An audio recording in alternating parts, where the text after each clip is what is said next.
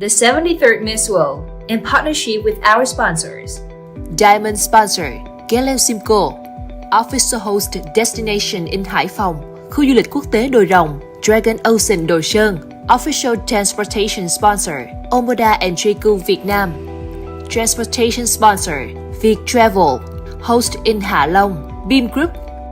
Gold Sponsor, Sovico Group, Phú Long Corporation, HD Bank, Vicky Digital Bank. Official Airline Partner, Vietjet Air. Hospitality Sponsor, Imperial Hotel Vũng Tàu. Strategic Technology Partner Official Voting Portal, Eventista. Media Sponsor, Ticilon Media. Hospitality Sponsor in Hạ Long, Intercontinental Hạ Long Bay Resort. The Yacht Sponsor, Gathering Cruises. Hospitality Sponsor, Radisson Blue Hotel Hạ Long Bay. The Wilson Premium Hạ Long Hotel. Hospitality Sponsor in Nha Trang, Novotel Nha Trang. Ibala Hotel and Spa. Khu du lịch suối khoáng nóng I Resort. Portic Hotel Nha Trang. Regalia Gold Hotel Nha Trang. Vocal Senior Bay Nha Trang by HSG.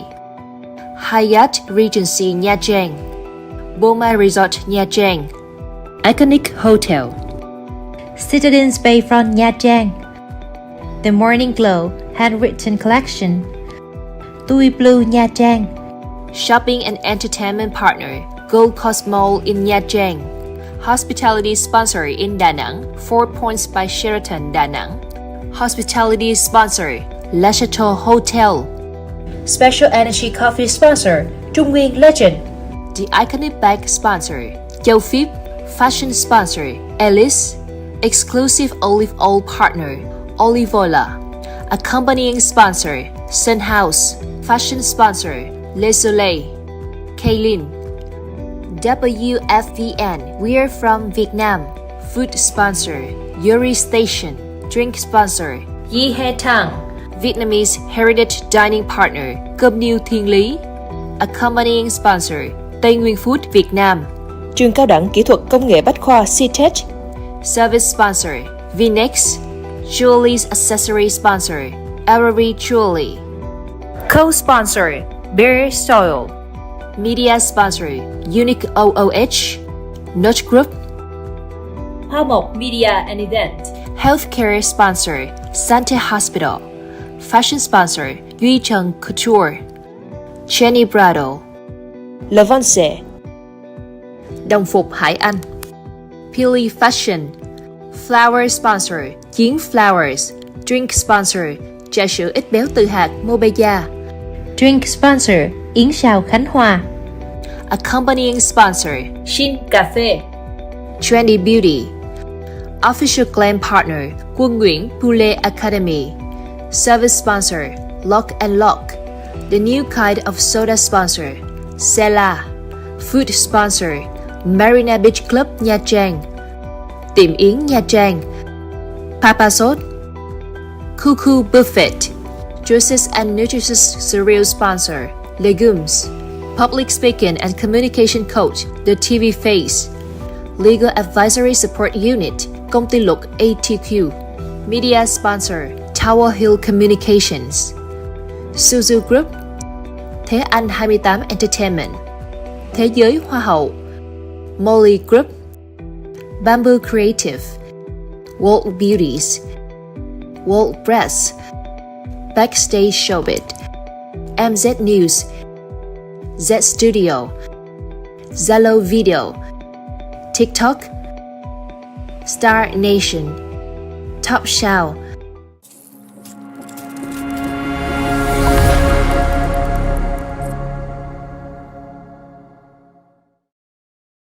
Diamond Sponsor, Gale Simcoe.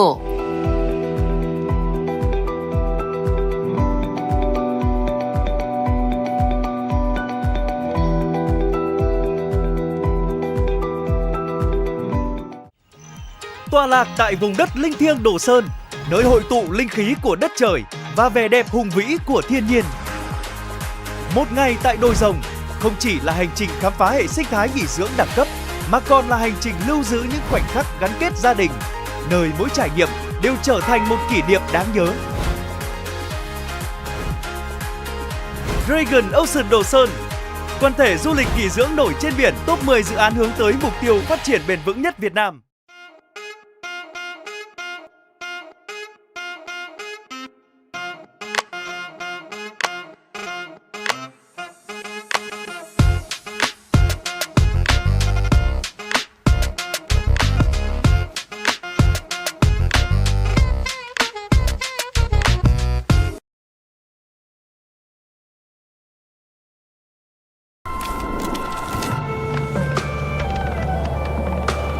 Cuộc sống là những bước chân đưa ta muôn chặng hành trình.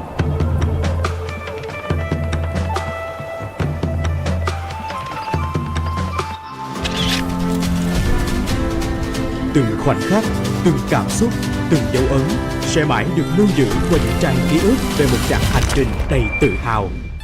Xuyên Việt, hành trình trải nghiệm văn hóa bản địa.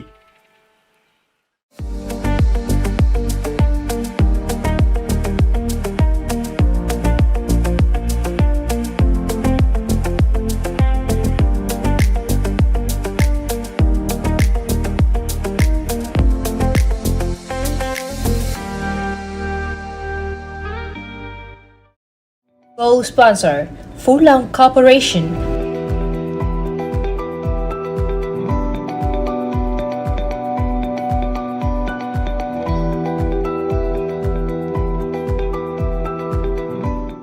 Như một khu vườn tươi tốt được tạo nên từ sự vun trồng và chăm sóc. Tiếp tục hành trình lấy khách hàng làm trọng tâm. HD Bank Priority mang đến hàng loạt đặc quyền về tài chính cùng những sản phẩm riêng biệt và những người đồng hành đáng tin cậy, đem lại những trải nghiệm sống mới mẻ và giá trị cộng thêm tốt nhất cho mỗi khách hàng. HD Bank Priority tận hưởng đặc quyền, gia tăng lợi ích.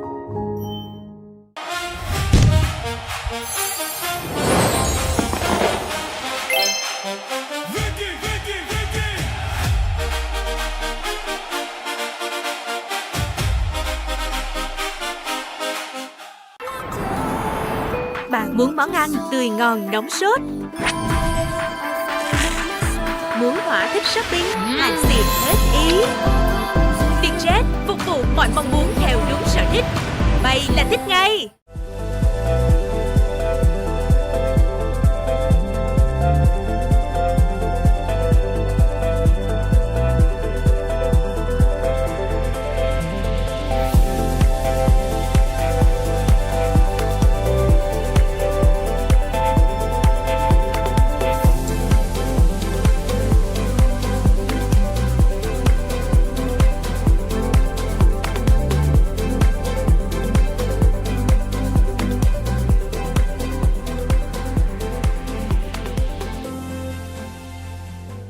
Eventista, nền tảng tối đa doanh thu cho nghệ sĩ và sự kiện giải trí, kết nối khán giả toàn cầu có mặt trên 100 quốc gia, đa dạng nguồn thu từ cộng đồng, thanh toán không giới hạn với hơn 200 phương thức thanh toán tại từng nước, cổng bình chọn uy tín của nhiều cuộc thi sắc đẹp toàn cầu, mua vé sự kiện trong nước và quốc tế dễ dàng, cửa hàng vật phẩm của nhãn hàng và sự kiện, thẻ hội viên dành cho người hâm mộ nghệ sĩ.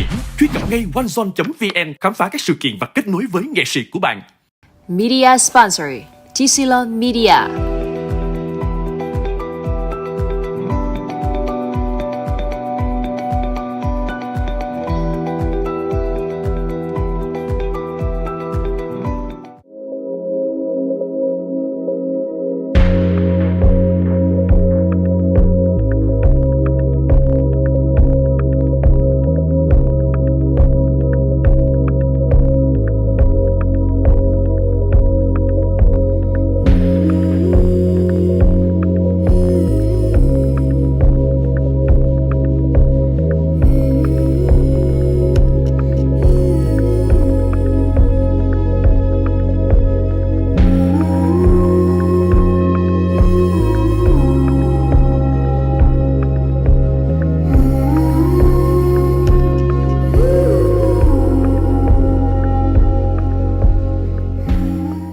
Step aboard Catherine Cruise, a luxurious voyage where tradition intertwines with contemporary elegance. Inspired by Indochine style, in the heart of Ha Long Bay, Catherine Cruise, where identities converge.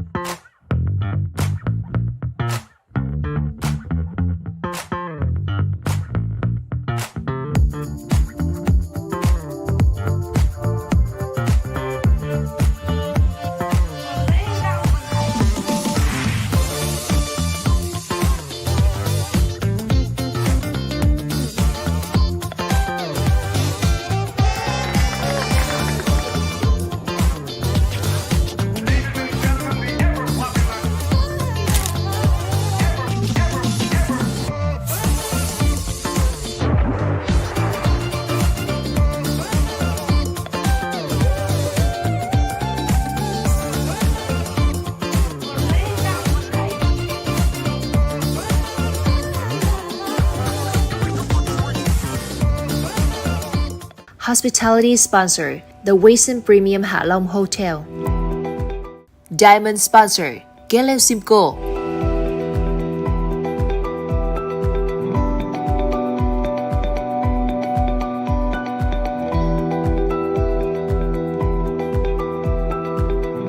Tọa lạc ngay trung tâm phố biển, Novotel Nha Trang thuộc tập đoàn Accor cung cấp dịch vụ tiêu chuẩn quốc tế với 100% phòng có ban công hướng biển, trải nghiệm ẩm thực quốc tế và đặc sản địa phương đến các set menu Á, Âu đặc sắc.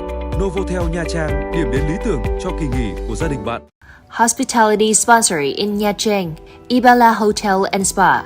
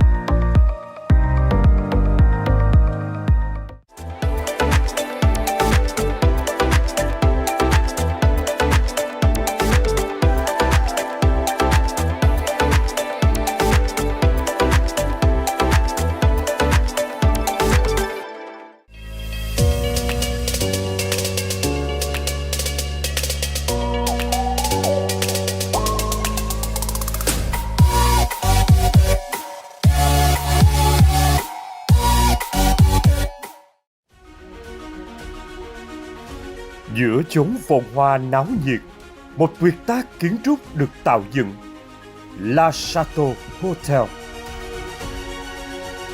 Không chỉ là nơi dừng chân mà là trải nghiệm sống đẳng cấp.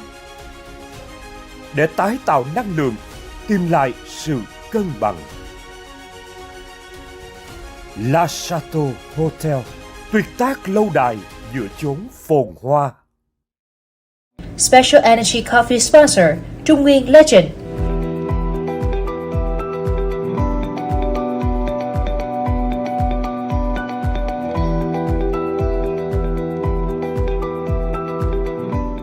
Diamond Sponsor, Gale Simcoe.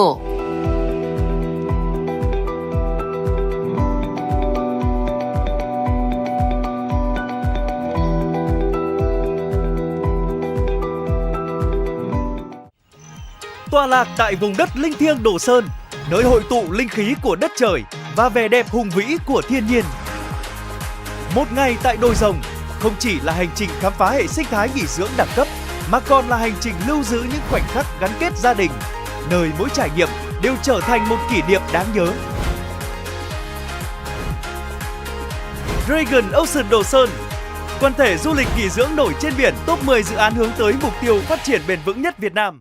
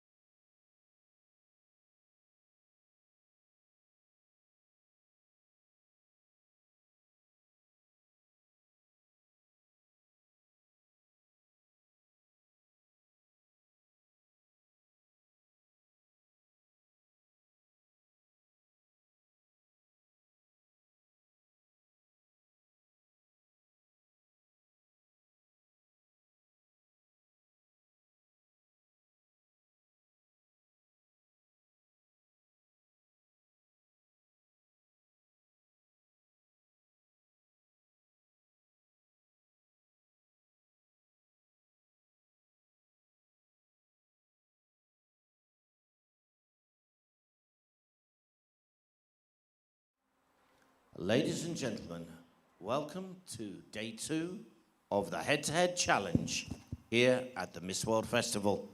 And on day 1, we heard from the contestants in Europe, and then we heard from the contestants in the Americas and Caribbean. And there's been a huge amount of support for the different countries online, and thank you all for your comments. The contestants did extremely well on the first day, and we wish the best of luck to all of those who are making their presentations today. Today is the turn of Asia and Oceania, who will go first this morning, and this afternoon, the final stage will be with the continent of Africa.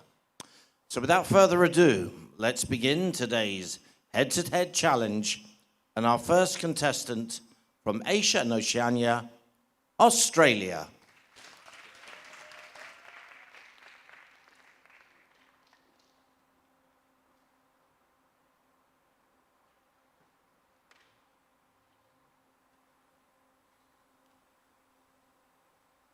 Good morning, distinguished judges, Miss World sisters, and those watching from around the world.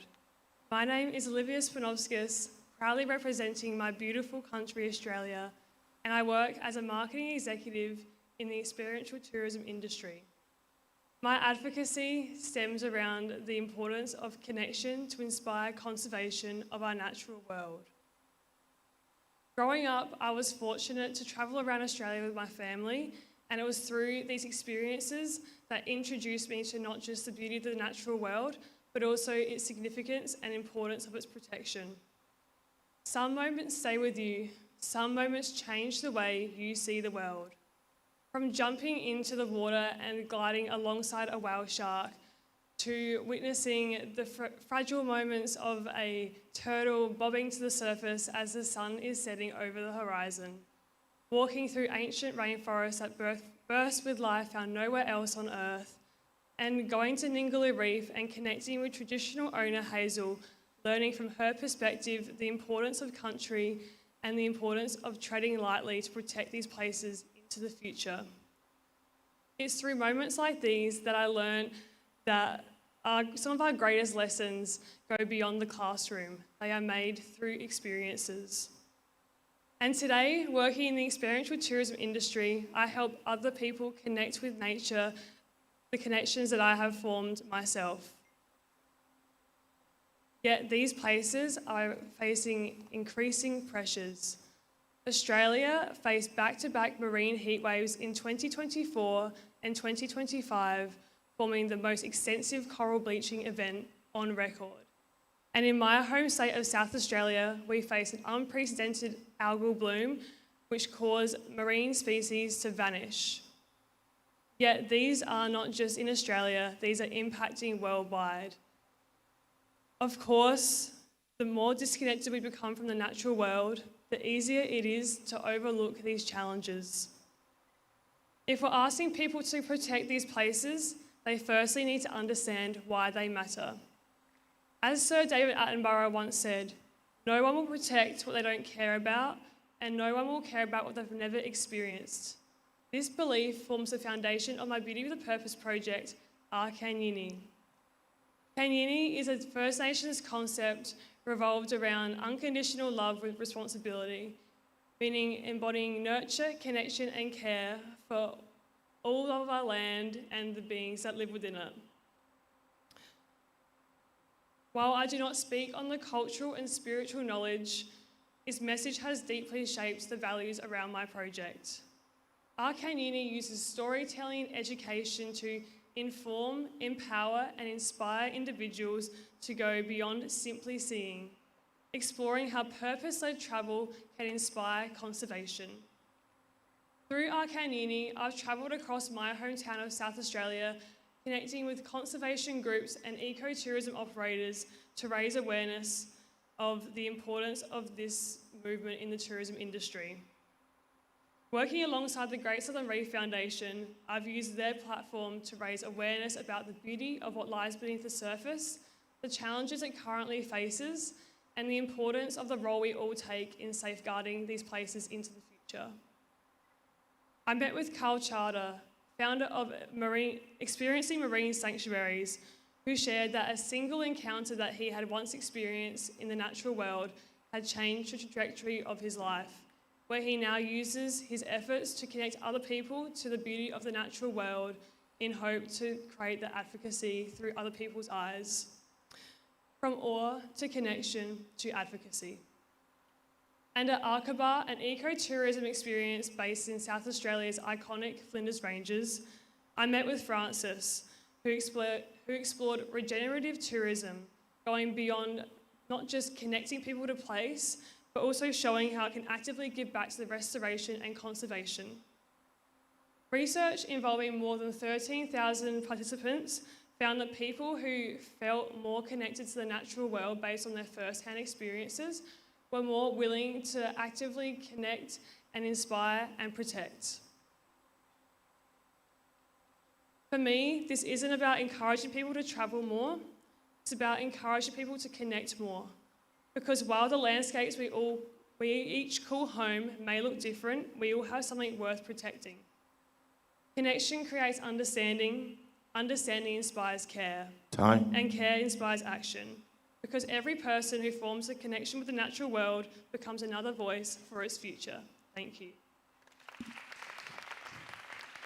Thank you very much, Australia. Our next candidate is Bangladesh.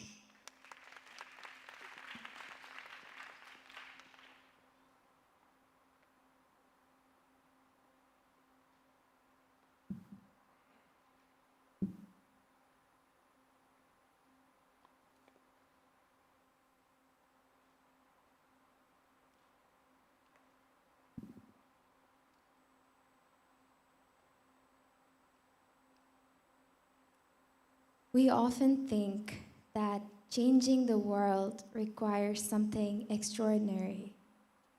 However, I believe it starts when one person chooses to care. Good morning, everyone. I'm Samanzar Saeed, Miss World Bangladesh 2026. And today I stand here representing the hope, the dream, and the spirit of 178 million people in my country. Growing up in a family of doctors, I very early on in my life learned the importance of healthcare. And then having graduated in biochemistry and biotechnology, aspiring to become a scientist, I often ask myself, what is the point, what is the value of my education if not to improve the life of others around me? I want to share a story from my childhood which really shaped my mindset. When I was about 5 years old, I had a little friend named Rafi who used to play with me while his mother worked in my house. He came from an underprivileged community. Due to poor food and water sanitation, a diarrheal outbreak occurred and he fell sick. And unfortunately, he could not survive, which was a huge shock to me, and that loss stayed with me forever because at that age, I could not understand why it was so severe for him and not for me. While working in hospitals and labs, I saw how many diseases could be prevented if people simply knew how to prevent them. According to WHO, around 1.4 million people suffer and pass away annually due to diseases that could be prevented.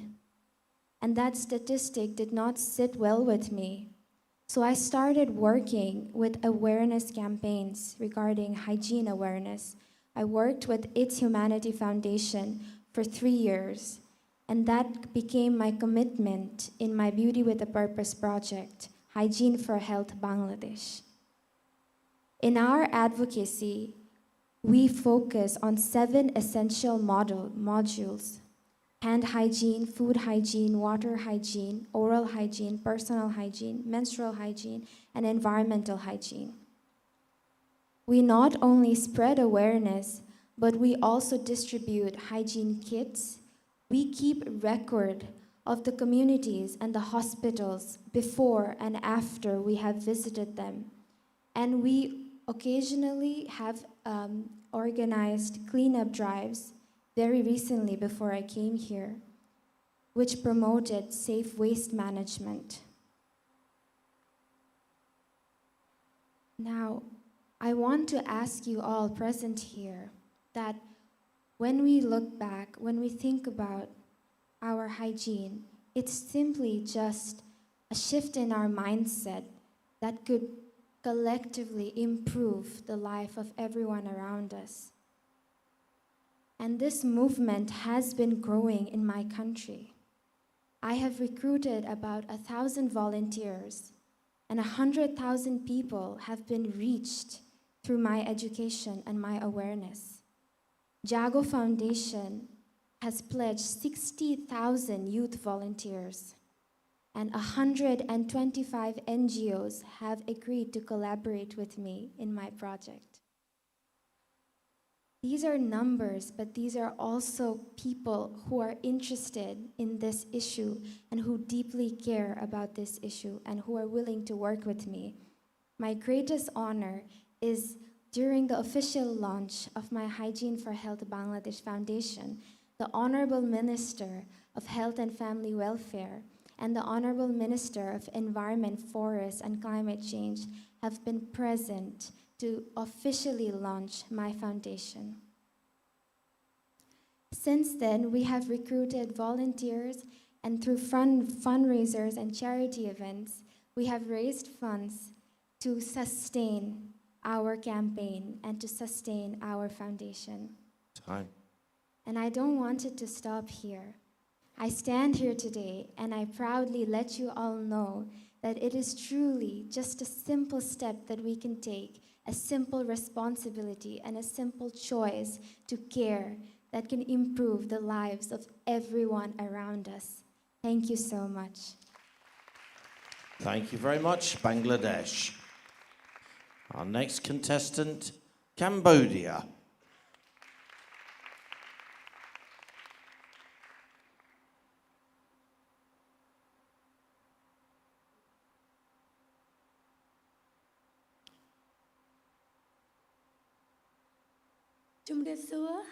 And hello, my name is Ilekna from Cambodia. My beauty with a purpose called Little Heart, Bright of Future. Sometimes life doesn't begin gently. I growing up watching my parents, separation, and even as a child, I understood that life would be different for me. I also saw the pork rice and barbecue on the street with my single mother. I was trying to survive. I also saw the children in my country who had even less, like the abandoned, hurt children from abuse and those with disability. According to reports in Cambodia, 48.7% of children live in poverty, and 18% of children least one living parents. And I also asking myself, is no one come for them who will? That question never left my heart. So I thought that Little Heart Bright of Future offering school, mentoring, and mental health support for children who need it the most. If my story mean anything, I hope to see the world can become purpose, and purpose can become love for others. Now, I also got for a bullying. I cannot speak English and my beauty and my skin. But I choose to keep moving forward with hard work and gratitude. Standing here today, I have been strong and fighting for this. I want to tell everyone that now I can do it, and I know everyone can do it also. Please believe in yourself, just like I do. Thank you. Thank you very much, Cambodia. Now, please welcome the People's Republic of China.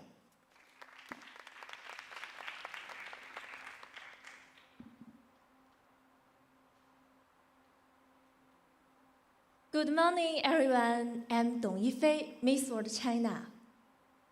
我的名字寄托着内心纯粹、专一、心怀温柔、处事坚定的期许。Good morning, everyone. My name in Chinese indicates expectations of pureness, gentleness, and dedication. 我在北京长大，成长于单亲家庭。虽然我的父母走向了不同的人生道路，但是他们始终给予我满满的爱与支持。这让我很早就懂得，一个人的完整不取决于家庭形式，而在于如何理解爱，并且把这份力量传递出去。I was raised by a single parent in Beijing. Although my parents have gone down their separate ways in life, they have always given me so much love and support. This taught me early on that a person's integrity doesn't depend on the form of one's family, but on how to understand love and channel that power. 从小我学习中国舞、书法、声乐和舞台艺术。21岁，我登上了全国大学生艺术展演开幕式，成为了全场唯一的女主持人。其实站在聚光灯之下，我的声音可以传递给台下上千名观众。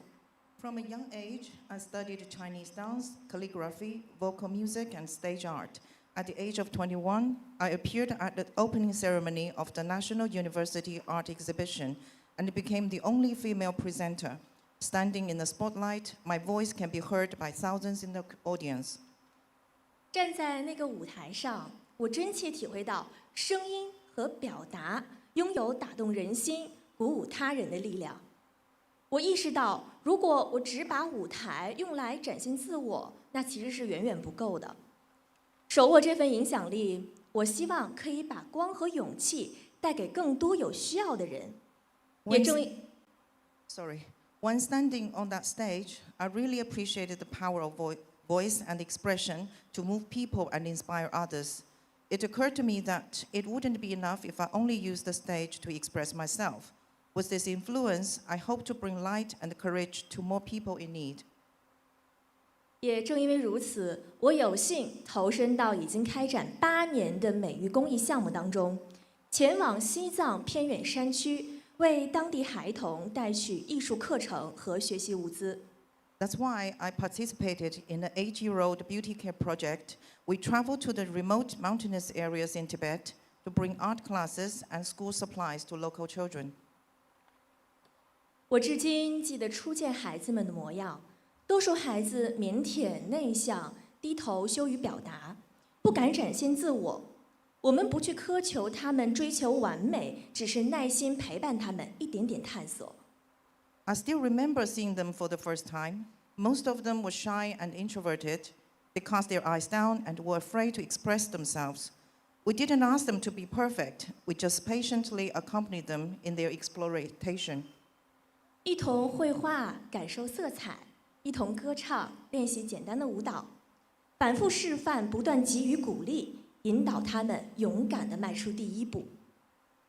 We paint together and we feel the color together, sing together and practice simple dances, repeated demonstrations and constant encouragement to guide them to take their first step. 渐渐的，改变发生了。曾经低头的孩子抬起头颅，不敢举手的孩子们主动参与。当他们完成画作，跳起舞蹈，勇敢地站在众人的面前时，脸上绽放出无比明亮的笑容。Gradually, change happened. Children who used to keep their heads down raised their heads, and children who were afraid to raise their hands took part. When they finished their paintings, danced, and stood bravely in front of the crowd, their faces burst into a smile. 那一刻，其实我深深地懂得，我交付给他们的远不止一节艺术课。这段经历同样重塑了我。我真切地读懂，美不局限于外在容貌，真正的美是当你有幸收获机遇和善意之后，把这份力量愿意向外传递，这便是我心中的 beauty with a purpose. At that moment, I knew deeply that we were giving them more than just one simple art class. This experience also reshaped me. I fully understood that beauty is not limited to appearance. True beauty is the willingness to pass on the power of beauty and goodwill when you are blessed with them. And this is the beauty with a purpose for me. 美不只是个体的光芒，更应当化为行动。当一个人被看见、被鼓励，获得机会，便可以转身去看见、照亮、支持更多人。Beauty is more than the glory of an individual. It should be translated into action. When a person is seen, encouraged, and given the opportunity, they can turn around to see, light up, and support more people. 于我而言 ，Beauty with a purpose 就是让美付诸行动，让机遇带来改变，让一束微光可以点亮更多前行的道路。For me, beauty with a purpose is to put beauty into action, let opportunity bring change, let a beam of light can light more road forward. I'm 董一菲 Miss World China. Thank you. Thank you very much, People's Republic of China. Now, I'm sure a lot of you will know that today we're running all of the remaining contestants in the head-to-head challenge. After we've heard from all of them, there will be a draw made from those the top 5 in each group for the subjects for the next round. And after we have that draw, each continent will speak on the subject that they've drawn to decide the winner of each continent. And then there'll be a further round, the final round, where each of the group winners go against each other head to head with the final challenge. So our next contestant in the head-to-head challenge is Cook Islands.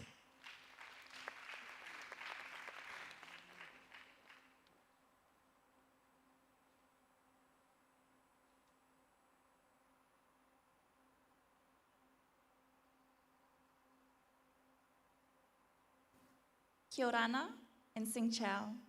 My name is Tiari, just like a flower in my homeland, Henry Anguna, and I am proudly representing my beautiful nation of the Cook Islands. My Beauty with a Purpose project is called the Eikatsu Project, and in English, it translates to flower crown.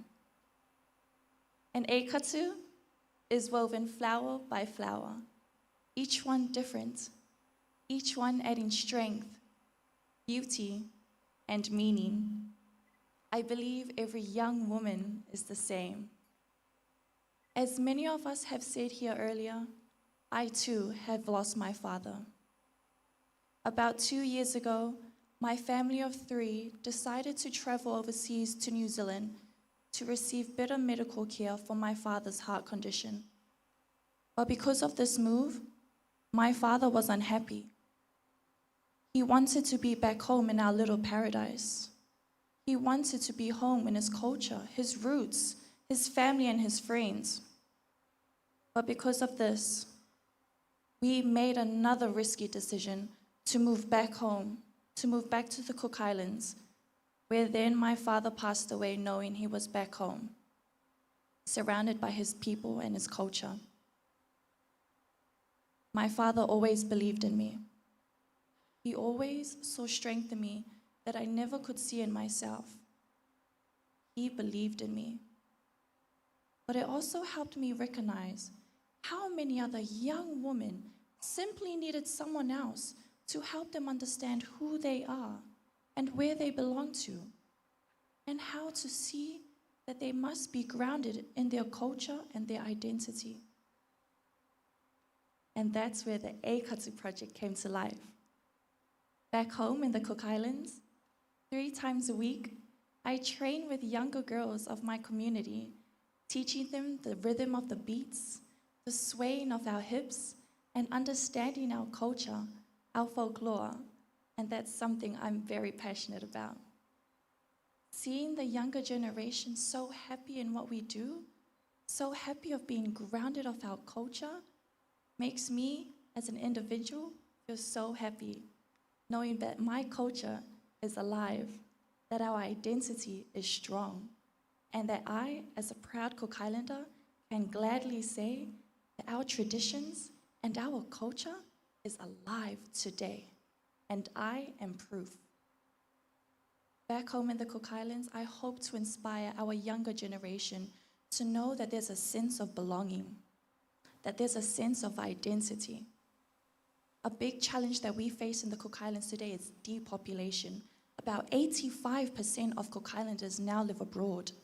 This is due to better medical care, better education, and better opportunity. However, this is placing our culture and traditions and our future at risk. However, there's solutions. I am a proud example of how our tradition and our culture and our identity can stay alive. Because myself, alongside my community back home in the Cook Islands, we are strong. And we are a set example to show other Cook Islanders all over the world, but also different people from their own country, to know that there's a sense of belonging. There's a sense of home. There's a sense of passion of knowing who you are as a proud person of the Cook Islands and of your own country. So I just wanted to say, know your roots, know your culture, and be proud of who you are. It's a sense of belonging.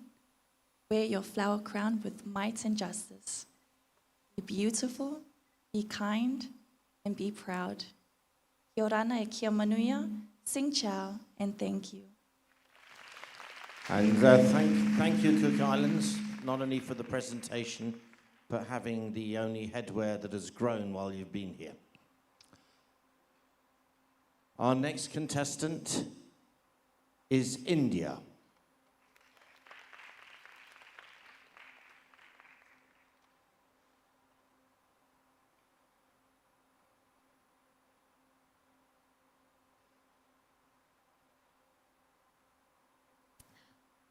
I still can't believe I'm standing here on the Miss World stage today.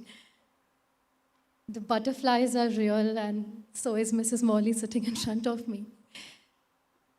As a child, I always used to write letters to the God about my wishes, about what I wanted from my life. I think standing here, one of those letters are fulfilled by God. Thank you so much, Miss World Organization, Mrs. Morley, and all of you sitting here being a part of this beautiful day. And I must say it takes immense courage to be here, share your stories, open your hearts.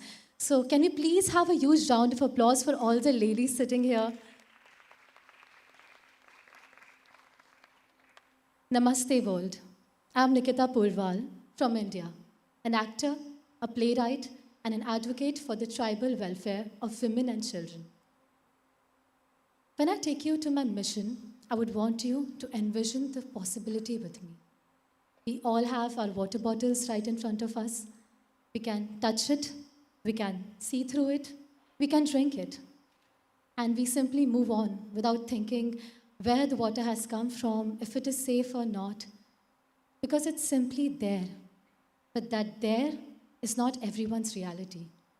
And I understood that when I was traveling through the jungles of my state, this hidden beauty carried a very uncomfortable truth, that the communities which have been holding our forests from so long, which have been protecting our rivers, our land, are the very communities that are drifted apart from the basic necessities, from the basic access of life. I began traveling through different tribes and different regions back in Madhya Pradesh, my home state, which has the largest tribal population in the country. And I realized that any community lies its future in its women and its children. Because a child cannot choose a home, a child cannot choose hunger, a child cannot choose hardship they are born into. And a mother cannot choose to keep pouring her body without giving herself enough nutrition to replenish it. It's those moments, those stories that stayed with me. And I must say it was not easy to break the ice, to reach out to them, because it was not a one-day visit or a one-day job. I went there constantly, over and over again. And most of the times I remember standing outside their homes, waiting for them to come and talk to me, because I really wanted to understand their challenges. I really wanted to understand their lives firsthand. Because tribal communities, there are a lot of assumptions made around them. What do they look like? What do they need? Even how progress sounds to them. So I did not want to assume. I want to listen to them. But that took me quite a long, and when they finally opened up to me, the mothers began talking about their pregnancies, their hunger, and the nutrition. The girls who were once hesitant around me started opening about me their periods. And the children who once looked at me from afar trusted with the food that I placed in their hands. And it's these stories then that changed my life and began my purpose, Mati. Mati in Hindi means soil. And the people of my country very lovingly call me the daughter of a soil. So I realized that my first responsibility lies towards the keepers of our soil, the tribal communities and the women and the children of tribal communities. I later on went to join hands with one of the most inspiring models of the tribal development, which is the Kalinga Institute of Social Sciences, where I stood in a kitchen of 40,000 children where they were being fed 4 times a meal a day. And that moment of them waving me bye for my Miss World, me sharing my story, listening to them, and that was something that I'm carrying with me till here.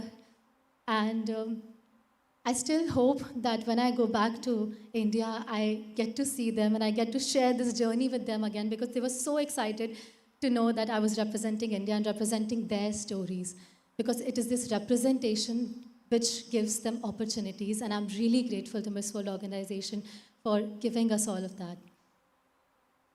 As I said, I used to write letters to the God. So one last time for the head-to-head challenge and for the beauty with the purpose, let's write this letter to the God, that may no child has a ground that he cannot stand on. May he has enough sky to dream. May no girl be put into the shackles of marriage before she enjoys her childhood and her girlhood. And may water be ordinary and hunger becomes a memory. May we dream high, and may the tribal communities, which are our roots, the very existence, the very roots of our existence, soar high, and we can just dream of a better and a bigger tomorrow. Thank you so much. Thank you very much, India. Our next contestant, Indonesia.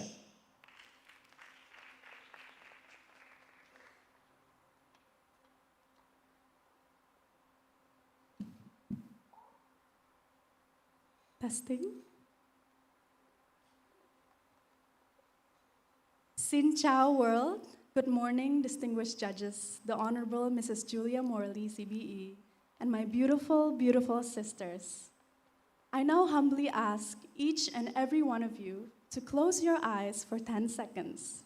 It's 10 seconds. What you probably see right now is complete and utter darkness, pitch black. Please open your eyes now. For us, it is merely a thought experiment. But for the people in Leyte Palolo in Indonesia, that is what nighttime looks like. It is their whole life.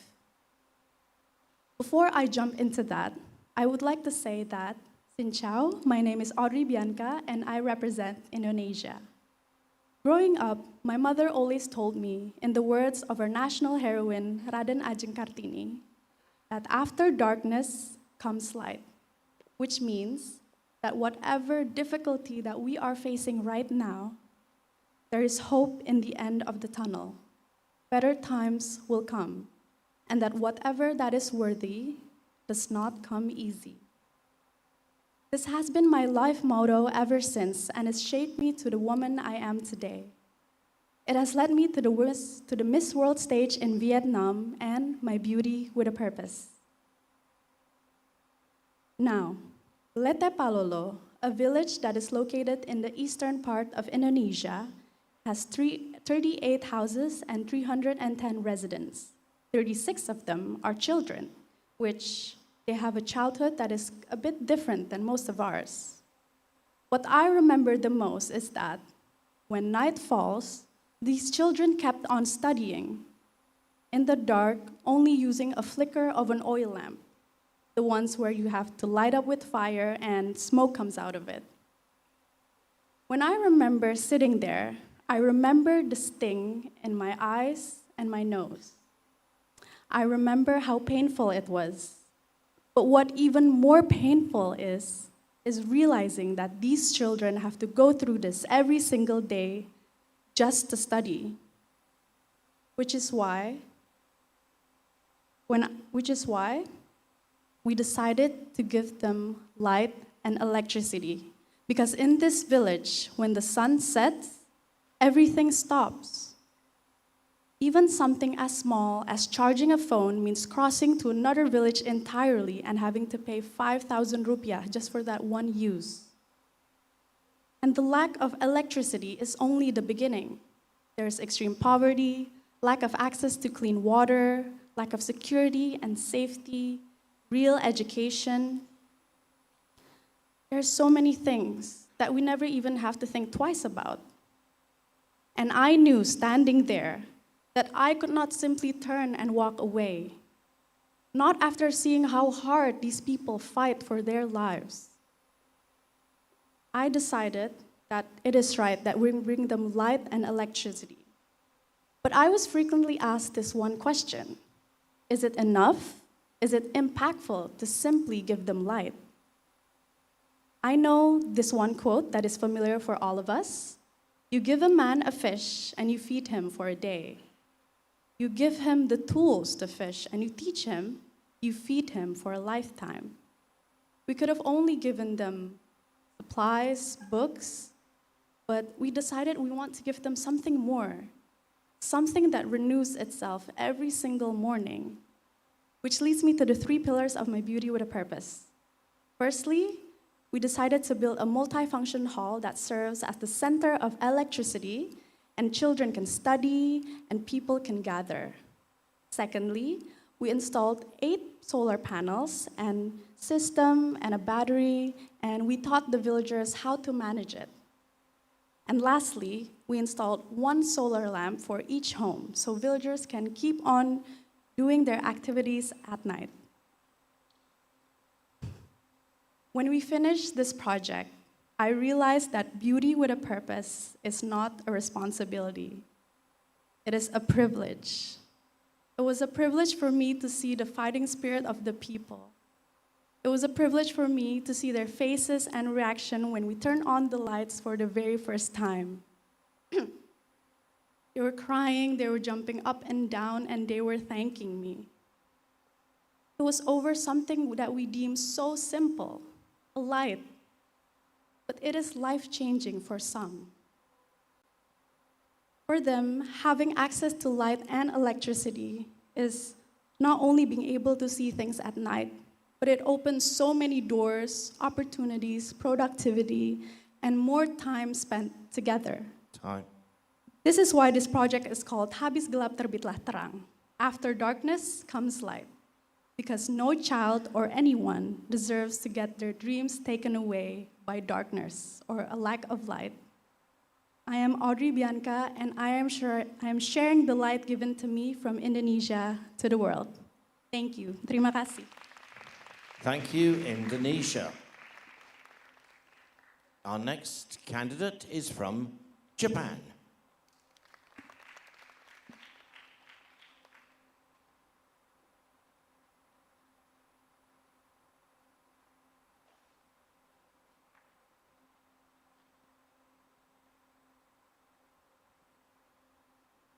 Minasan, konnichiwa. Xin Good morning, ladies and gentlemen. My name is Yui Kawana, and I'm honored to represent my beautiful country, Japan, at Miss World. I am a model and an actress. As an actress, I have always believed that stories have the power to move people. But the story that has inspired me most wasn't on the screen. It came from real life. When the greatest Japan earthquake happened, I was just 9 years old. Growing up in Japan, living with earthquake was part of everyday life. Years later, when I visited Noto after the earthquake and Tomioka in Fukushima, I realized that sometimes the most powerful way to help someone is simply to stand beside them. Japan is a beautiful country, but it is also a country where natural disasters are part of life. We never know when or where the next earthquake will happen. Only recently, another major earthquake struck Kumamoto, reminding us that disasters are still part of our reality. Yet every time Japan is tested, I see people choosing kindness, supporting one another, and finding the strength to stand up again. When I visited Noto and Tomioka, I met people who had lost so much. But what stayed with me most was not what they had lost. It was the way they cared for one another. That experience told me that recovery is not only about rebuilding towns. It is about making sure that no one feels alone. That belief inspired my Believe is a Purpose project, waving hope from disasters. Through this project, I learned that even the smallest act of kindness can give someone hope.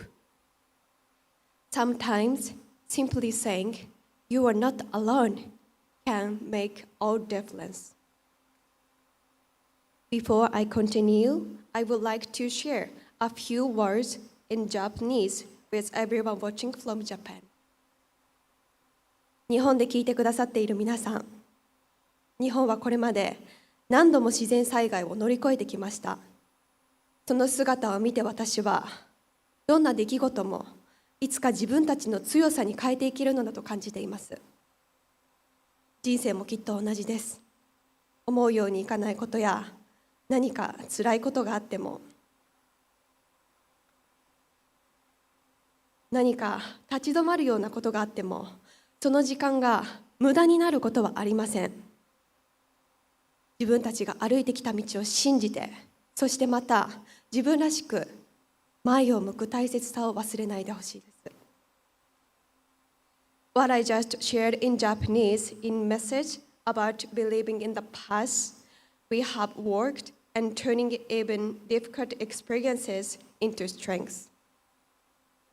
Today, I want to leave you with one message. No matter what happens, never lose hope. And if someone beside you needs hope, please stand by them. Even small act of kindness can give someone strength. Together, we can stand up again because no one should face hard times alone. Thank you so much. Thank you very much, Japan.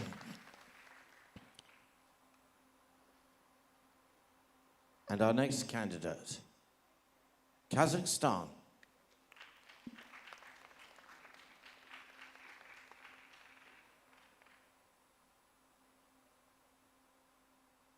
Hello world, xin chào Việt Nam.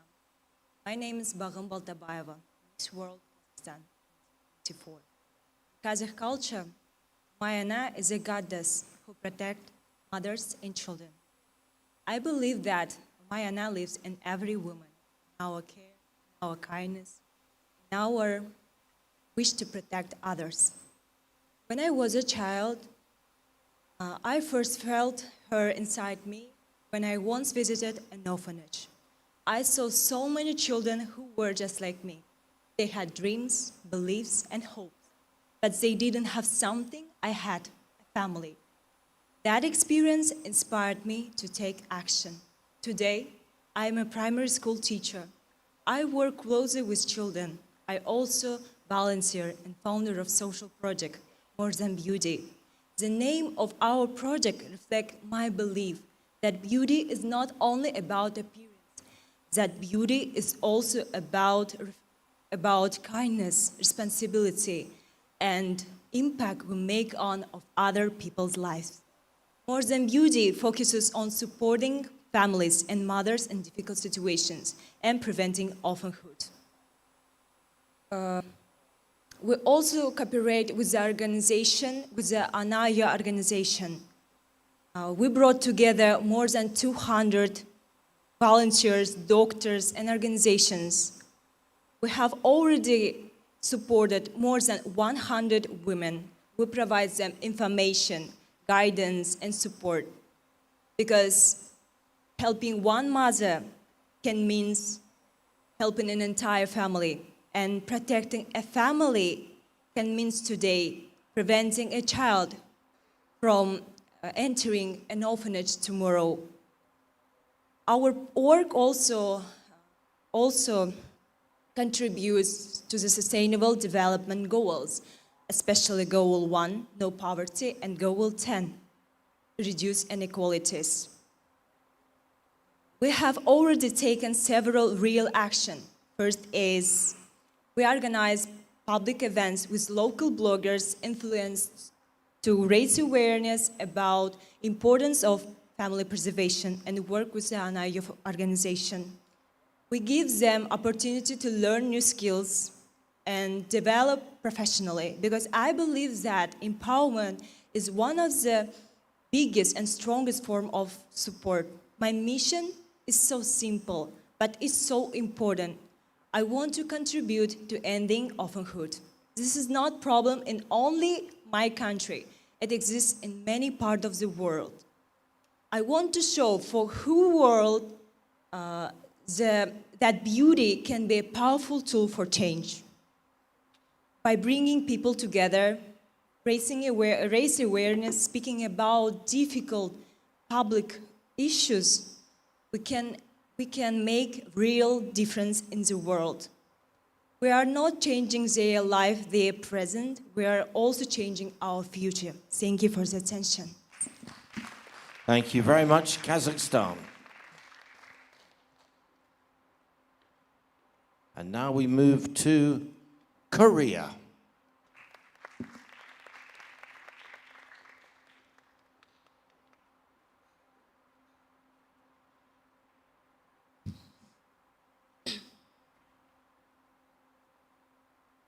In one of my university classes, my teacher asked us a question. He asked, if there is God, why is there so much pain and suffering in this world? Back then, I couldn't quite give him an answer to that question, but that got me thinking about my own experiences. And I believe one of the most painful experiences I had was watching my grandma battling the Alzheimer's disease. Watching someone you love slowly change right in front of you is extremely difficult. Seeing my grandmother become increasingly confused and just act in ways I could not understand was very overwhelming to me, especially at a younger age. Back then, I thought the worst part was that out of everyone, my grandmother was the one struck by this fate. But when I look back now, what I regret the most and what hurts me the most is that I could not give her the attention or the understanding or patience that she deserved. Fate had already struck, but I failed to act upon it. Instead of trying to understand her, I was much rather focused on the resentment that this pain was caused upon someone I love. I was busy blaming fate that it had struck my grandmother. I couldn't help but just wonder, why can't my grandmother play with me? Why can't she talk to me the way other grandparents do? Why can't she go on walks with me? I was just stuck in sorrow and let resentment get the better of me. I was too immature, uninformed, and most of all, ignorant. But I did not want my regret or my mistake go to waste. I wanted to learn from it.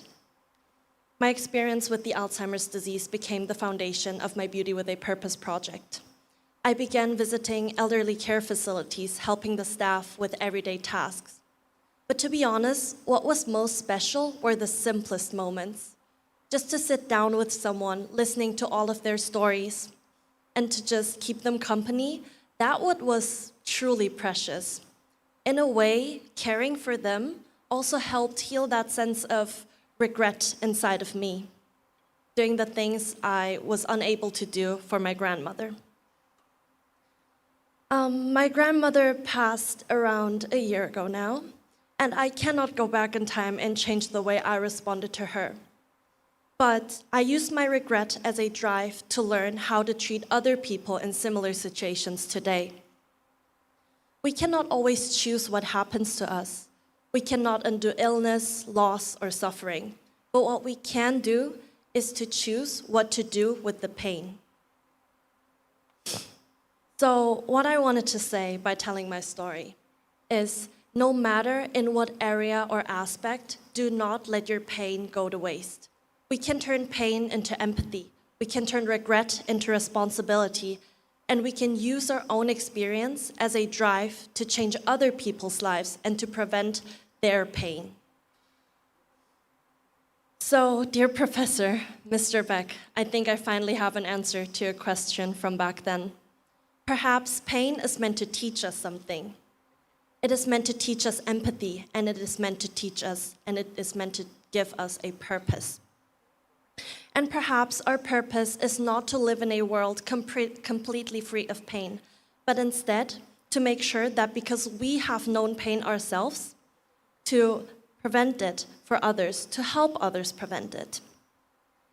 And as all of the other wonderful contestants in this room did, I believe experiencing pain, but using that as a drive to change other people's lives, truly puts the beauty in beauty with a purpose. Thank you.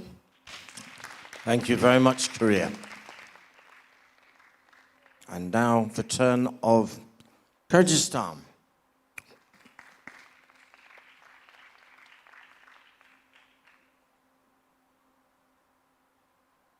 Hello, everyone. Hello, Miss Morley.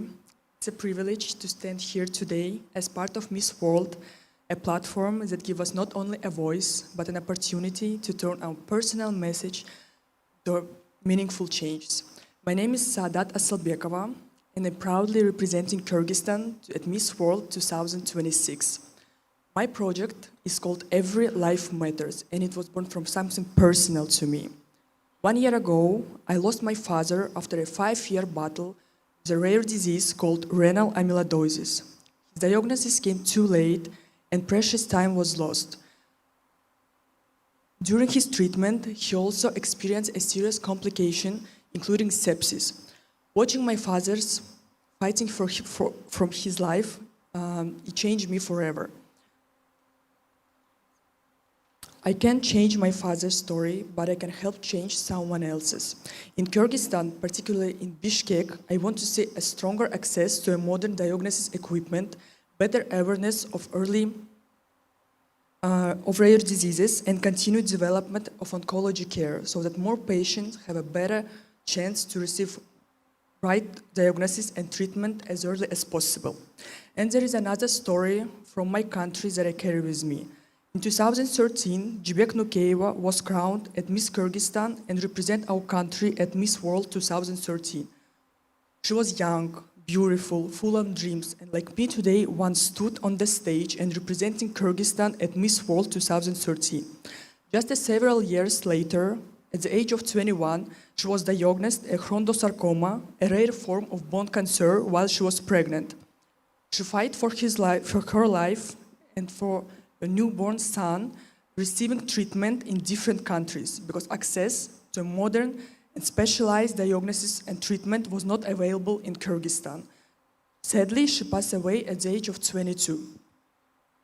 Her story and my father's story is a painful reminder that rare diseases can happen to anyone, regardless of age, dreams, or background. That is why I think that we need to talk more about early diagnosis and treatment.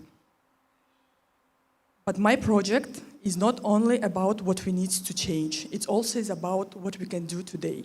Through Sadaka Ziakat, me and my charity foundation, we have spent several years to providing financial hardship and supporting families with serious illnesses. Together with a community of 1,000 people, we raised approximately 35 to 40 US dollars to providing financial hardship, food, and essential emotional support to people who need it most. And sometimes helping someone doesn't mean being able to cure them. Some people may be facing an illness that cannot be cured with only a limited amount of time left. But I believe that even then, every moment matters. We can be there for them, offer emotional support, comfort their families, and help make the remaining time more peaceful and dignified. Because charity should not only help people after a crisis begins, we must also help prevent precious time from being lost. Because early diagnosis can give a person more time. More time can give a treatment. Treatment can give a hope. And hope can mean a life. I can't rewrite my father's story. Unfortunately, I can't rewrite Jibek Nukeva's stories. But I can help make sure that someone else's story has a different endings. That is the purpose of every Life Matters project. At Sadaqah, Zakat, we do not simply give assistance. We give hope, dignity, and the reminder that no one should face life's hardest moment alone. Because every life matters. Thank you so much for your attention. Thank you very much, Kyrgyzstan. And now, please welcome Laos.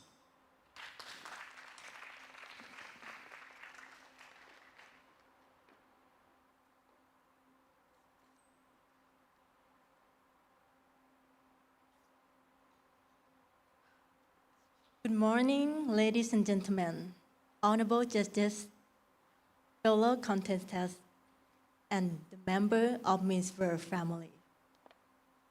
My name is Mongkutpet Hansna, proudly represent my beloved country, Laos. Well, before I start, I would like to ask you a question. Do you think that we have to be the best to make a difference? Honestly, I am not. I'm not the most talented in the room. I'm not a person who always wins. And I still keep learning in every day. But I have learned one important thing, is that we don't have to be extraordinary to sing live. I am a filmmaker from Laos. Well, when I start, all I have is a camera, a story, and a listen to care. And one day, my camera took me to a small community called Kasang in the southern of Laos. There, I met a woman who were keeping traditional weaving alive.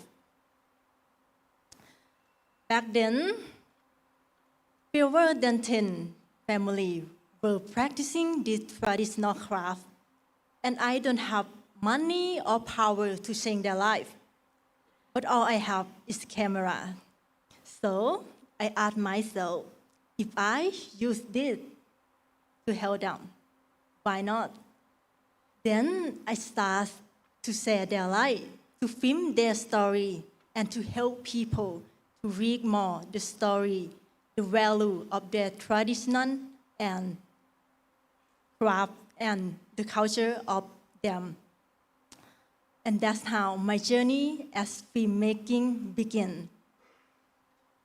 Now, the community has grown from 10 weaving families to around 700 families. But you know what? I don't believe that I did it alone. The community did the work.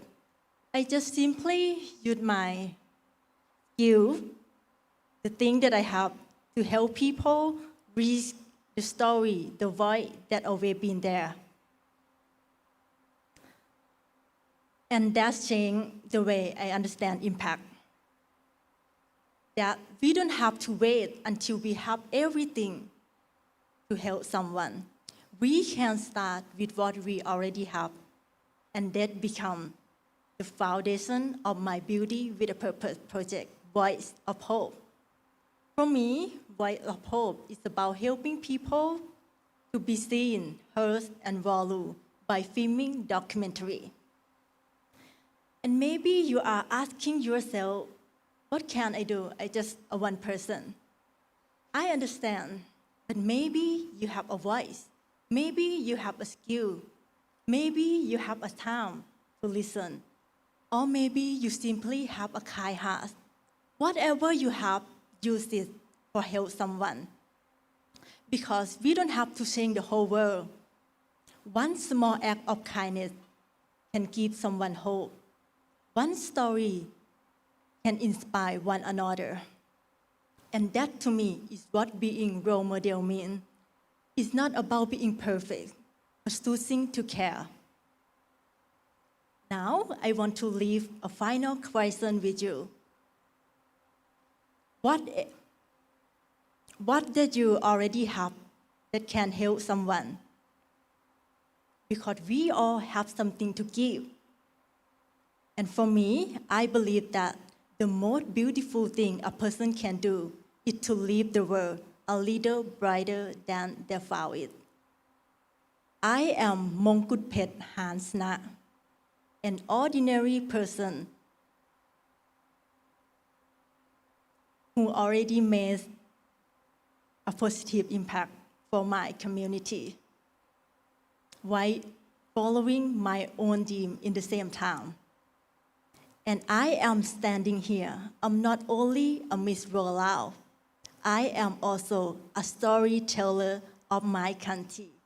And this is my voice of hope. Thank you. Thank you very much, Klaus. And I think you'd all agree that we're hearing some incredible stories as part of the head-to-head challenge from all of the contestants.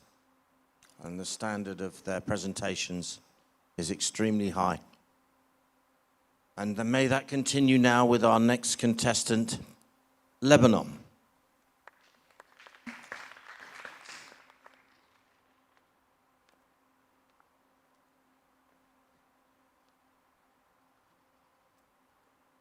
Good morning, everybody. My name is Farila Harib, Lebanon. And I feel extremely privileged to be standing here and talking about a cause so dear to my heart. When I first became Miss Lebanon, I realized that being under the spotlight required a lot of responsibility. I started being cautious about what to post and the path I need to take in order to make my voice seem heard. And it made me realize something. How do young women look at themselves through the mirror when most of their identity is shaped by a screen? Today, the technological world plays a very important aspect of each and every single one of our lives. It helps us grow, connect, build businesses, and express our voices. But the same technological world hides a deeper truth. Yes, it inspires us, but it can make us compare ourselves to others. Yes, it helps us express our voices, but it subjects us to harassment and abuse. And yes, it helps us build our confidence. But sometimes we don't know the information being said if it's right or wrong. This is why I chose my Beauty with a Purpose to be Women in Our Digital Age, protecting our voice, our beauty, and our peace. My project has 3 connecting dots. The first being the way the digital world shapes our values in relation to digital safety. In the beginning moments of my crownings, I was subject to a lot of hate.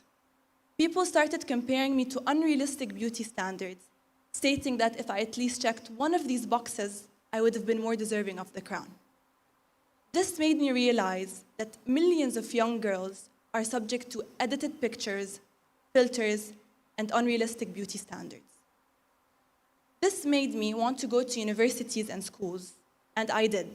I had open debates and conversations with young girls about the importance of loving yourself the way you are, and don't follow the trends.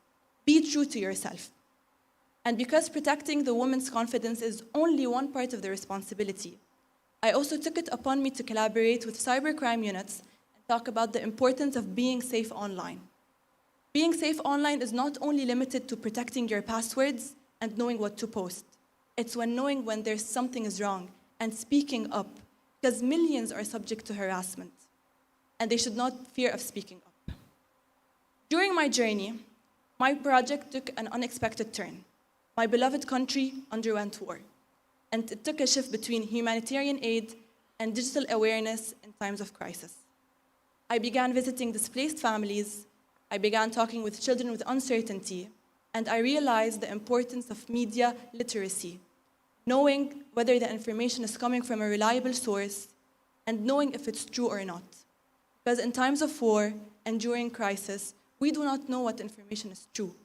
We do not know if the fake evacuation warning is actually true, and it can affect a lot of family decisions.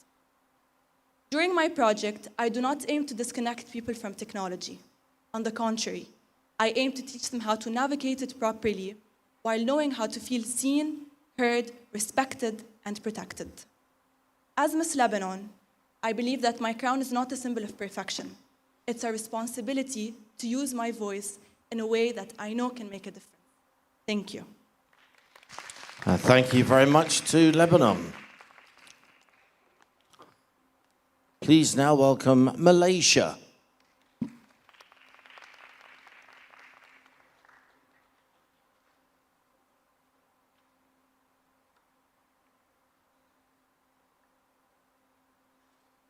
Xin chào. A very good morning to Mrs. Julia Morley, all the committee members of Miss World Organization, jury, and all my beautiful sisters around the world. Now, people may think that it is truly a privilege to be able to stand here, but little do they know that we all have been through a journey of metamorphosis to turn into the beautiful wings of a butterfly on our own. And mine is to be the change Malaysia. My journey started very small. I grew up writing a book of diary because the pen was offered by my mother. I document every chapters of my life, knowing that it's what we have to live our life the fullest. But now imagine one of the chapter made you to tear one of the chapter in your book. And that was losing my mother at the age of 14. I went through a grief. I lost her not because of any illness or anything else that could shape me into the person that I was, but because imagine going through a fatal accident because she was on her way to attend a cousin sister funeral of mine that was stabbed 21 times. In that very moment, 2 losses was owned. In that moment, I have no other option but to leave and to uplift myself and my family. I always ask the God, what did I do to go through such moments of my life? But I felt like she offered me not only something, but a woman who chose to love me as my own. I met my stepmother who was traveling states hours just to take care of me. And I saw how much the light that she uplifted me, not because she chose to, because she wanted to. And I felt like that's the very moment I saw the inspiration behind how Beauty with a Purpose was formed. And in 2022, I told her I wanted to be an educator that doesn't only focus on academic skills, but a teacher who knows how to uplift every single individual based on how she communicates and how much more she can. In that very moment, Be the Change Malaysia was formed. I have done so many projects one by one, but not in a big, larger scales overnight.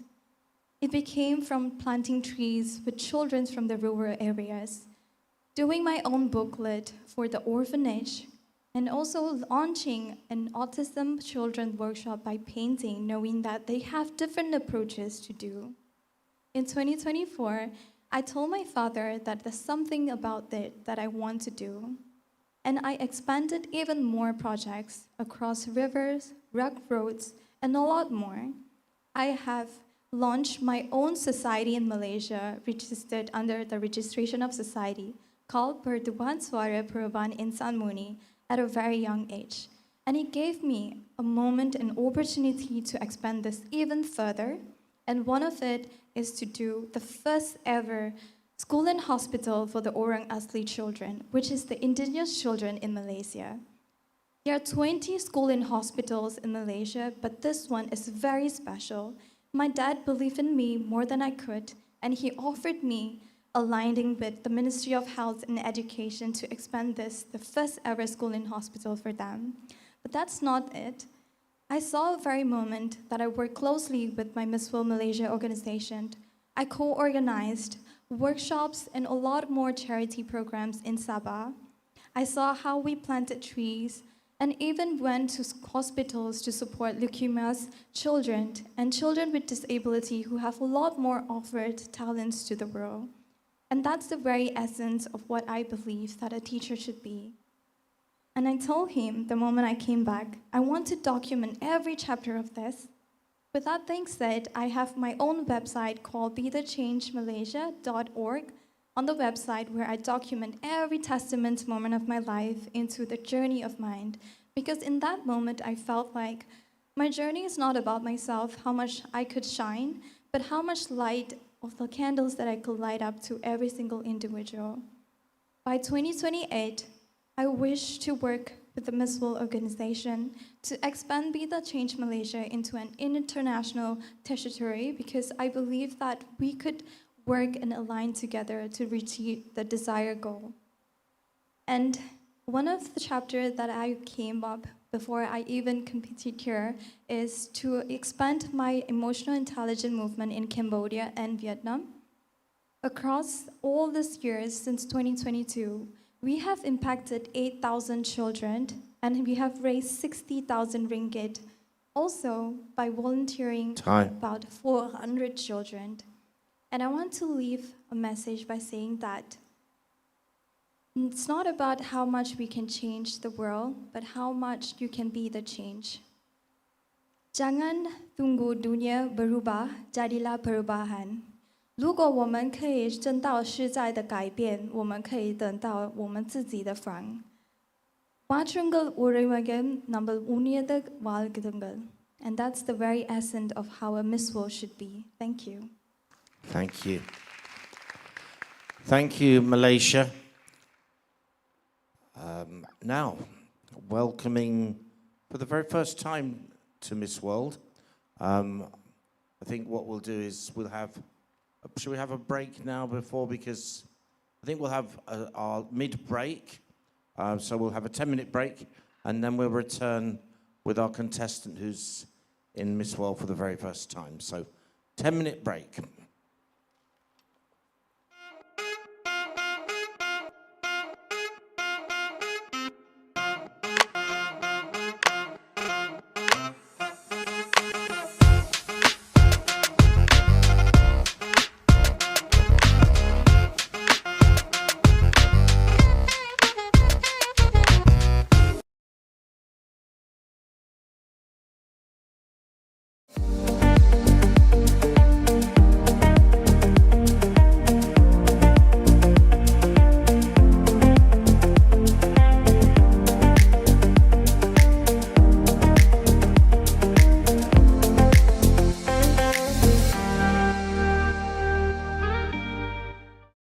Co-sponsor Phú Long Corporation.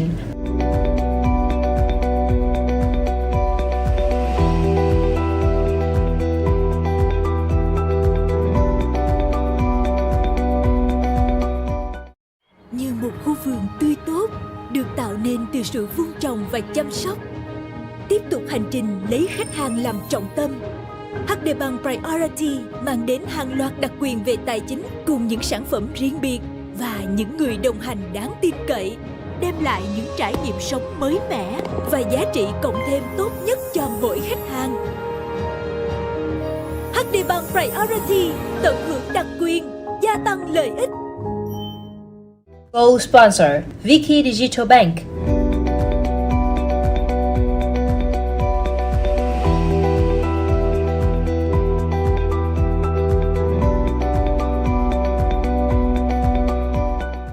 Bạn muốn thoải mái như ở nhà. Muốn từng phút giây đều đáng giá. Vietjet phục vụ mọi mong muốn theo đúng sở thích. Vậy là thích ngay.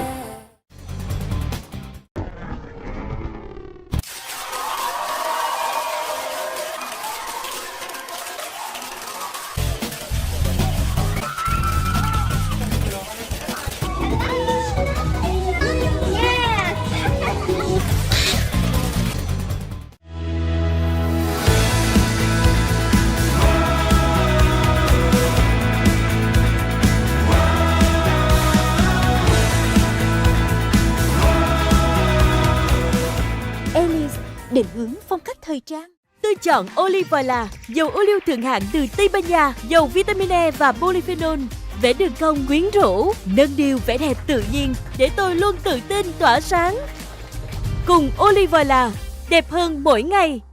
Đột phá mới, máy lọc nước Sunhouse Ultra X khai phá lối sống khỏe đầy cảm hứng, tiên phong với công nghệ điện phân gấp đôi hydrogen, tiện dụng cảnh báo thay lõi theo lưu lượng nước, chọn nhiệt độ theo nhu cầu sử dụng. Uống nước khỏe, chọn Ultra X gấp đôi hydrogen.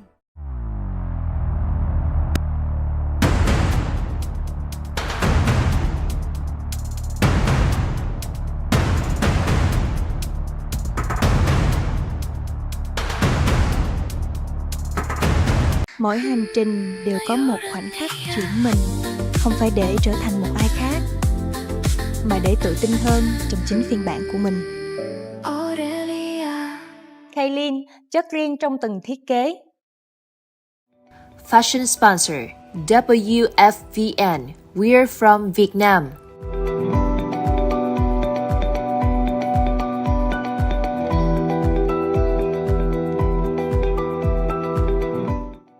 Food sponsor Yuri Station.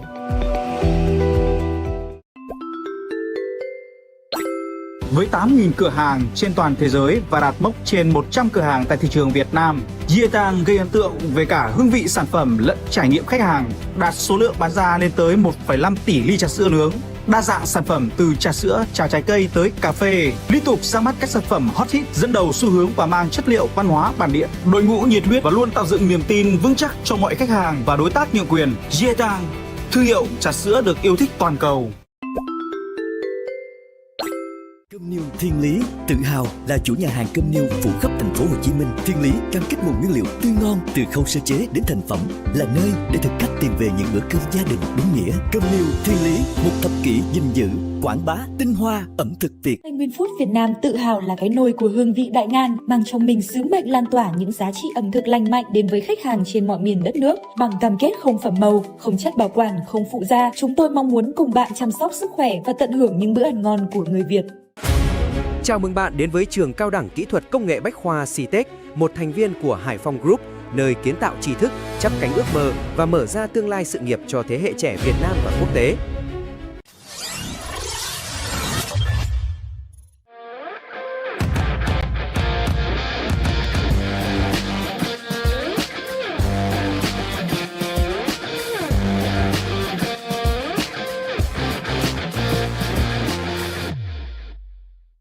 No different, no change. Not just what you wear, but not you seal. Practice to celebrate every emotion. Deciding to act, be on time. Hurry, no chance, no different.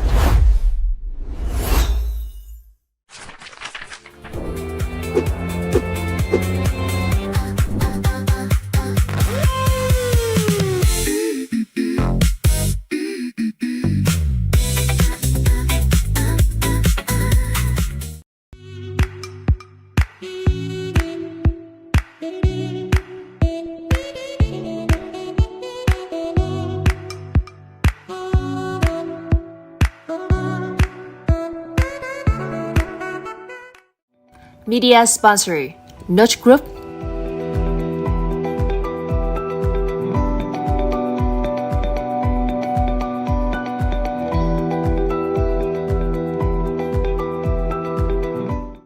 Hoa Mộc Media and Event.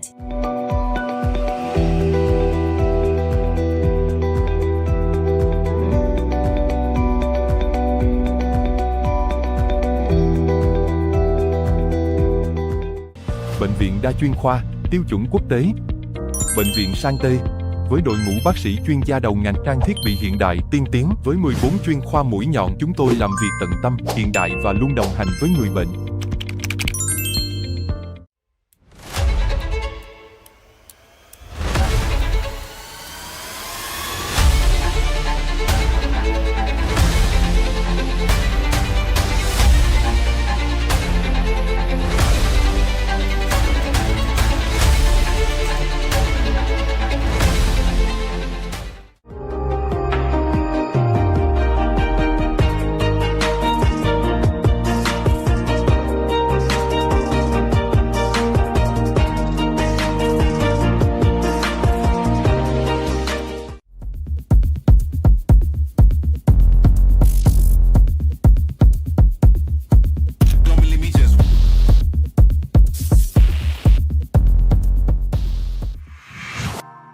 Levance. Đồng phục Hải Anh, thương hiệu uy tín hàng đầu trong ngành đồng phục Việt Nam, sở hữu hệ thống sản phẩm đa dạng, dịch vụ chuyên nghiệp cùng năng lực sản xuất vượt trội. Hải Anh mang đến giải pháp đồng phục toàn diện cho doanh nghiệp, góp phần kiến tạo hình ảnh và nâng tầm giá trị thương hiệu doanh nghiệp. Đồng phục Hải Anh, tiên phong xu hướng.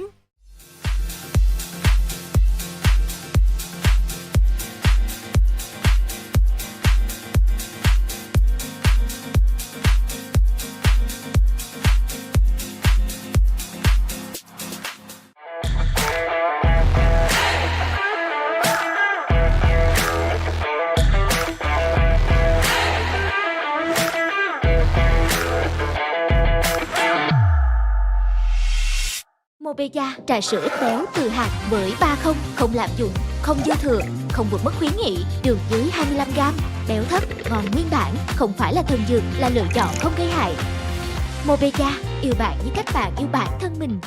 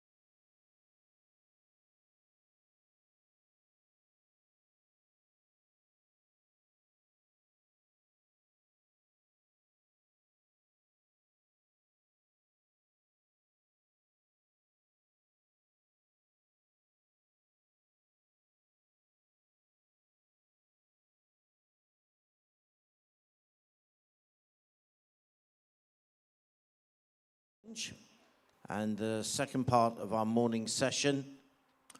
So far, we've heard from the contestants from Asia and Oceania. And to complete the group, which will happen this morning, we now welcome to the stage, for the very first time in the Miss World competition, the contestant from the Maldives.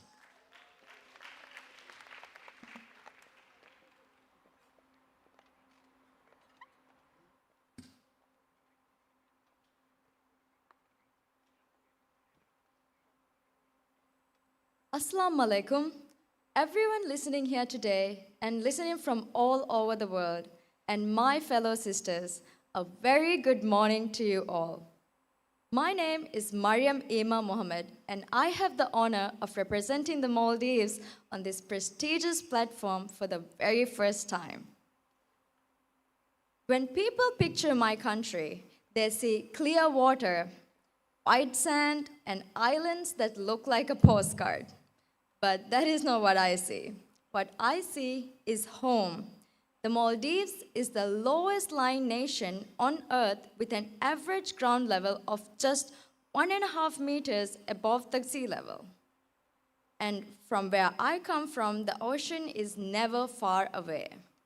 It is at the end of every road that you walk on. And when the ocean is your neighbor, you learn at a very early age that the beauty around it is also very much your responsibility. In 2004, when the Indian Ocean tsunami reached the Maldives, I was only 2 years old, so I don't remember the waters by myself, but I very much grew up hearing the stories inside about families who lost everything in minutes, communities displaced and forced to begin again on another island, 14 islands completely destroyed, and almost every inhabited island was flooded. But the tsunami taught us something else which was very important. Where our reefs were healthy, they helped protect our shores by slowing down the water before it reached us. So, our reefs were never just about the scenery. They were our defense, which is why I chose environmental conservation for my Beauty with a Purpose journey. Finally, let me start by sharing about a little bit of who I am. I'm also a student in my final year of Bachelor's of Psychology degree, hoping to specialize in criminal psychology and profiling. And straight after this, I hope to pursue my passion for fashion design and textiles degree as well. Well, psychology, fashion, and conservation. I know these may seem like worlds apart, but to me they have one thing in common. They are ways for me to understand people, connect with them, and express ideas and creating a change. Because I believe a platform should simply not give you a voice, it should ask what you intend to do with it. And I will be working with Save the Beach Maldives, a movement started shortly after the tsunami in 2007 by young Maldivians who believed that our beaches were worth saving. What began with cleanups and tree planting has grown into coral restoration, research, and environmental education. And this September, when I return home, I will be joining their reef restoration project in Vav Atoll, planting corals and reef stars myself, and working alongside the island community to reduce waste. Because conservation does not only belong to scientists and governments, in my opinion. It belongs to the fisherman, the student, the child standing on the beach, and most importantly, it belongs to all of us. And every piece of plastic that never reaches the water, and every reef that we will restore, and each person that we teach, each one small act is a way of protecting my home, our home. And what is happening to the Maldives is not only just a Maldivian story. It is a warning from a nation already standing on the front line. And I don't want the world to see Maldives as only a beautiful place to visit, I want the world to see a reminder of what we all stand to lose. And I want them to see a home worth protecting. Because the greatest legacy is not an island admired today, but an island still standing tomorrow for the children who come after us. I am Mariam Ima Mohammed, proudly representing the Maldives, and I believe even the smallest nation can carry a purpose big enough to move the world. Assalamu alaikum, and thank you so much. Thank you very much as the First Lady to represent the Maldives at Miss World. Now, welcome Mongolia.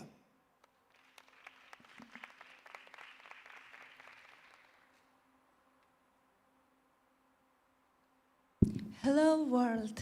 Xin chào Vietnam.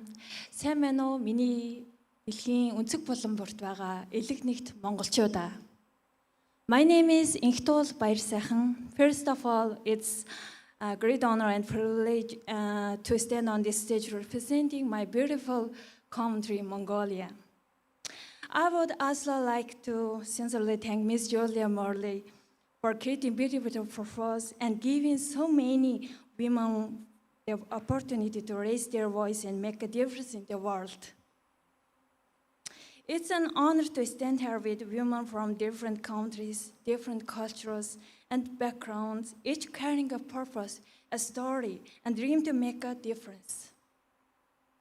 I believe that women's health is the foundation of strong family and thriving society.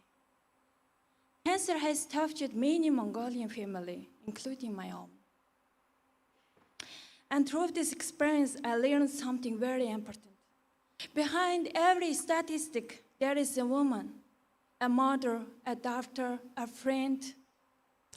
And behind every woman, there is a family. Breast cancer is one of the world's most pressing public health challenges, and Mongolia is no exception. In Mongolia, it is the fourth most common cancer among women.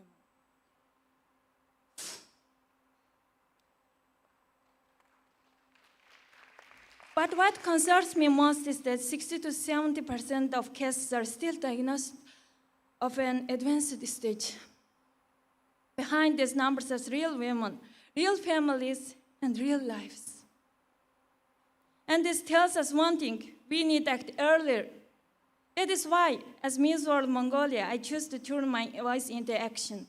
Inspired by this urgent need, I launched my humanitarian initiative, increasing public awareness of breast health and care. And my mission is simple: educate, screen, and empower. One of our signature campaigns is Wear Pink, Save Lives. It is more than wearing pink. It is about making breast health visible. I also had the honor of taking part in the Pink Power Run here in Nachang. For me, it was not simply a run. Every step carried a message of hope. And as I ran alongside so many people supporting this cause, I realized when we run together, we are not simply moving our bodies, we are moving a message forward. But there is one number that matters more to me than all the others, one. Because if we help just one woman detect cancer early, that could mean one mother gets more time with her children. One daughter remains by her parents' side. One family does not have to lose someone they love. That is the true meaning behind every number. And this is only the beginning. My mission is continue expanding this humanitarian initiative across Mongolia, raise awareness about the life-saving importance of early detection, empower every woman with the knowledge and confidence to take care of her health. So today, I have one simple message for every woman here. Please say it with me. Know your body. Girls, know your body. Protect your health. Do not wait. Early detection can save lives. Thank you very much. And if my voice can encourage just one woman to get screened. If one conversation can inspire her to take action, then I know my crown has found its purpose. Because when we protect a woman, we protect a family. And when we protect families, we will build a strong future. Thank you all for your kind attention. And we can all say together as you leave the stage, thank you, Mongolia. Well done. Okay, please welcome Myanmar.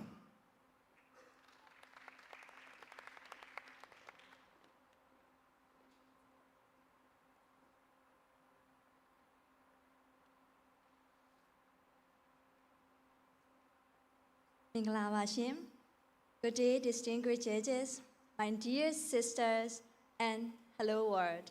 I'm very honored to stand in front of you all, representing my beautiful nation called Myanmar, and sharing my voice, my purpose, and my journey with you all.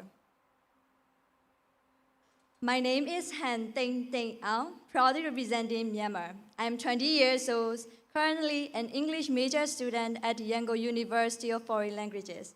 I am a person who believes knowledge, preparedness, and meaningful communication can enhance people's confidence and can save life.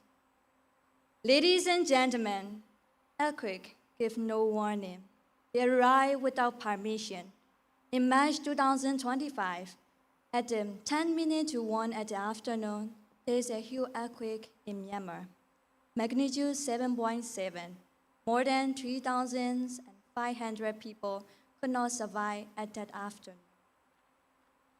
I'm not at the epicenter at the time, but even though I'm not in the epicenter, I feel the ground shaking, fear, and loss.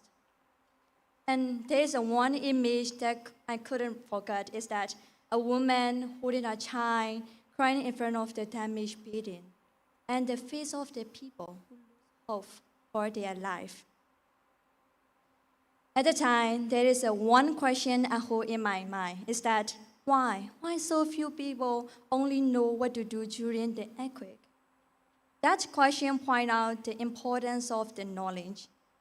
So at the time, I think that empathy without the action is just simply sympathy. So I choose to act.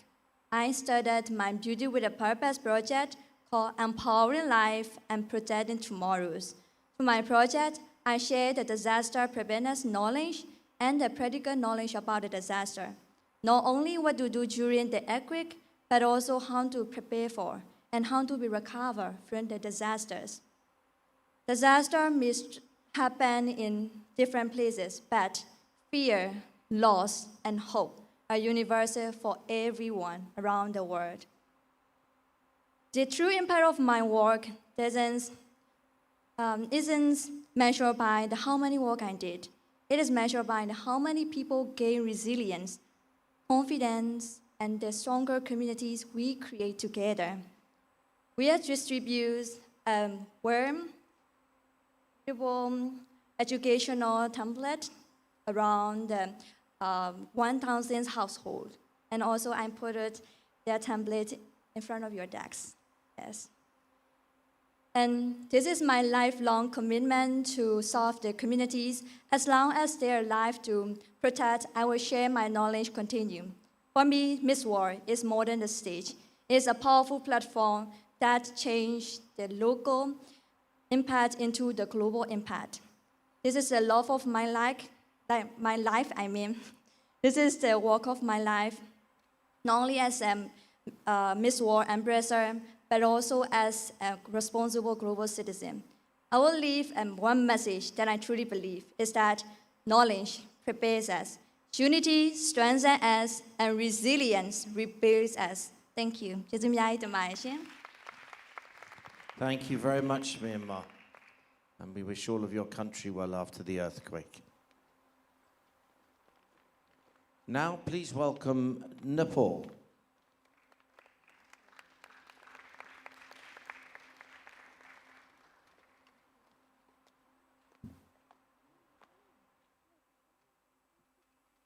Namaste, Nepal.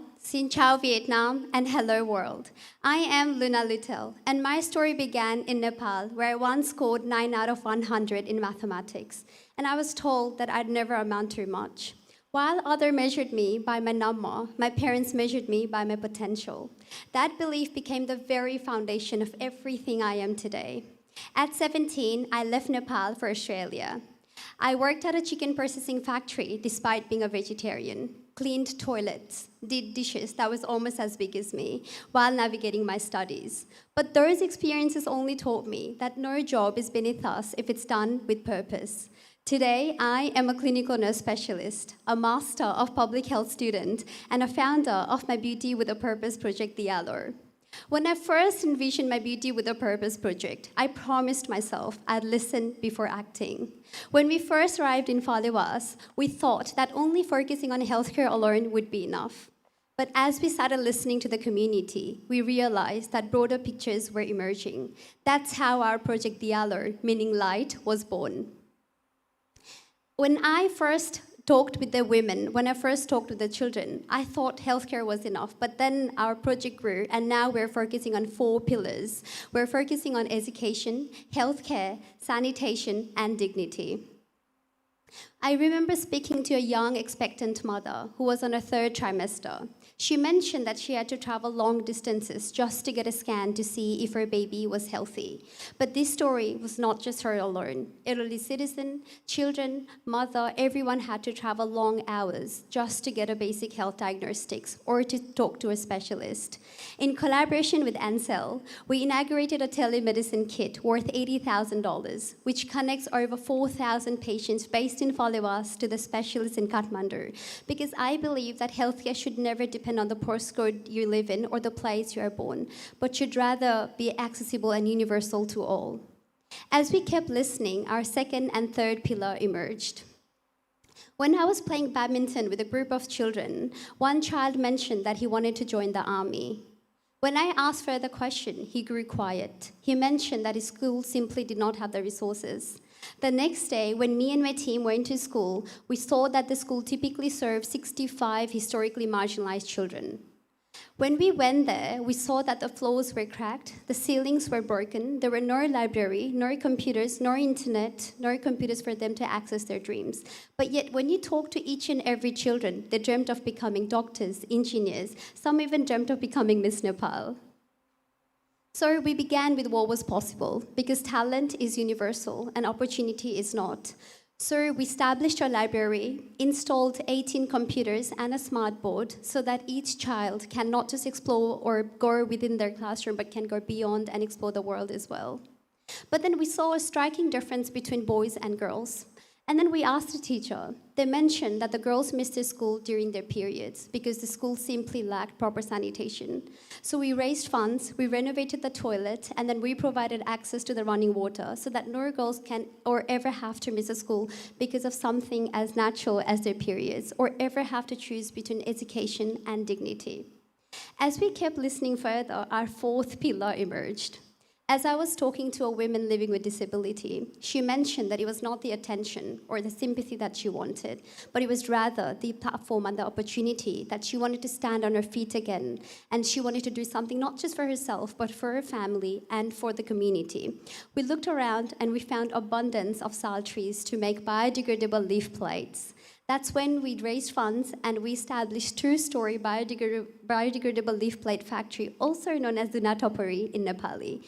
We also inaugurated 2 machines. But because leaf collection is seasonal, we also want to ensure that the employment is sustainable. The machine is designed in such a way that the dye can later be changed and it can produce incense and candles so that the employment is always there. Today, 12 historically marginalized women are employed and initiated under this, our 4th pillar.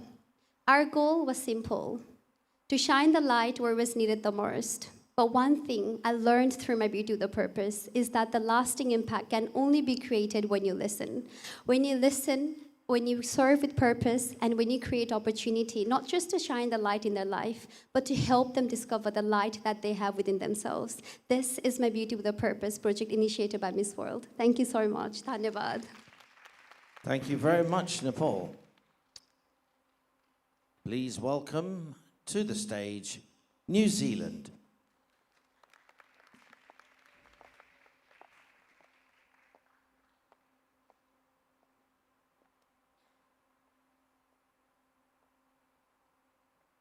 My grandfather was a smart, caring, and kind man. However, he was also homeless. At age 14, I learned this information. I have never seen a homeless person the same. I now see them as someone's brother, someone's sister, and my grandfather. Kia ora. I'm Chloe. Hello, distinguished guests. This is Morley, my fellow sisters. I'm 19 years old, representing Aotearoa, New Zealand.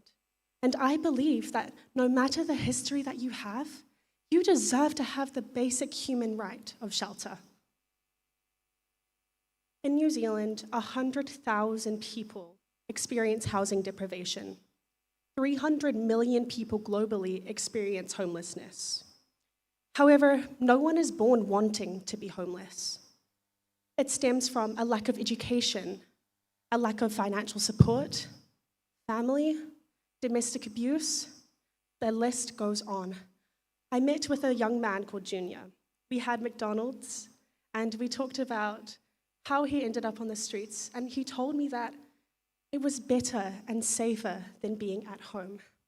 We need to ask, why are these people on the streets? And rather not look at them as just a homeless person, but to see them for who they are. I chose to study architecture because I realized design was more than just four walls and a building. It provided dignity, safety, and warmth. And those things were all things that I was fortunate to grow up with. I went home, I had belonging, I had family, and I had privilege. To have warmth, security, and belonging is something that so many people do not have, that we take for granted. And that made me realize that I needed to start home at heart. Ko te kāinga te manawa.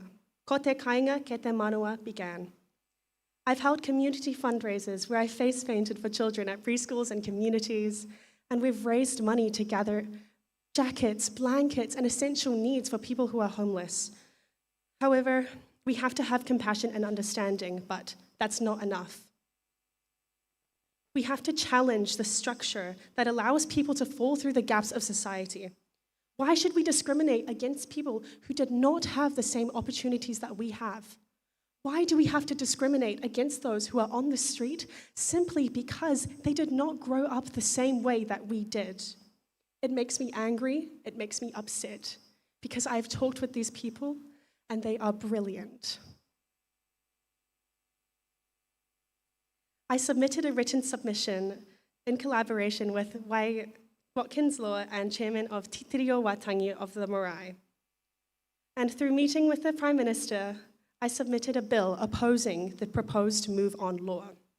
So the bill allows the police to move the homeless people from the street into non-residential areas. However, this does not solve homelessness. This criminalizes homelessness and rather relocates them instead of restoring the situation. This is what I wrote in my submission. It is not okay to simply cover up homelessness. It is not okay to send them to 3 months in jail to give them a $2,000 fine simply because they do not have a home. That is the criminal justice system, and where is the justice in that? Through this submission, I had the privilege of visiting Waitangi and learning from the Māori perspective. I learned about Tūranga Waiwai, having a place to stand, and Manaakitanga, caring and uplifting another. If someone has nowhere to stand, shouldn't we be asking how to help them find a place? Māori and Pacifica communities in New Zealand are disproportionately affected by homelessness due to systemic racism, and that is not fair. All around the world, communities are affected and pushed to the margins. As a Miss World ambassador, I want to challenge the structures that create people that tell them that they're not enough and that they do not deserve a roof over their head. They do not deserve this treatment. They deserve to be treated with equity, and what they've experienced or the opportunities they've never given, we need to give them hope again. because it was not their fault that their life ended up this way. I want to change the question from what's wrong with the person to what happened to them. Change isn't simply about a building. It's about building stronger communities and challenging social barriers to create belonging. My grandfather made it out of homelessness through hard work, but it couldn't be possible without a lending hand. Without that person who helped my grandfather, I would not be standing before you here today. And so I'm so grateful to that person, and I hope we can all be someone who does not see a homeless person as a label, who sees them as a life, to not ignore them when we go down the street. Blankets create warmth, buildings create shelter, but belonging creates a home. And by choosing to see someone for what they are, we bring them back home. Thank you. Thank you very much, New Zealand. And now another first time in Miss World. So a special welcome to the stage, Pakistan.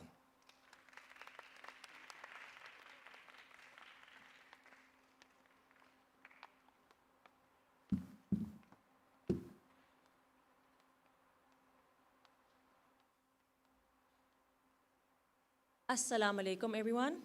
Hello to Mrs. Molly. Hello to all the judges. Hello to all my sisters. And hello to everyone who is watching around the world.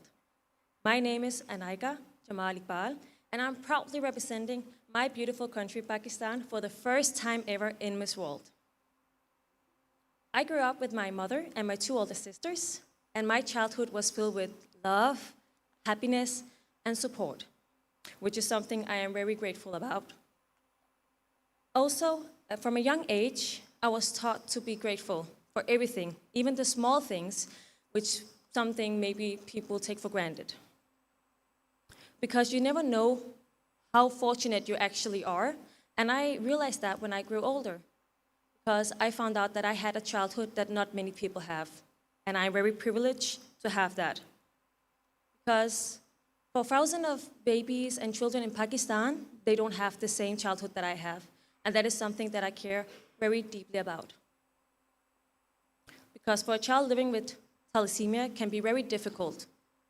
And instead of simply growing up, getting ready to school, and making friends, they're spending their whole life, their whole childhood in a hospital, which no one should go through at all.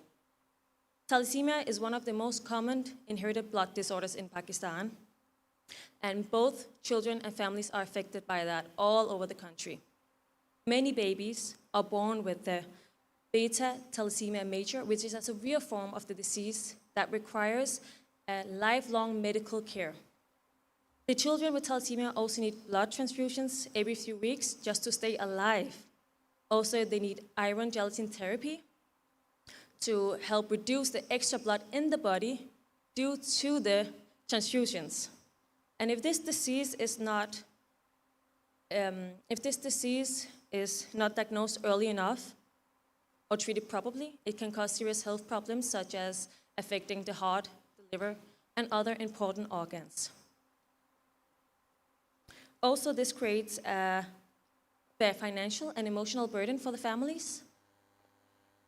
And even though the medical treatment has been approved, there is still a lot of changes because many are not aware of what thalassemia actually is.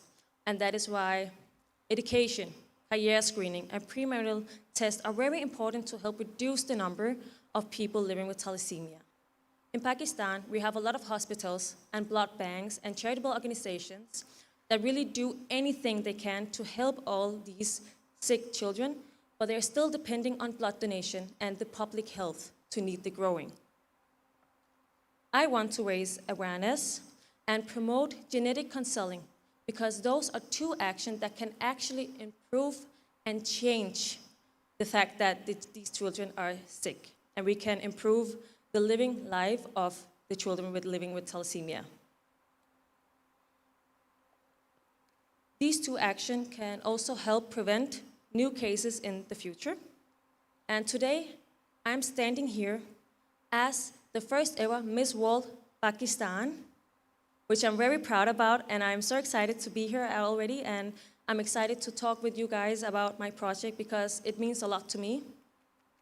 And I'm not only here because of the crown or because I want to be seen. I'm here to show my project. I'm here to use my voice, my platform, and that is what Miss World gave me. And that's why I'm so happy to be here.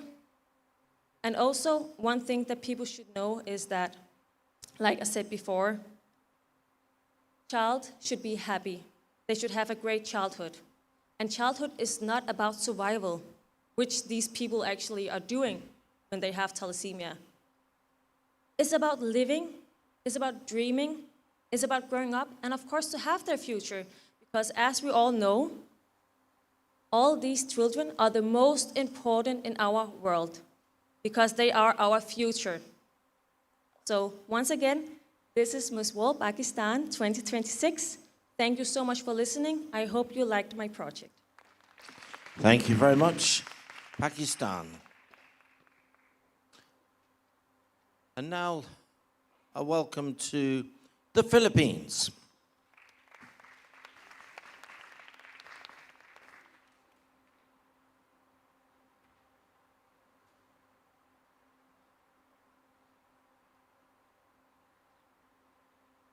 Mabuhay and Xin Chao. Phúc lang cha tat ka. I hope that means, and I did not mispronounce it, blessings to all. Ever since I was a child, my dad already knew I would one day enter the field of pageantry. Growing up, watching pageants with my dad and my sisters was a way that we bonded. And I remember one day during the pandemic, my dad came home with a pair of heels he had found on sale. Learn to walk in them, he told me. You'll need it for the future. So, there I was, 12 years old, walking around the house in my pajamas and heels during the quarantine. Skeptical at best, but how right he was. I am Aishiro Simpson, Miss World Philippines 2026. I am the oldest of four, born to a Filipino father and an American mother. So my life is a tapestry of two cultures. I grew up in the province where I learned from my uncle and lola, who were farmers, that every seed planted carries the hope of harvest.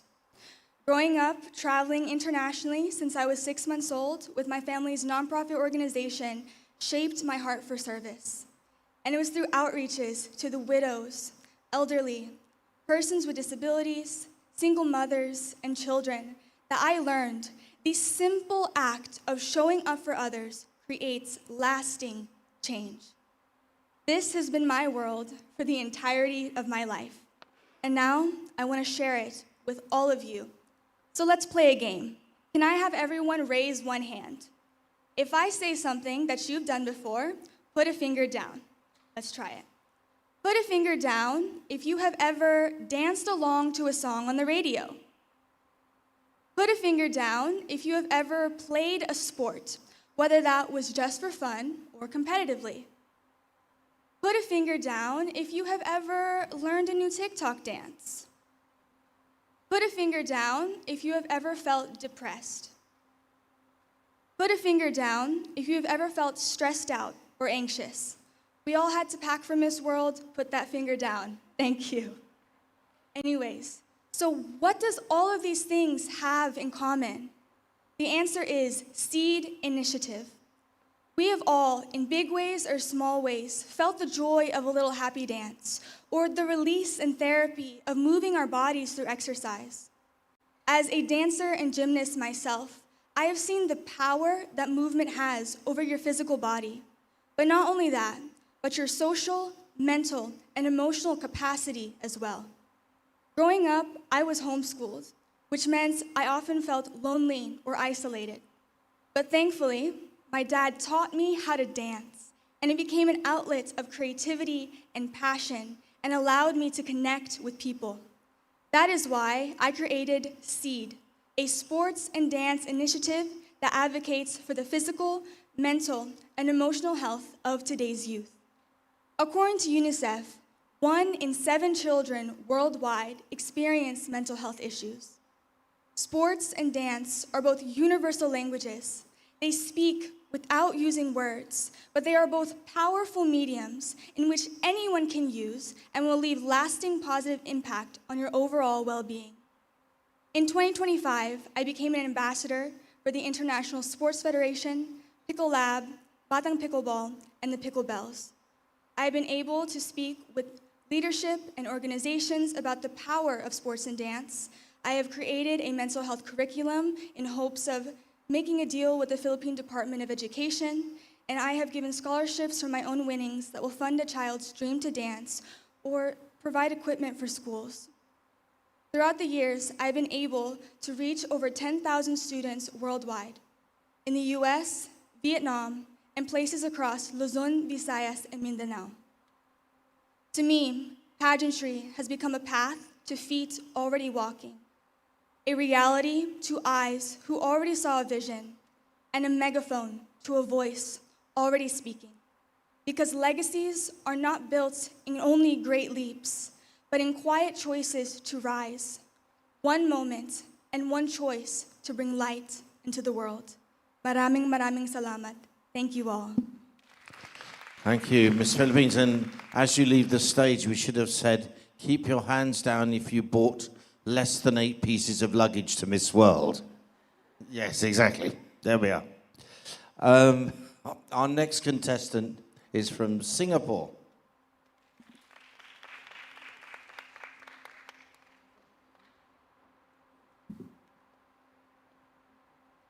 Good morning. Selamat pagi.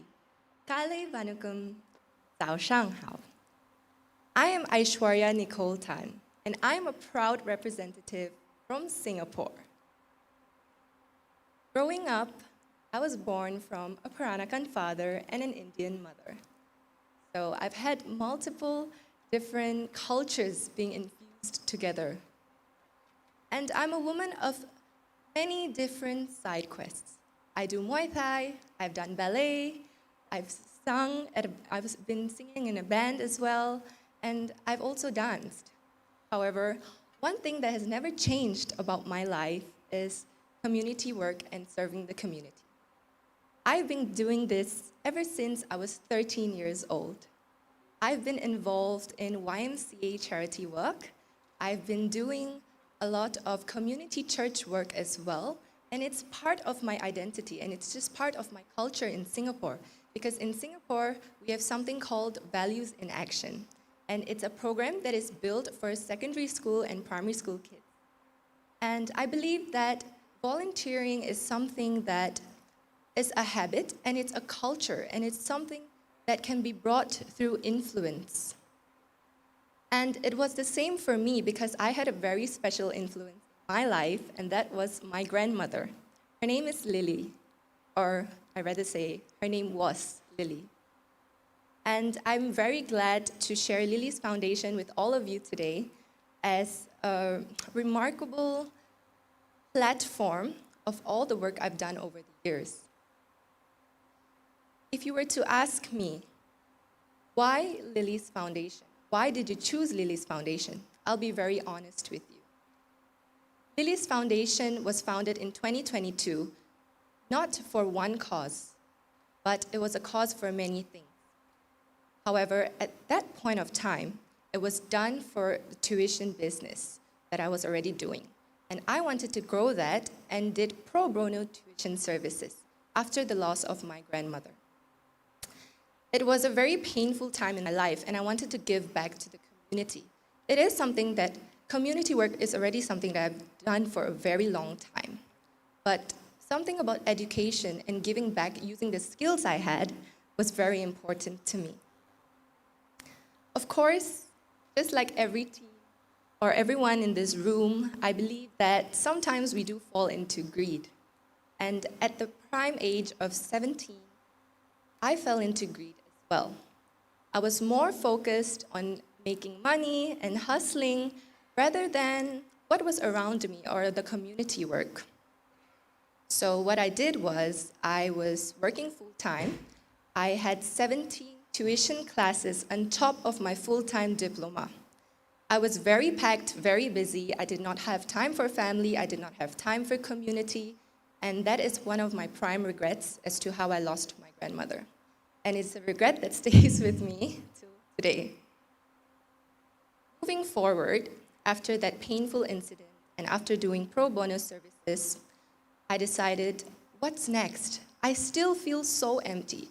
I've still been hosting I've still been hosting dinners for charity galas and for YMCA, but I still feel empty. There's no personal grounding, no personal connection, and that was what I was craving. I missed my grandmother so much that I wanted to feel close to humans. And that's when I delved into hospice befriending, or at least the idea of hospice befriending. So a little bit of context as to where I am in this chronology is that this would be in 2023, where I decided that I wanted to delve into hospice befriending. Can I just ask, could you pick up the microphone? Sorry. It's going to be easier. Thank you. However, at this point of time, I did not feel emotionally ready. Though it was something I really was passionate about, I was not ready to talk to people who were facing end of life.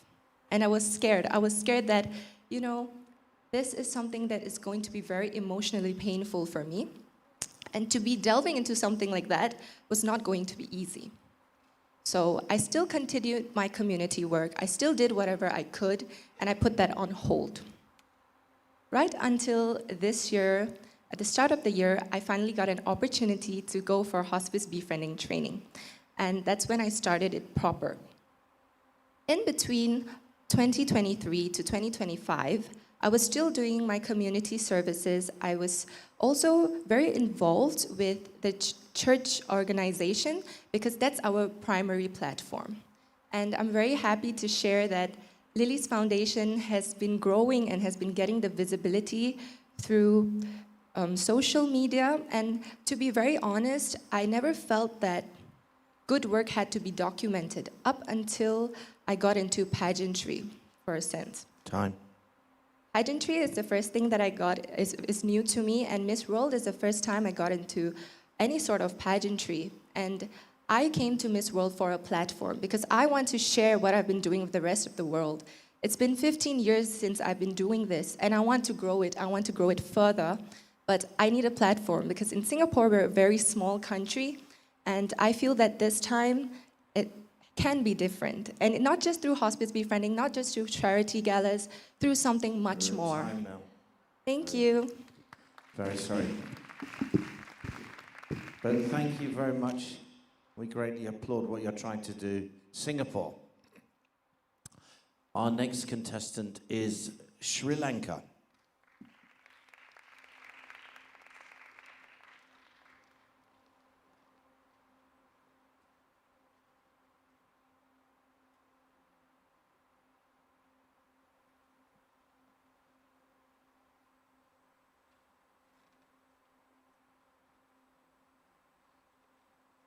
My dear Julia Morley, honorable judges, my sisters, ladies and gentlemen, Ayubovan Vanakkam, I'm Pratibha Lenarachi. It's an absolute honor to be here as Miss World Sri Lanka. I come from a land where a history extends over 2,500 years. My Emerald Island is filled with the most generous and kind-hearted people. Being here today, standing in front of all of you, I stand not as a product of privilege, but as a proud product of Sri Lanka's free education system. From my primary school days to the design degree, the technical design degree from a state university of Sri Lanka, my education was funded by the working women, working people of my country. A whole nation funded for my education. And I believe that when a country invests in your education, it is our responsibility to give back to the society we are coming from. Growing up in a humble home, a family of 7 members, my journey was not a flower road. From early days, I saw my mother stitch, my grandmother weave. Both were extraordinarily gifted traditional craft women. But I still remember the exhaustion of my mother's face, knowing that despite all her art and hours of labor, it is not guarantee our next meal. As a child, I watched the creative soul slowly fade away from their lives. When education eventually gave me the opportunity, but the woman before me didn't have it, I always questioned myself. What about the millions of women who are talented, who are with precious craft knowledge, remain unseen? What happened to the last woman who stopped it? We don't only lose her livelihood, we lose a piece of human heritage with her. And that is why I founded Hoop the Label. Through Hoop, we combine traditional heritage craft with technical design and transform generations of skill into sustainable livelihoods and modern market opportunities for underprivileged and underrepresented craft women in Sri Lanka. Partnered with industry experts, we could empower over 100 brush and reed, handloom, clay, and weaving families to transform their lives, their craftsmanship into value-added products, and connecting them directly with buyers through Hoop the Label and helping them increase their income by 15%. We also mentored female batik artisans to take their creations to the international fashion runways and proudly walk their runways with their creations. Beyond livelihoods, we empowered creative curriculums. We give Emerge Global, SOS Family Homes to help orphans and young survivors of abuse to build their confidence, develop their skills, create their knowledge in financial independence. The struggle of these craft women and the risk of these traditional crafts disappearing with them are not unique to Sri Lanka. It is everywhere in the world. And with Miss World, my vision is to take the blueprint of Hoop across the world. Win or lose, this is my life's work. This is my paramartha, my ultimate reason for being. Because I believe that true strength isn't about standing above the world. It's about pulling others up with you and carrying an entire community with you. I brought with me these beautiful creations. They come from the hands of rural villages of Sri Lanka and now ready to meet the world. This is the essence of Hoop the Label. And today, I leave with you one gentle reminder. When you uplift woman's hand, you do not uplift her only. You uplift an entire community with her. Thank you, Teruwan Saranai. Thank you very much, Sri Lanka. Our next contestant, Thailand.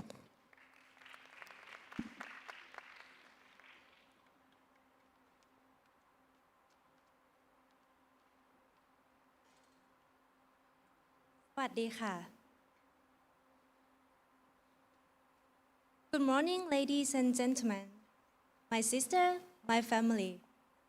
Before going to my story, I would like you to imagine that what if suddenly, if you had no nationality, no citizenship, and identify as a person from nowhere? How would your life different? That was my life. My name's Kantira. representing from Thailand. I was born in the forest in Chiang Rai, the northernmost province of Thailand. My mom gave a birth to me by herself, and she cut my umbilical cord by her own hands. I grew up in the Thai ethnic family, surrounded by love. But one thing that I didn't have, it is birth certificate. So I was born stateless. As a young woman, as a young girl, I didn't know that what is statelessness, how was affect to my life. But one day I grew up with my dream. I dreamed of becoming to be a doctor. I did everything. I tried my best. I worked hard, studied hard to preparing myself to be a doctor. But when I look at the requirements, the one conditions that I couldn't change for my life, it is you have to be Thai citizen. So that time, my whole world was destroyed. My dream was close to me, but I never give up. I keep going. I told myself every day that, Nampung, you can do it. Nampung, keep going, keep learning, and one day you will find another way for your life. And finally, I was considered to be Thai citizen, and I was given an opportunity to represent Thailand in the international competition science project. And I learned that education changed my life. And from my own story, I know that stateless issue is not only exist in Thailand. It is a global issue. There are 10 million around the world are stateless. So that's why I initiated my project, Dare Your Dream, for supporting and give the opportunity for them. We work a lot. We work alongside with many organizations, including UNHCR, World Vision, and the government in Thailand. The first thing that we do for them, we raise funds to give the scholarship for stateless children who want to continue higher education. And the second, we give the encouragement, we give them help, we give the recommendation, we help them to plan what their life and what their future. Because statelessness have many limitations on their life. Example, they cannot travel abroad, they cannot apply for scholarship, and they cannot pursue their dream. And the last that I do, I would be inspiration for them. I use my own story transform into the opportunity for them and create a good opportunity for them too. And that's why today I'm standing here, because I would love to show you that even though we have no nationality, it doesn't mean we have no potential. And for you, my love, my family, dare your dream, students, sisters, and brothers. Now, I can be your voice to tell our story, tell our dream, tell our life to the world. Thank you. Thank you very much, Thailand. And we wish you the best of luck in your career in medicine. Now, welcome Turkey.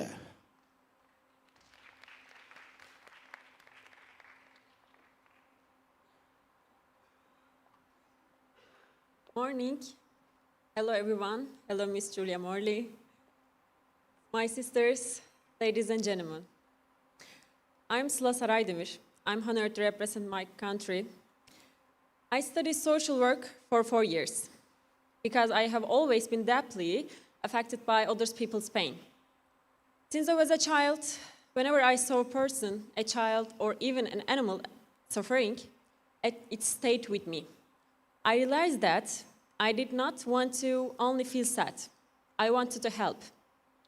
During university, I visited many foundations and institutions, met different families, and completed my internship at a mental health hospital. Every person had a different story, a different burden. And this taught me how important it is to truly listen. After becoming Miss Turkey, this became even more personal. The night I was crowned, my family and I received very hurtful comments. Because my mother wears a headscarf. My mother cried for 2 days, seeing her like that was unbearable for me. At first, I felt angry, but then I realized that anger would not change anything. I want to turn that pain into something meaningful. Later, during my visits with mothers of children with special needs, I met a mother whose child Down syndromes. She told me that people looked at them differently. Some friends become distant. And over time, she felt more and more alone. While I was listening to her, I thought of my own mother. And I understood something. No matter where a mother lives, what language she speaks, and what her background is, the love and struggle she felt for her children are the same.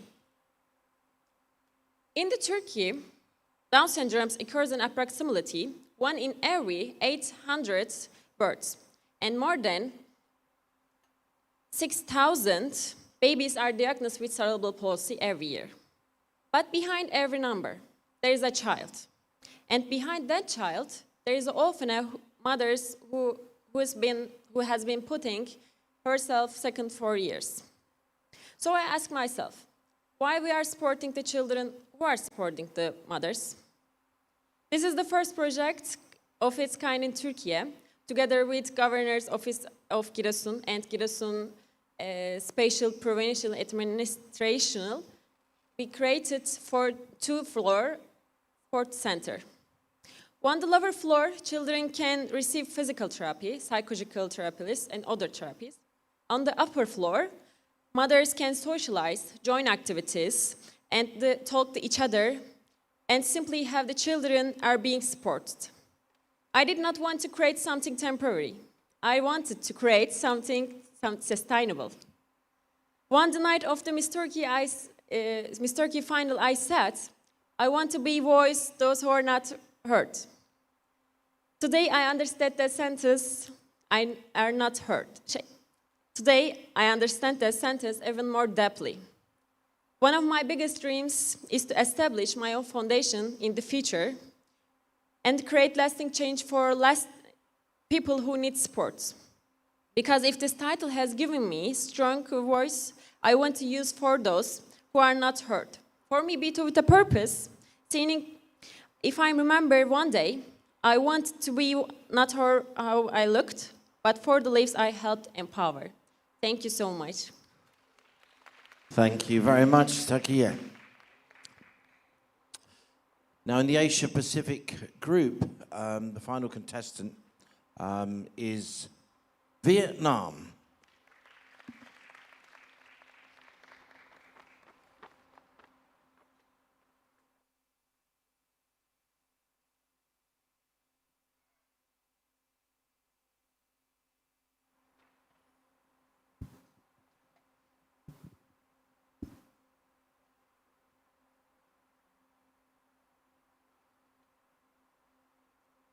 Distinguished judges, organizers, global delegates, and to all citizens of our shared planet. We are losing. We are losing 1 million species to the brink of extinction. Atmospheric CO2 has reached level unseen in 3 million years. On low-lying Pacific islands, families are watching their ancestral lands be swallowed by the rising seas. With Tuvalu facing total submersion within 50 years. Imagine losing the very place you call home. Imagine being the last generation able to save it. In my homeland, the Mekong Delta, riverbanks are collapsing. Rice paddies, the livelihoods of our people, are destroyed by human-induced climate impacts. We are losing time. We are losing life. Worst of all, we are losing the future of our next generation. The children who did nothing to hurt this planet, yet pay the heaviest price. Ladies and gentlemen, climate change is not merely an environmental matter. It is a human catastrophe, an intergenerational debt. It is injustice. However, standing here today, I refuse to lose hope. Because the truth is, if we unite, we can win. Around the world, frontline communities are developing grassroots solutions. Renewable energy is breaking records. Technology is shielding the most vulnerable. And the most transformative force of our planet is already taking action. The young people. That is why I established Gen Zero after incubating for 6 years to transform youth potential into systemic action. Our Vietnam Youth Climate Empowerment Pathway has reached over 2 million minds. We equipped 15,000 young leaders with the knowledge of climate negotiations and elevated youth delegates directly into global decision-making spaces. The United Nations Conference of Parties, COP29 and 30. When these leaders return home, they don't just speak, they act. They use their global insights to lead technical initiatives. They advocate in local institutions and build policies and green governance rooted in the real needs of their community. Our goal is to give young people the tools to institutionalize their voices, their innovation, and their devotion into systemic policies that will last decades to come. My name is Lê Nguyễn Bảo Ngọc, a delegate of our shared world. This is my purpose. To Mrs. Julia Morley, to the Miss World organization, thank you for 75 incredible years of beauty with a purpose. Together, we will continue to show to the world that beauty of the mind and the heart is an instrument for global justice, ensuring that as the world moves forward, not a single child, family, or community is left behind. This is how we will win. Thank you. Xin cảm ơn. Thank you very much. Vietnam. Thank you. So the Asia and Oceania group have now all made their presentations for the judges. Now, yesterday we didn't give any marks because there was, the day before yesterday rather, there was one young person who had not yet given their presentation. They were not able to do so, and it was decided that they would make their presentation today. So we want to cast your minds back to the European group and put your hands together for the lady that is now going to make up the rest of that group with her presentation. That is Latvia.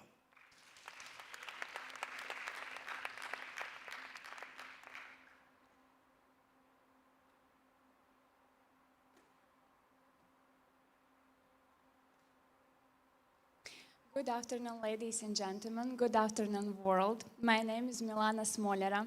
I am from the beautiful country Latvia. I am proud to be here and represent my country Latvia and my Beauty with a Purpose project. I have always been drawn to the beauty industry.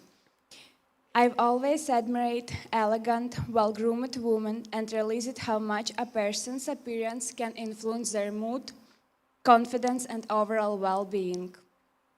That is why I chose this profession. Today, I'm truly happy to be here, to be doing what I love, and to help women feel beautiful, confident, and special. I'm very proud to be part of our salon, where a real team made up talent professionals who genuinely love what they do.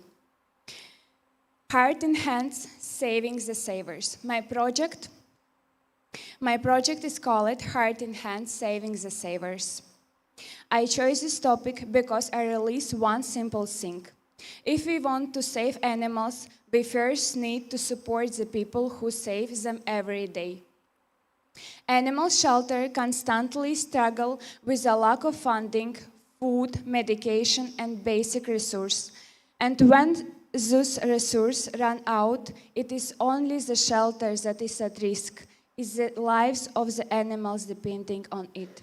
I dedicate not just to talk about this problem, but to take action. I started my project with a specific shelter, Arsir de Delna, with the heart in the palm of your hand, which was on the verge of closing. Their water and electricity had been cut off, and there was not enough food for the animals. This is a very common problem in our country. I personally met with the shelter owner, Andra Tomase. She was desperate and didn't know what to do next. Together, we sat down and created a clear action plan, fund funding, raise public awareness, contact the media, and reach out to potential sponsors. I started fundraising, contacted the media, reached out to sponsor, and organized the donation to provide food for the animals. For me, this became proof that one person can start making a difference when they are willing to act and ask another for help.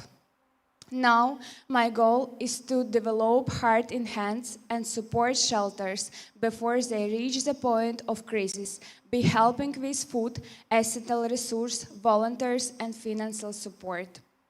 Because saving a shelters means saving every life inside it.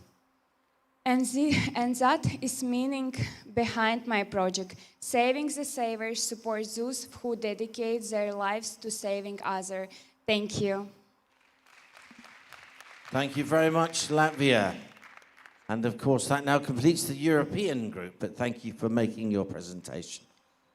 Now, ladies, what we're going to do is that we have lunch for 12:15 today, and as a result, we will push on, and we're going to ask from Botswana to Guinea, from the Africa group, we're going to introduce Africa to make their presentations now. The first 8 ladies will do their presentations before lunch, and then the remainder of Africa will follow after lunch.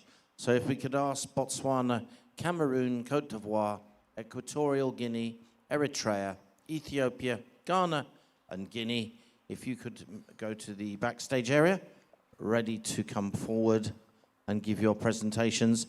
And then after we've heard from Guinea, we'll have the lunch break. So first of all, as the African group are going backstage, please everyone, would you put your hands together for all the great presentations from Asia and Oceania.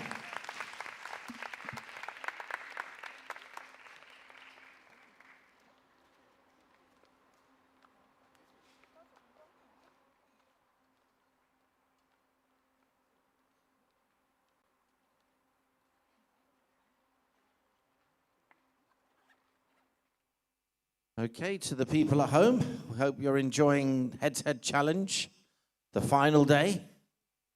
We are going to be live streaming all the way through.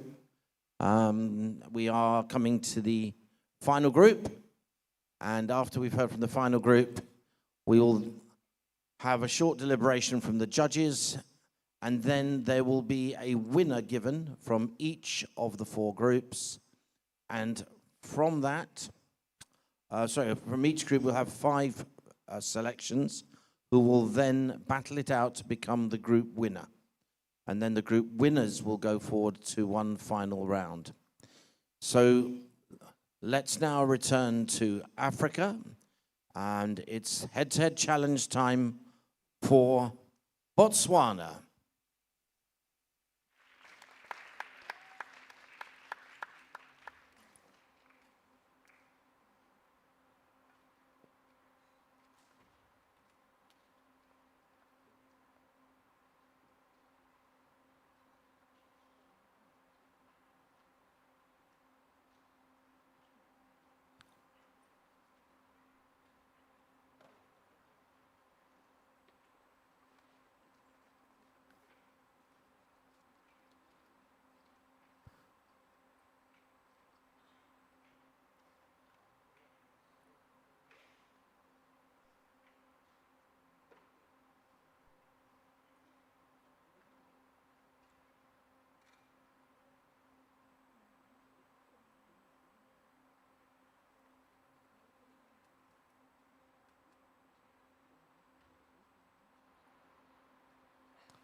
I think we're just waiting for some last-minute preparation. I made the silly mistake of asking where is Botswana, and I've just been told in Africa.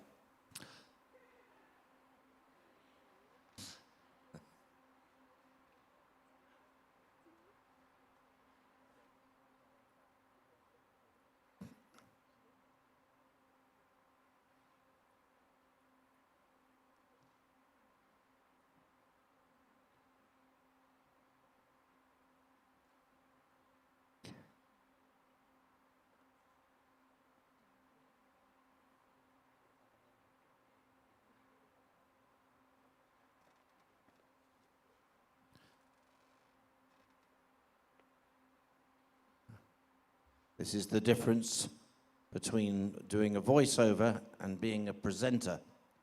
When you do a voiceover, you haven't a clue what's going on behind the scenes, unlike a presenter who obviously would be able to control and manage from a position, a much better vantage point than we have here. So I'm only out of hope going to reintroduce. This is the head-to-head challenge for Africa.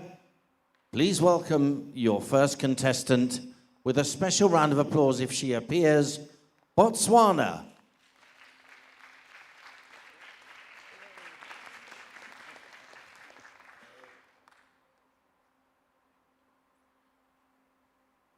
If you think that beauty begins with the mirror, I'll tell you today that you're wrong. Beauty begins when you choose who you become.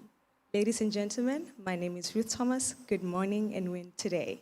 I come from the humble Republic of Botswana.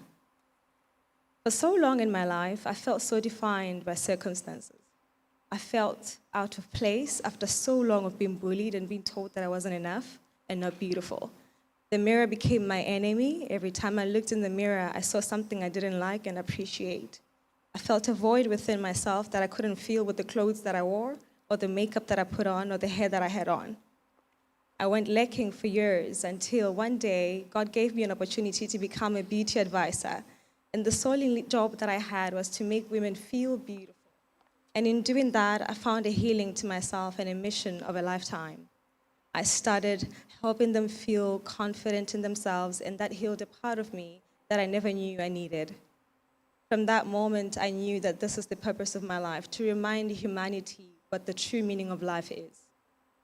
Living life to the fullest does not mean always looking beautiful. Beauty is good for greetings, but sustainability begins with substance of self. I'm so grateful that I get to stand here today and share with you a portion of my life that has really been transformative. I started the beauty movement, which has been the sole mission of my life. I wanted it to be a movement of change, a movement that champions inclusive beauty. In a world that tells us what beauty should look like and what it should be, that sets rules for us, I refuse for us to listen. Because beauty exists in all of us, whether we have scars, vitiligo, albinism, all beautiful in our own way, in our own right. And I stand here today to remind the world that our bodies are beautiful, but just contain us to something far much greater. Our bodies carry resilience, stories that deserve to be heard. Our bodies carry something special within us, something great.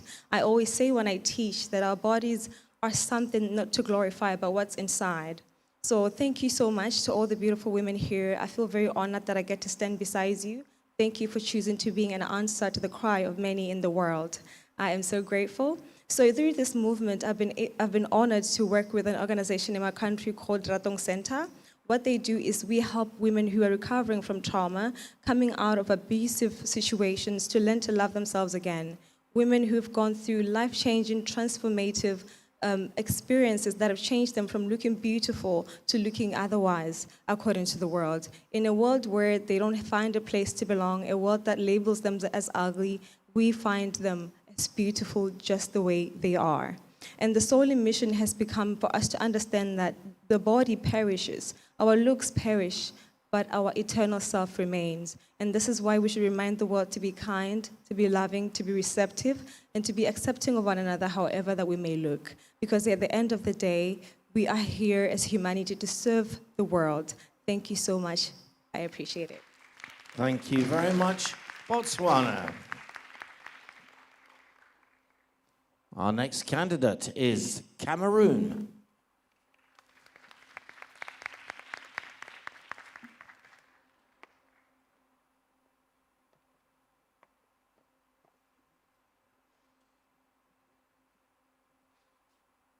Ladies and gentlemen, good evening, good morning. I am Nora Jika, Miss World Cameroon 2026. I'm 27 years old. And if I'm standing before you today, it's not because the crown, it is because the wound that still bleed. A year ago, I was that young girl broken by cyberbullying. Cyberbullying, it is not just internet, it is a blade. A cruel blade. It all began like silent poison. One insult, then 10, then 100, then doctorate image of me.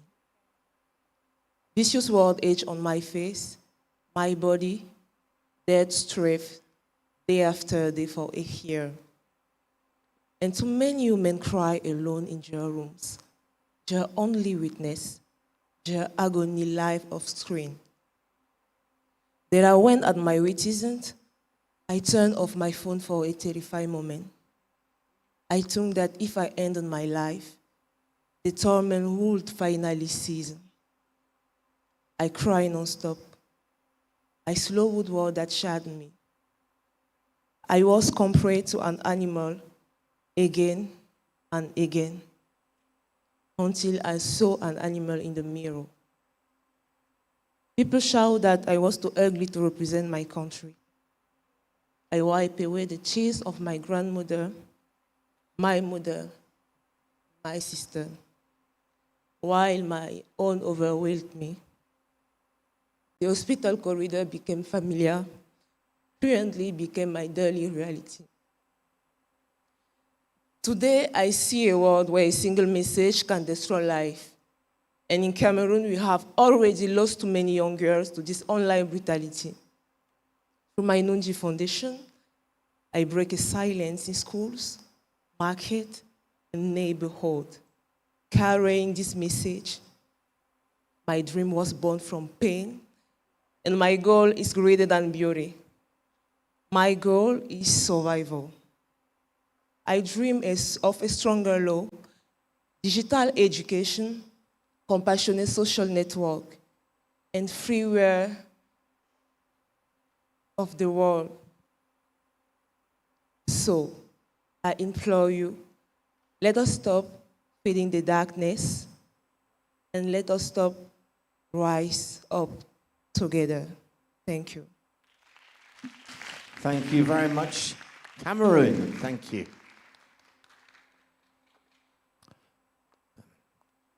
Next from Africa, we have Côte d'Ivoire.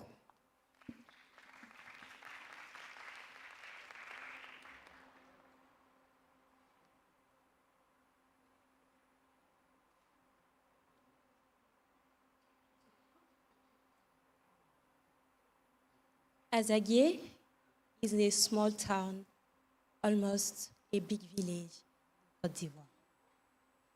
A young girl grew up there in a school where access to computer was almost non-existent and still Sorry, just don't to interrupt, exist. would you mind taking the microphone and holding it in your hand, please? Okay, sorry. So, Azaguié is a small town in Côte d'Ivoire, almost a big village. A small girl grew up there without access. Perfect.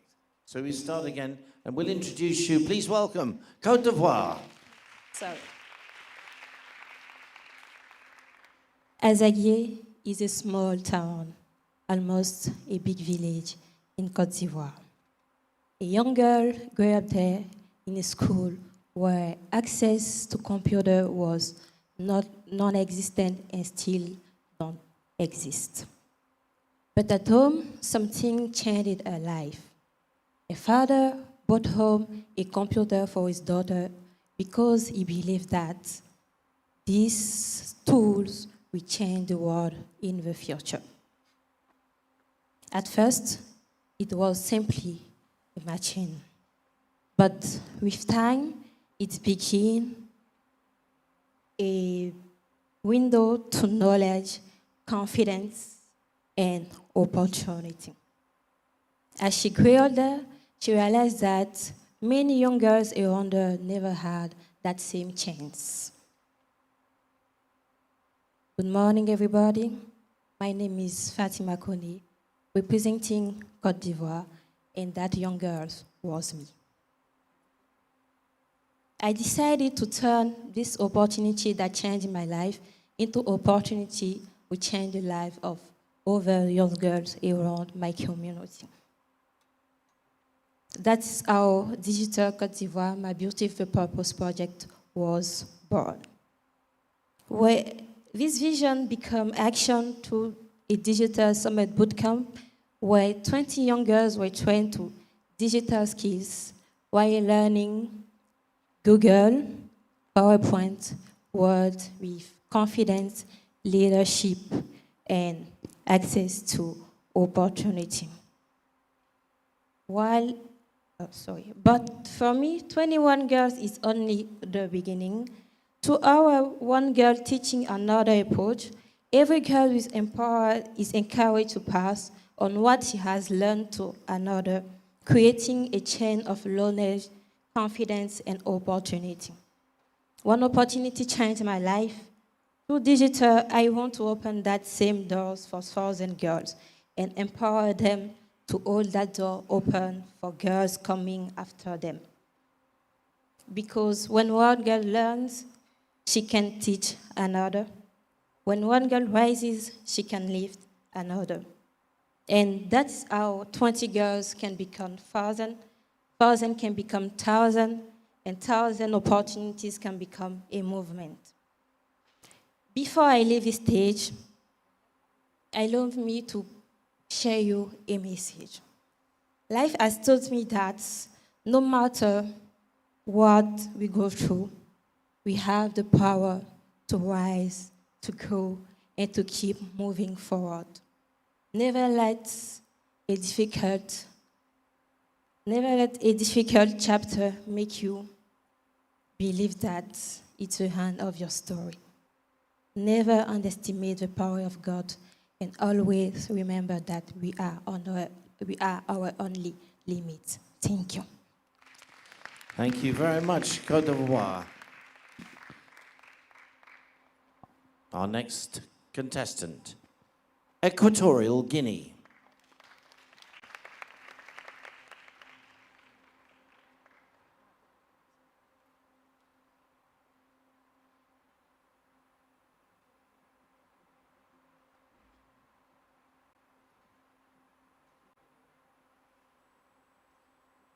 Good afternoon to everyone here and to everyone,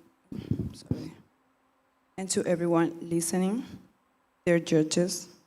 My name is Maria de los Ángeles Undonga Sangono, and I have the honor of representing my beautiful country, Equatorial Guinea. If I asked you what the word comes to your mind when you think about the future, what would it be? For me, the first word is childhood. Because every child represents the future, but above all, because the childhood is the foundation of the person who will become. I consider myself fortunate. I was raised with my grandmother.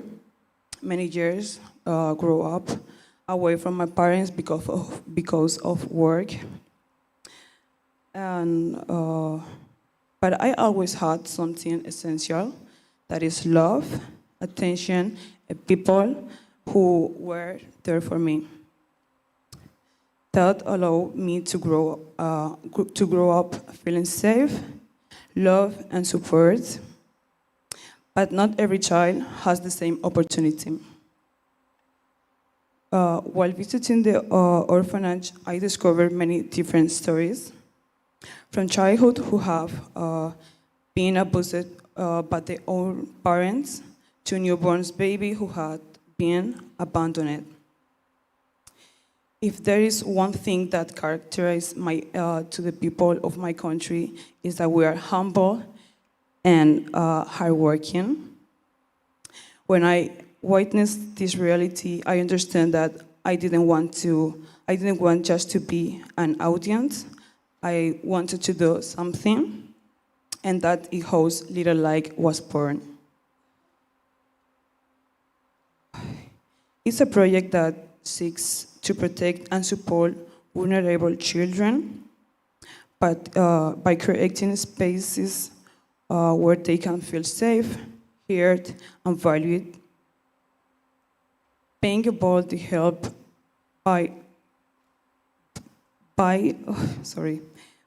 pilot and support networks around the childhood is something that fills my heart. As the oldest of 6 siblings, protecting the childhood means much more than simple meeting their basic needs. It means listening to them. It means giving them the opportunity to play, learn, dream, and feel important. I believe that every one of us can be a small light in a child's life. Maybe we cannot change the world at once, but we can change the world of one child. And if we can help one child grow up feeling protected, feeling loved, and hopeful about the future, then we will have achieved something truly important. Because the future not began tomorrow, the future begins with the childhood we protect today. Thank you very much. Thank you very much, Equatorial Guinea. And our third candidate today, who's from a country which is debuting in Miss World. So give a special welcome to Eritrea.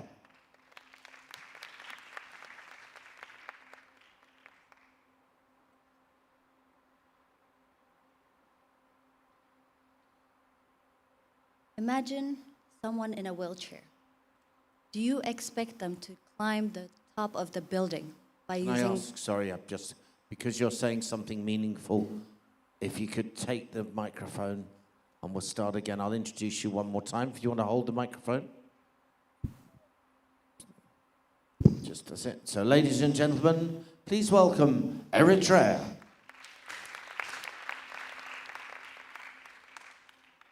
Imagine someone in a wheelchair. Do we expect them to reach the top of the building by climbing stairs? Of course not. We build elevators. Because the goal was never the stairs. The goal was reaching the top. The same applies to a child who learns differently. That child is not incapable. They just need a different way up. Greetings, Miss Julia, Miss World Organization, my fellow national ambassadors. I am Sinit Hapta Abtawalda Medhin, the very first Miss World Eritrea. I come from a country where we gather around the same tray and share food as one, where someone may even feed you by hand as a way of saying, you belong here. I carry this hidden gem of the Red Sea into Miss World for the very first time, believing what this stage believes. Beauty is not what we wear, but what we give purpose to. When my sister was born with Down syndrome, my family was faced with a question no family is ever ready to answer. How do you raise a child in a world that is not built with her in mind? My mother became my sister's fiercest advocate. At the age of 20, I lost my mother to breast cancer, and her fight became my own. But my sister taught me how capable she truly was and how much this world needs her exactly as she is. When we moved to the United States, the education available to my sister fell short. That is when I discovered Montessori education, using toy-like materials that unlocked results traditional classrooms couldn't. I brought them home and watched her grow. She learned how to read, do math, and try things she didn't try before. I needed to understand why it worked, so I studied neuroscience. I came across a study about two cats, Rainbow and Cece. Rainbow is a cat that you would not want to pet. She was feisty. Cece was a sweetheart. She was warm and affectionate. Would you believe me if I told you they're the exact same cat? Cece stands for carbon copy. She was cloned from Rainbow, sharing the same genetic blueprint. But raised in a different environment, she developed a completely different personality. That is my sister, and every child the world writes off too soon, assuming that diagnosis is their story ends. But I'm here to tell you, genes are not destiny. The environment we built around the child is. That belief became my nonprofit, Designing for Diversity. We teach parents the science behind their true child's potential and bringing Montessori to families who need them most. In Eritrea, we held the country's first Montessori workshop with the Ministry of Education and the National Intellectual and Developmental Disability Organization. We are now working towards training centers and public education on the capabilities of these children. But this isn't only about what my sister can do. It's also about who I became because of her. At 18, I befriended with a child who was homeless and on the spectrum. That friendship grew into a program that brought 30 homeless children back into school. 2 of them went on to secure jobs that paid more than what I made at the time. I know that would have never happened if my sister didn't teach me how to recognize true potential in others. Imagine if we all grew up around someone like her, even as a classmate. How much more compassionate would our society become? Do you see how much of a gift she has been to this world so far? Until that dream of inclusive classrooms becomes a reality, as an appointed ambassador of peace and a youth of human rights delegate, my call in every room, including Yale, the United Nations, and now here at Miss World, continues to be simple. Parents, do not hide your children. Educators, advocate for them to be in your mainstream classrooms. Leaders, let them be part of your workplaces. Don't just accommodate them from a distance. Losing my mother and raising my sister without her were the hardest chapters of my life. But today, they are the most invaluable jewels that make part of my crown of purpose. My sister may never be able to fully vocalize her true potential. And my mother is no longer here to tell you that early intervention might have given her more time with the family she loves. So if I'm entrusted with the Miss World title, I, Sunit, promise to carry their voices beyond the stage. Thank you. Thank you very much, Eritrea, and welcome to Miss World. Our next candidate is Ethiopia.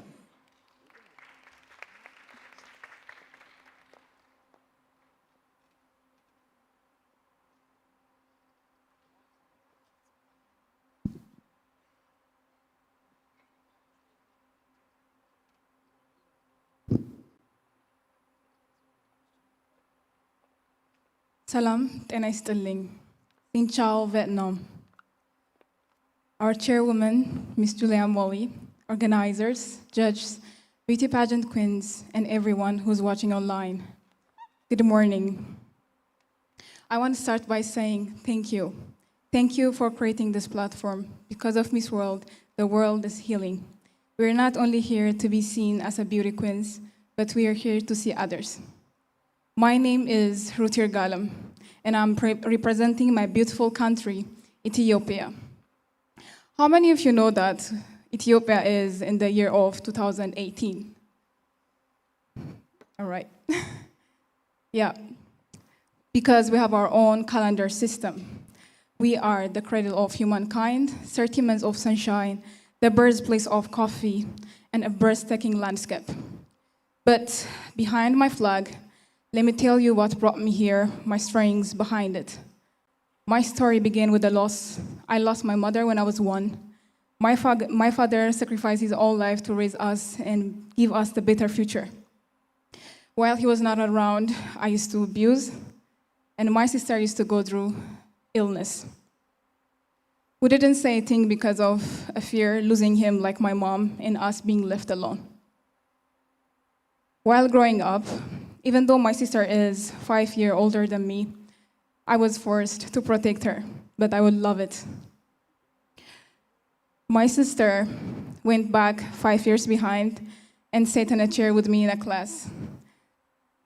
She used to be bullied of her age. She used to be bullied.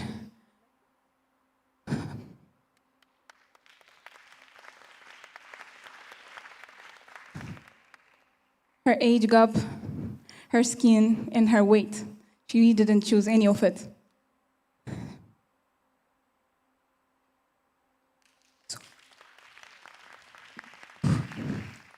Thank you.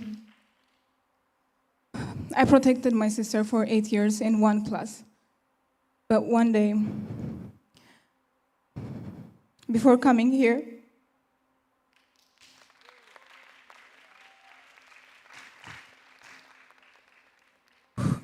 I'm really sorry. Before coming here,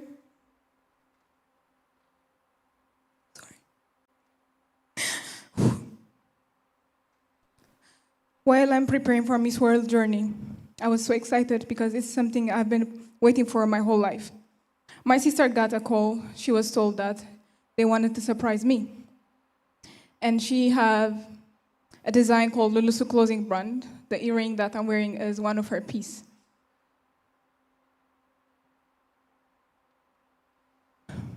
My sister that day, she wanted to surprise me and make me happy. She left the house, but she never came back.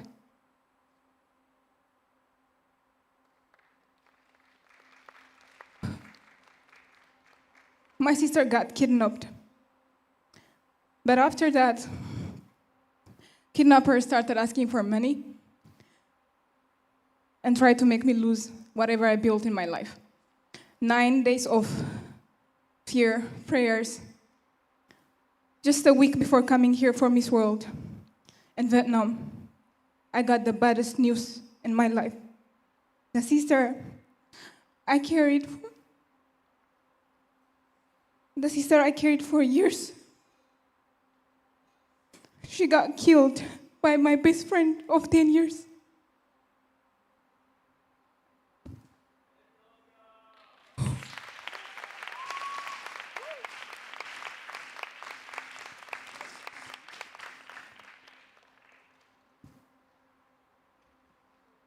I'm sorry.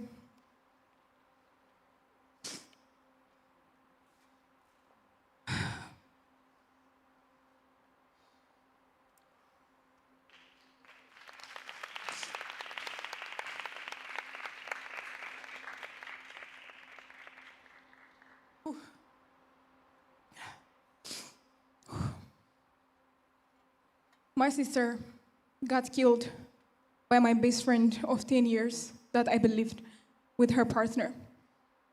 That's the sister I carried for my entire life. Even though she's my biggest sister, I carried her like a baby. That time, I felt like I failed. I got betrayed.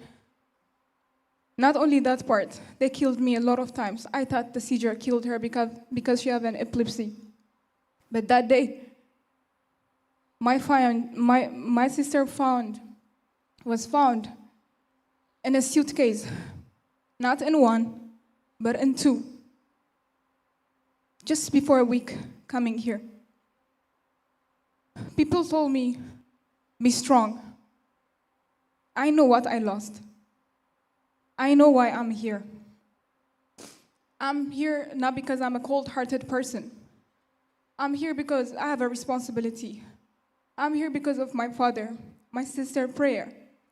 I am here because of the responsibility the government Ethiopian gave me. I am here because I made a promise.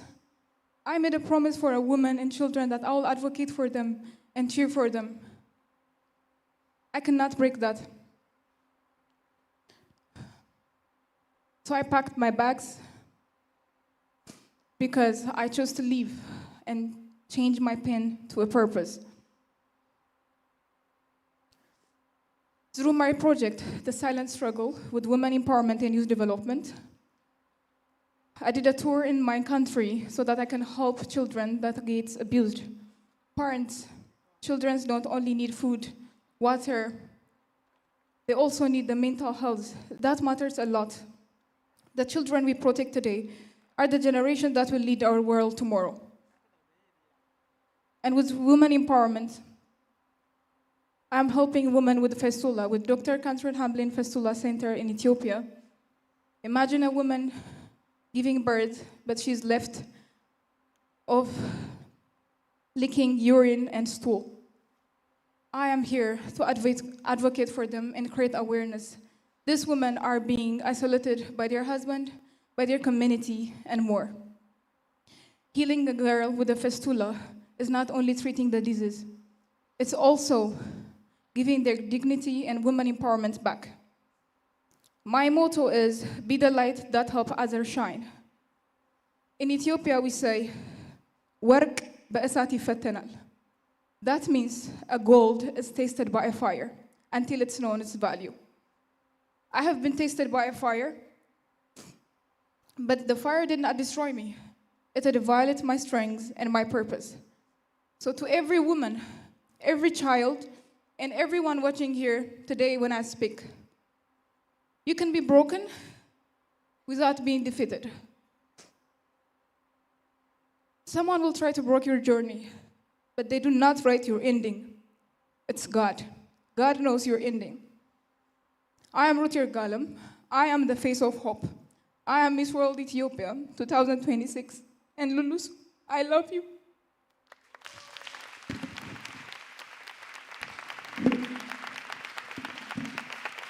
Ladies, put your hands together for Miss Ethiopia. And in memory of her sister.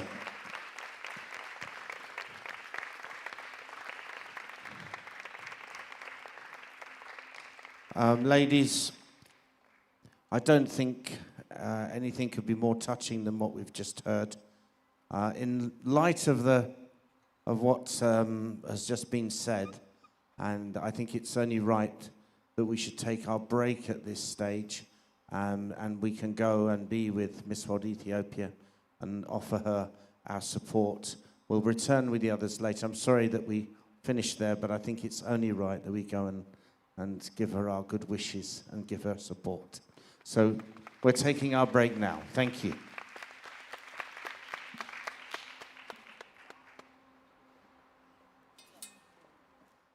Drink sponsor, Yến Xào Khánh Hoà.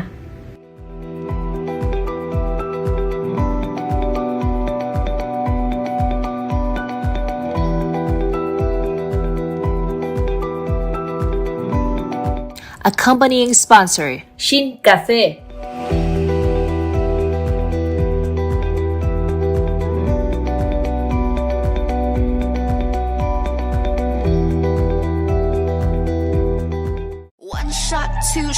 but we're staying sober. The sun is in the air, but the party ain't over. One shot, two shot, but we're staying sober. Thank you very much, but I prefer to stay with my girls.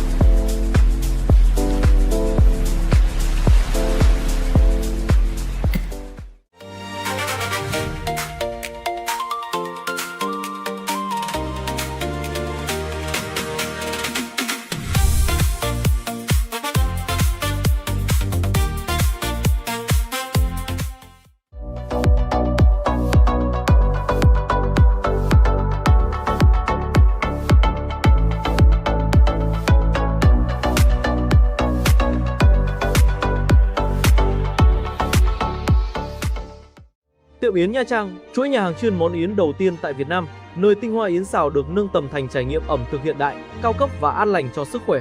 Giá trị truyền thống, chất lượng và sự sáng tạo hòa quyện trong từng món ăn. Tiệm Yến lan tỏa ẩm thực Yến xào Việt. Papa sốt.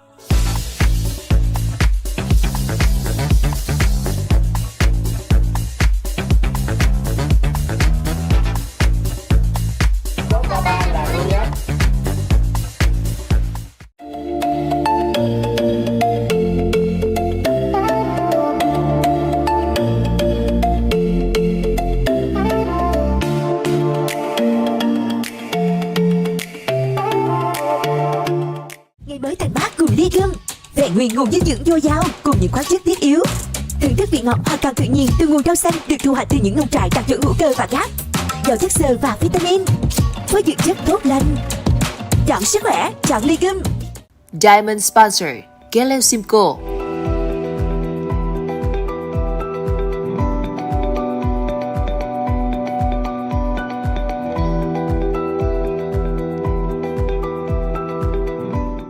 Bạn muốn vé không đồng, khám phá những vùng đất mới. Muốn chưa đến nơi, trải nghiệm đã tới. Vietjet phục vụ mọi mong muốn theo đúng sở thích.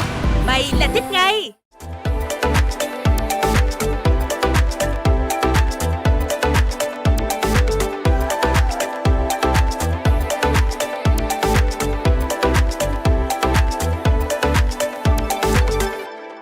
Public Speaking and Communication Coach, The TV Face. Luật quốc tế ATQ mang đến những giải pháp pháp lý chuyên nghiệp, minh bạch và hiệu quả. Với đội ngũ luật sư nhiều kinh nghiệm, đi kèm với tư duy đổi mới, luật ATQ xác định hiệu quả, tạo nên uy tín với khách hàng và thành công của khách hàng là thước đo giá trị của luật ATQ. Luật ATQ không ngừng học hỏi để nâng tầm chuyên môn, kỹ năng, hướng tới tính hiệu quả trên nền tảng pháp lý an toàn để kiến tạo một tương lai phát triển bền vững, đáp ứng lại sự tin tưởng của quý đối tác, quý khách hàng.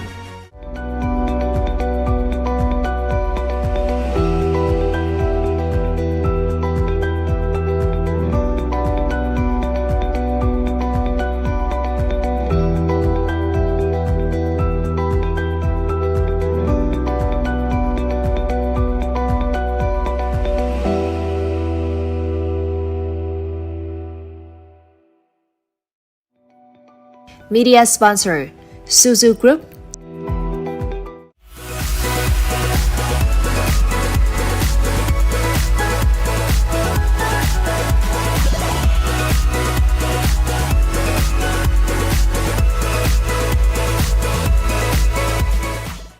Media Sponsor, Thế giới Hoa hậu. Media Sponsor, Molly Group. Media Sponsor, World Beauties. Media Sponsor, Bamboo Creative. Media Sponsor, World Press. Media Sponsor, Backstage Showbiz. Media Sponsor, MZ News.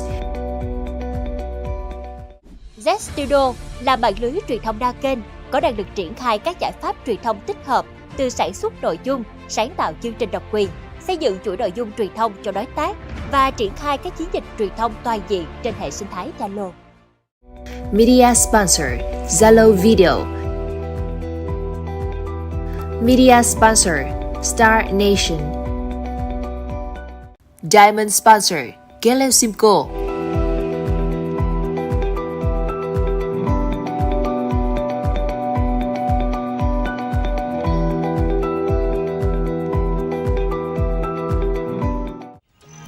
Tọa lạc tại vùng đất linh thiêng Đồ Sơn, nơi hội tụ linh khí của đất trời và vẻ đẹp hùng vĩ của thiên nhiên. Một ngày tại đồi rồng không chỉ là hành trình khám phá hệ sinh thái nghỉ dưỡng đẳng cấp, mà còn là hành trình lưu giữ những khoảnh khắc gắn kết gia đình, nơi mỗi trải nghiệm đều trở thành một kỷ niệm đáng nhớ.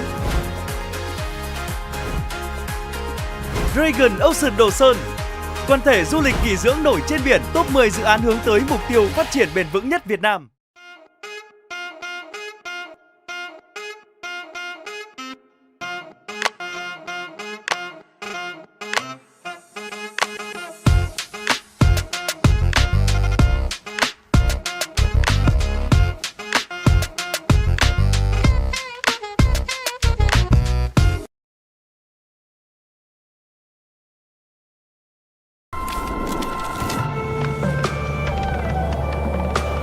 Cuộc sống là những bước chân đưa ta muôn chặng hành trình.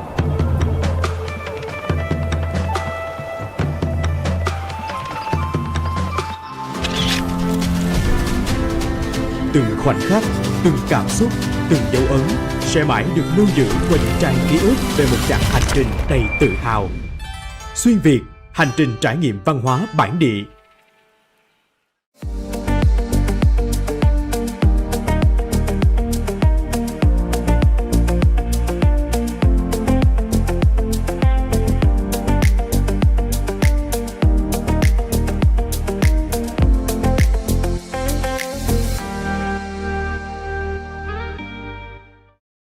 Gold sponsor Phú Long Corporation.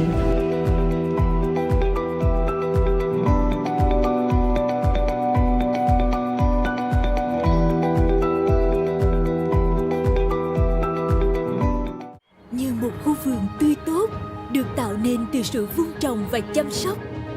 Tiếp tục hành trình lấy khách hàng làm trọng tâm. HD Bank Priority mang đến hàng loạt đặc quyền về tài chính cùng những sản phẩm riêng biệt và những người đồng hành đáng tin cậy, đem lại những trải nghiệm sống mới mẻ và giá trị cộng thêm tốt nhất cho mỗi khách hàng. HD Bank Priority tận hưởng đặc quyền, gia tăng lợi ích.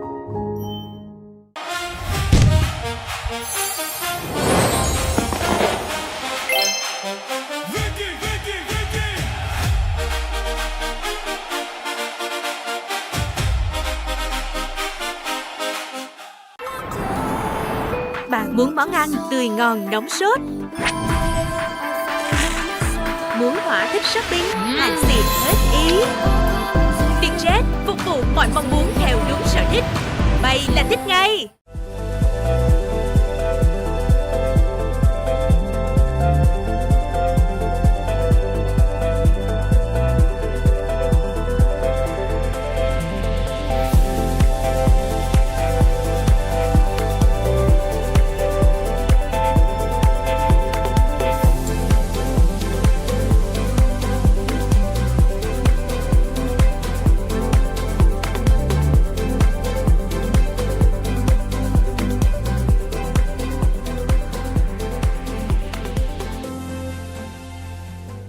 Eventista, nền tảng tối đa doanh thu cho nghệ sĩ và sự kiện giải trí, kết nối khán giả toàn cầu có mặt trên 100 quốc gia, đa dạng nguồn thu từ cộng đồng, thanh toán không giới hạn với hơn 200 phương thức thanh toán tại từng nước, cổng bình chọn uy tín của nhiều cuộc thi sắc đẹp toàn cầu, mua vé sự kiện trong nước và quốc tế dễ dàng, cửa hàng vật phẩm của nhãn hàng và sự kiện, thẻ hội viên dành cho người hâm mộ nghệ sĩ. Truy cập ngay onezone.vn khám phá các sự kiện và kết nối với nghệ sĩ của bạn. Media sponsor Tisilon Media.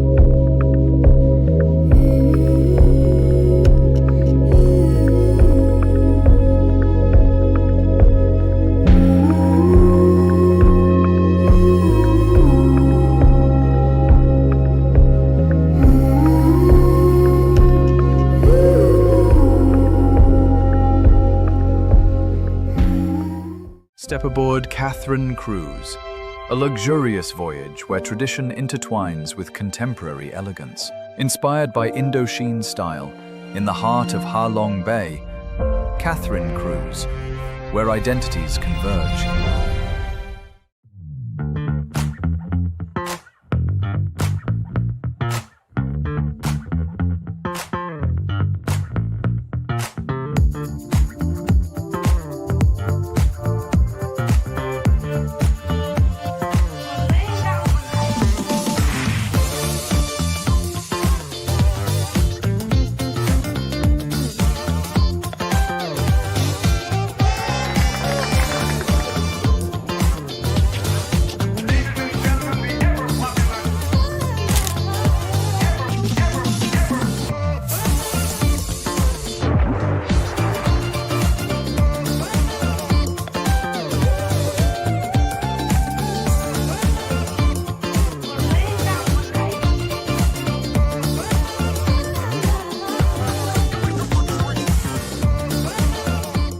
Hospitality sponsor, the Wilson Premium Hạ Long Hotel. Diamond sponsor, Galen Simcoe.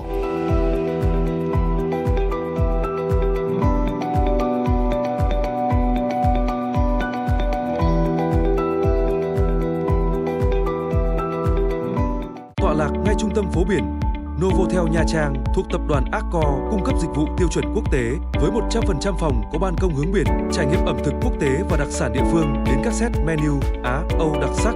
Novotel Nha Trang, điểm đến lý tưởng cho kỳ nghỉ của gia đình bạn. Hospitality sponsor in Nha Trang, Ibala Hotel and Spa.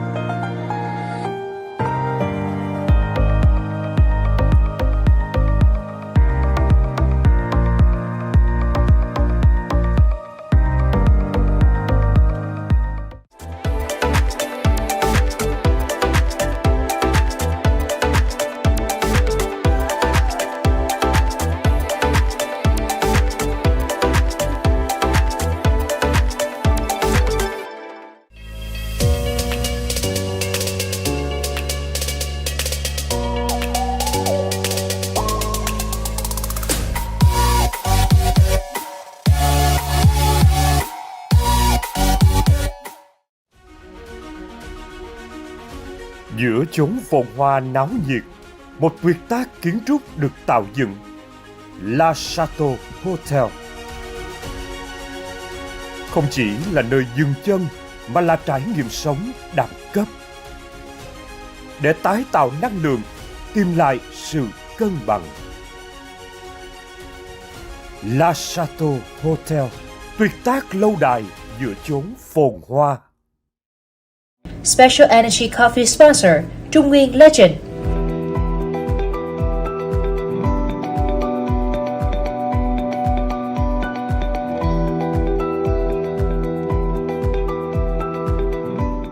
Diamond Sponsor, Simco.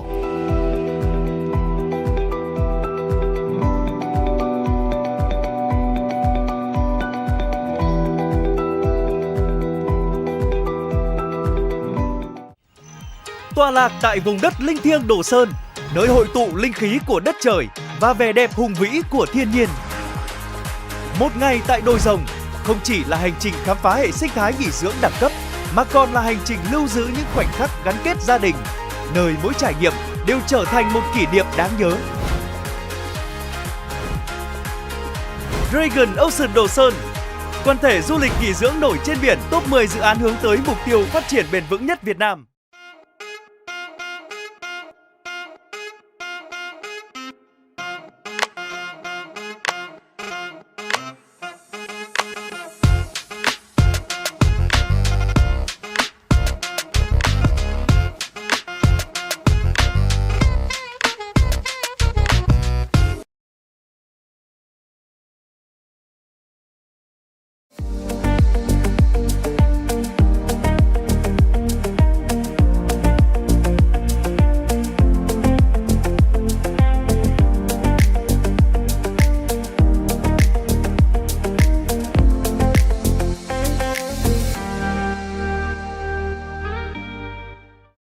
Gold Sponsor, Phú Long Corporation.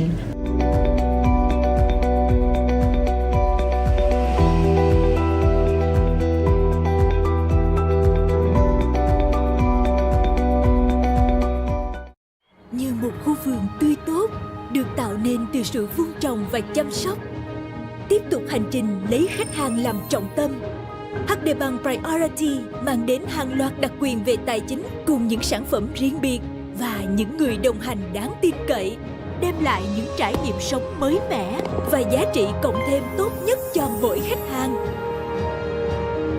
HD Bank Priority tận hưởng đặc quyền, gia tăng lợi ích. Gold Sponsor, Vicky Digital Bank.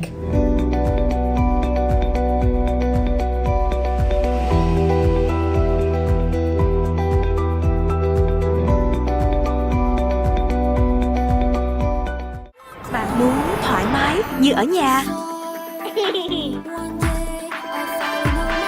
muốn từng phút giây đều đáng giá. Vietjet phục vụ mọi mong muốn theo đúng sở thích. Bay là thích ngay.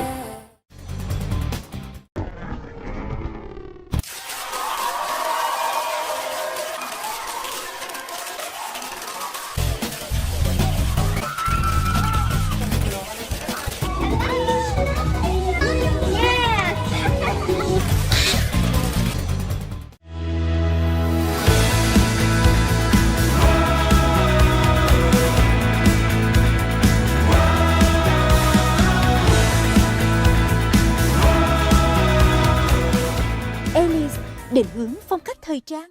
Tôi chọn Olive, dầu ô liu thượng hạng từ Tây Ban Nha, giàu vitamin E và polyphenol, vẽ đường cong quyến rũ, nâng niu vẻ đẹp tự nhiên để tôi luôn tự tin tỏa sáng. Cùng Olive, đẹp hơn mỗi ngày. Đột phá mới, máy lọc nước Sunhouse Ultra X khai phá lối sống khỏe đầy cảm hứng, tiên phong với công nghệ điện phân gấp đôi hydrogen, tiện dụng cảnh báo thay lõi theo lưu lượng nước, chọn nhiệt độ theo nhu cầu sử dụng. Uống nước khỏe, chọn Ultra X gấp đôi hydrogen.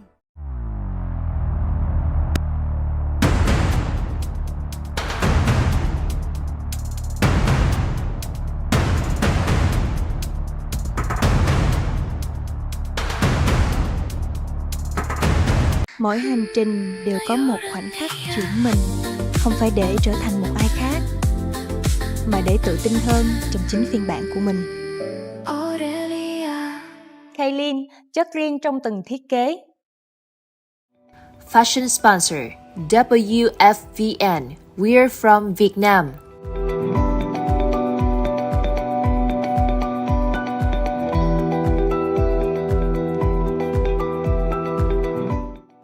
Food sponsor Yuri Station.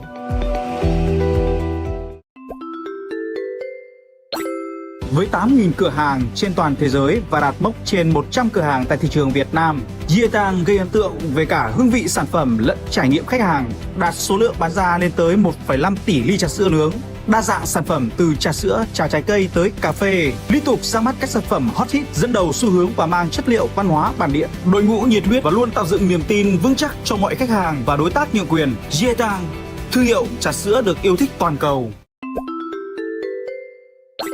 Cơm niêu Thiên Lý tự hào là chủ nhà hàng cơm niêu phủ khắp thành phố Hồ Chí Minh. Thiên Lý cam kết nguồn nguyên liệu tươi ngon từ khâu sơ chế đến thành phẩm, là nơi để thực khách tìm về những bữa cơm gia đình đúng nghĩa. Cơm niêu Thiên Lý, một thập kỷ gìn giữ, quảng bá tinh hoa ẩm thực Việt. Nguyên Food Việt Nam tự hào là cái nồi của hương vị đại ngàn, mang trong mình sứ mệnh lan tỏa những giá trị ẩm thực lành mạnh đến với khách hàng trên mọi miền đất nước. Bằng cam kết không phẩm màu, không chất bảo quản, không phụ gia, chúng tôi mong muốn cùng bạn chăm sóc sức khỏe và tận hưởng những bữa ăn ngon của người Việt. Chào mừng bạn đến với trường cao đẳng kỹ thuật công nghệ Bách khoa CTech, một thành viên của Hải Phong Group, nơi kiến tạo tri thức, chắp cánh ước mơ và mở ra tương lai sự nghiệp cho thế hệ trẻ Việt Nam và quốc tế.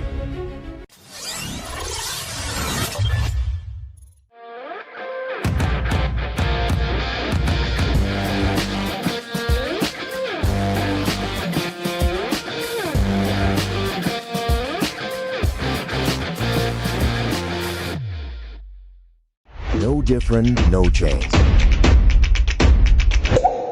Not just what you wear, but not you seal. Practice to celebrate every emotion. Deciding to act, be on time. Hurry, no chance, no different.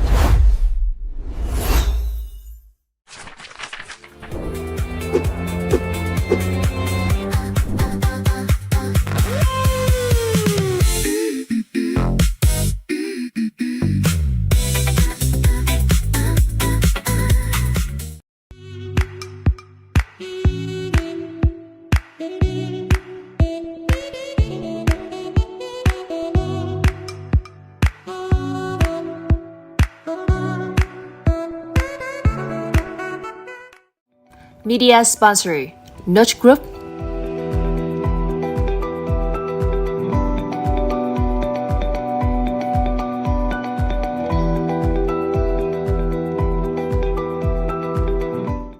Hoa Mộc Media and Event.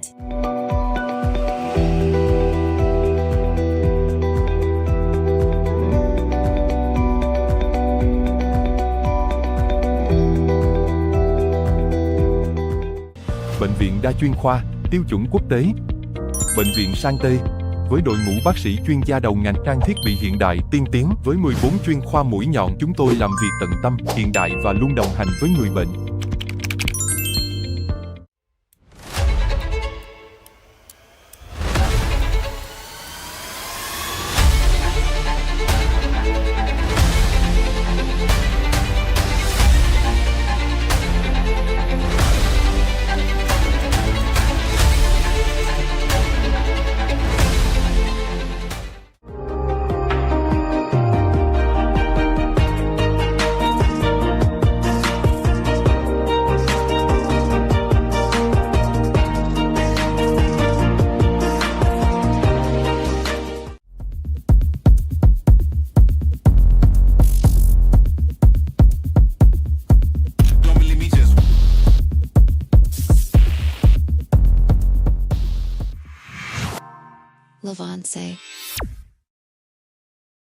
Đồng phục Hải Anh, thương hiệu uy tín hàng đầu trong ngành đồng phục Việt Nam, sở hữu hệ thống sản phẩm đa dạng, dịch vụ chuyên nghiệp cùng năng lực sản xuất vượt trội. Hải Anh mang đến giải pháp đồng phục toàn diện cho doanh nghiệp, góp phần kiến tạo hình ảnh và nâng tầm giá trị thương hiệu doanh nghiệp. Đồng phục Hải Anh, tiên phong xu hướng.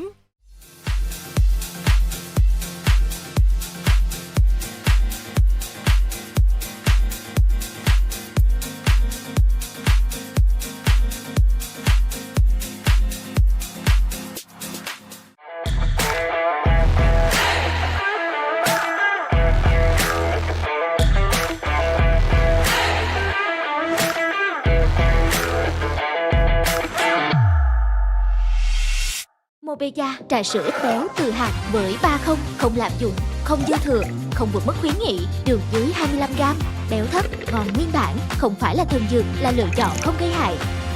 Mobeja, yêu bạn như cách bạn yêu bản thân mình. Drink sponsor, Yến Sao Khánh Hoà.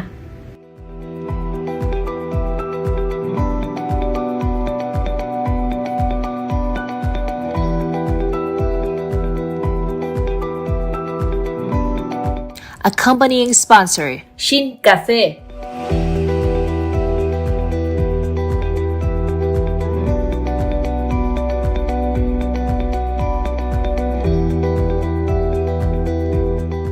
One shot, two shot, but we're staying sober. The sun is in the air, but the party ain't over. One shot, two shot, but we're staying sober. Thank you very much, but I prefer to stay with my girls.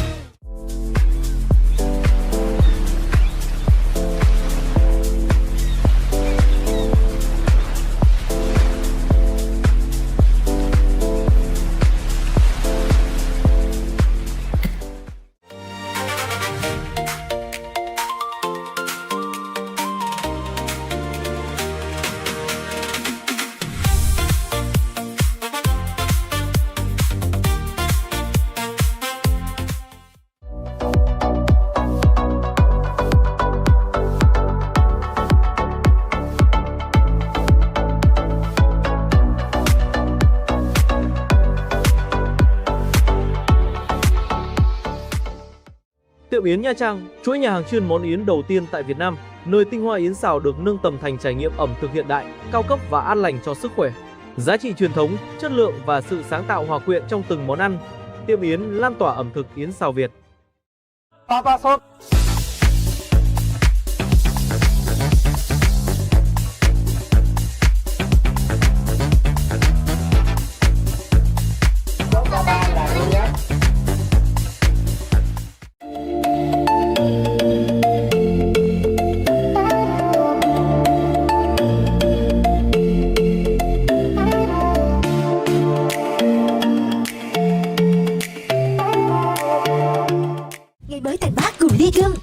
Nguyên nguồn dinh dưỡng dồi dào cùng những khoáng chất thiết yếu. Thưởng thức vị ngọt hoàn toàn tự nhiên từ nguồn rau xanh được thu hoạch từ những nông trại đạt chuẩn hữu cơ và cát, giàu chất xơ và vitamin, với dưỡng chất tốt lành. Chọn sức khỏe, chọn ly cơm. Diamond sponsor, Simco.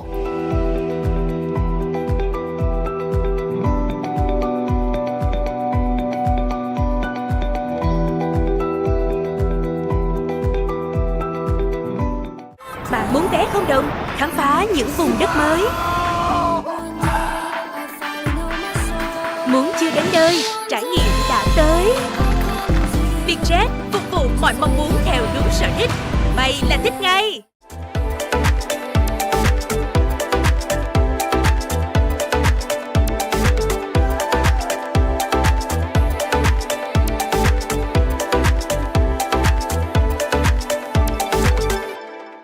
Public speaking and communication coach, the TV face.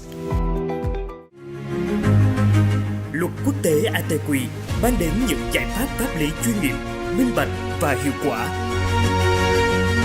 Với đội ngũ luật sư nhiều kinh nghiệm, đi kèm với tư duy đổi mới, luật ATQ xác định hiệu quả, tạo nên uy tín với khách hàng và thành công của khách hàng là thước đo giá trị của luật ATQ. Luật ATQ không ngừng học hỏi để nâng tầm chuyên môn, kỹ năng, hướng tới tính hiệu quả trên nền tảng pháp lý an toàn để kiến tạo một tương lai phát triển bền vững, đáp ứng lại sự tin tưởng của quý đối tác, quý khách hàng.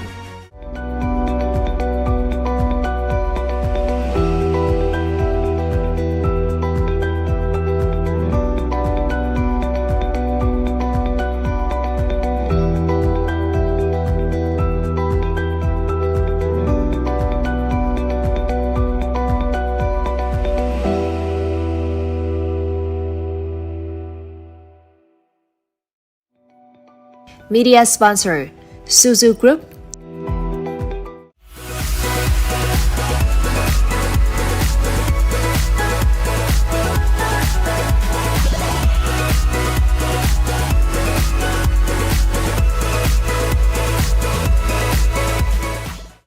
Media sponsor, Thế giới Hoa hậu. Media sponsor, Molly Group. Media sponsor, World Beauties. Media sponsor, Bamboo Creative. Media sponsor, World Press. Media sponsor, Backstage Showbiz. Media sponsor, MZ News. Z Studio là mạng lưới truyền thông đa kênh có đang được triển khai các giải pháp truyền thông tích hợp từ sản xuất nội dung, sáng tạo chương trình độc quyền, xây dựng chuỗi nội dung truyền thông cho đối tác và triển khai các chiến dịch truyền thông toàn diện trên hệ sinh thái Zalo. Media sponsor, Zalo Video. Media sponsor, Star Nation. The 73rd Miss World, in partnership with our sponsors. Diamond sponsor, Simco. Official host destination in Hải Phòng, khu du lịch quốc tế Đồi Rồng, Dragon Ocean Đồ Sơn. Official transportation sponsor, Omoda and Triku Việt Nam. Transportation sponsor, Việt Travel. Host in Hạ Long, Beam Group. Gold sponsor, Sovico Group, Phú Long Corporation, HD Bank, Vicky Digital Bank. Official airline partner, Vietjet Air. Hospitality sponsor, Imperial Hotel Vũng Tàu. Strategic Technology Partner Official Voting Portal, Eventista. Media sponsor, Tclon Media. Hospitality sponsor in Hạ Long, Intercontinental Hạ Long Bay Resort. The Yacht sponsor, Gathering Cruises. Hospitality sponsor, Radisson Blue Hotel Hạ Long Bay. The Wason Premium Hạ Long Hotel. Hospitality sponsor in Nha Trang, Novotel Nha Trang. Ibala Hotel and Spa. Khu du lịch suối khoáng nóng I Resort. Potic Hotel Nha Trang. Regalia Gold Hotel Nha Trang. Voco Senior Bay Nha Trang by HHG. Hyatt Regency Nha Trang. Boma Resort Nha Trang. Iconic Hotel, Citadines Bayfront Nha Trang. The Morning Glow Handwritten Collection, Tui Blue Nha Trang. Shopping and entertainment partner, Gold Coast Mall in Nha Trang. Hospitality sponsor in Đà Nẵng, 4 Points by Sheraton Đà Nẵng. Hospitality sponsor, La Chateau Hotel. Special Energy Coffee sponsor, Trung Nguyên Legend. The Iconic Bag sponsor, Châu Phíp. Fashion sponsor, Alice. Exclusive olive oil partner, Olivola. Accompanying sponsor, Sun House. Fashion sponsor, Le Soleil. Kaylin. WFVN, We Are From Vietnam. Food sponsor, Yuri Station. Drink sponsor, Yi He Tang. Vietnamese Heritage Dining Partner, Cơm Niêu Thiên Lý. Accompanying sponsor, Tây Nguyên Food Việt Nam. Trường cao đẳng kỹ thuật công nghệ bách khoa Ctech. Service sponsor, Vinex. Jewelry accessory sponsor, Aurori Jewelry. Co-sponsor, Bear Soil. Media sponsor, Unique OOH. Notch Group. Hoa Mộc Media and Event. Healthcare sponsor, Sante Hospital. Fashion sponsor, Duy Trần Couture. Jenny Brado. Lavance. Đồng phục Hải Anh. Pili Fashion. Flower sponsor, Diễn Flowers. Drink sponsor, trà sữa ít béo từ hạt Mobeya. Drink sponsor, Yến Sào Khánh Hoà. Accompanying sponsor, Shin Cà Phê. Trendy Beauty. Official Glam Partner, Quân Nguyễn Poulet Academy. Service sponsor, Lock and Lock. The new kind of soda sponsor, Sela. Food sponsor, Marina Beach Club Nha Trang. Tiệm Yến Nha Trang. Papasot. Cuckoo Buffet. Juices and nutritious cereal sponsor, Legumes. Public Speaking and Communication Coach, The TV Face. Legal Advisory Support Unit, Công ty luật ATQ. Media sponsor, Tower Hill Communications. Suzu Group. Thế Anh 28 Entertainment. Thế giới Hoa hậu. Molly Group. Bamboo Creative. World Beauties, World Press, Backstage Showbiz, MZ News, Z Studio, Zalo Video, TikTok, Star Nation, Top Show.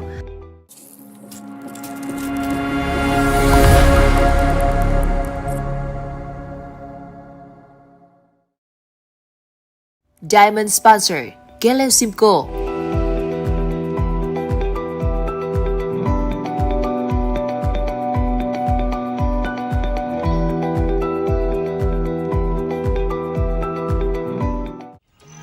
Tọa lạc tại vùng đất linh thiêng Đồ Sơn, nơi hội tụ linh khí của đất trời và vẻ đẹp hùng vĩ của thiên nhiên. Một ngày tại đồi rồng không chỉ là hành trình khám phá hệ sinh thái nghỉ dưỡng đẳng cấp, mà còn là hành trình lưu giữ những khoảnh khắc gắn kết gia đình, nơi mỗi trải nghiệm đều trở thành một kỷ niệm đáng nhớ.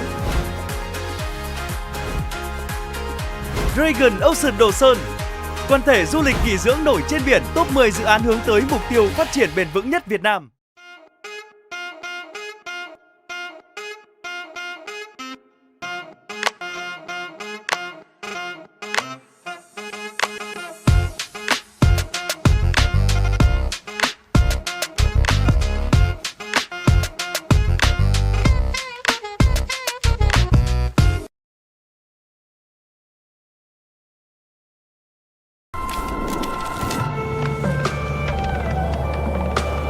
Cuộc sống là những bước chân đưa ta muôn chặng hành trình.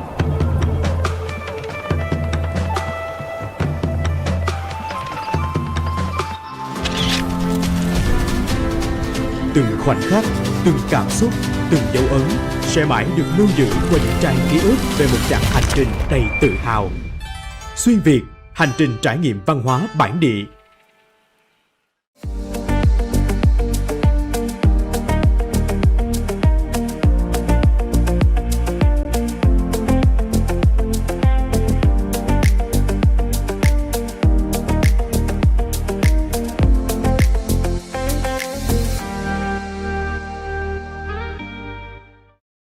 Gold Sponsor, Phú Long Corporation.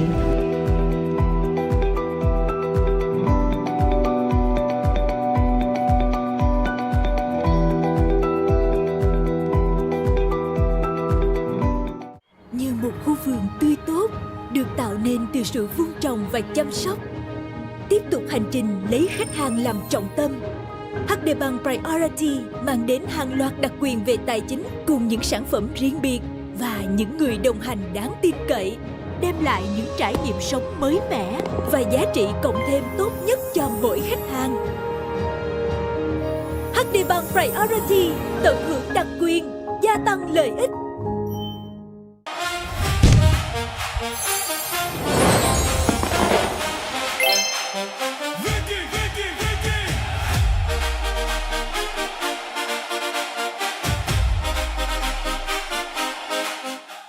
Bạn muốn vé không đồng? Khám phá những vùng đất mới. Muốn chưa đến nơi, trải nghiệm đã tới. Vietjet phục vụ mọi mong muốn theo đúng sở thích. Bay là thích ngay. Diamond Sponsor, Gale Simcoe.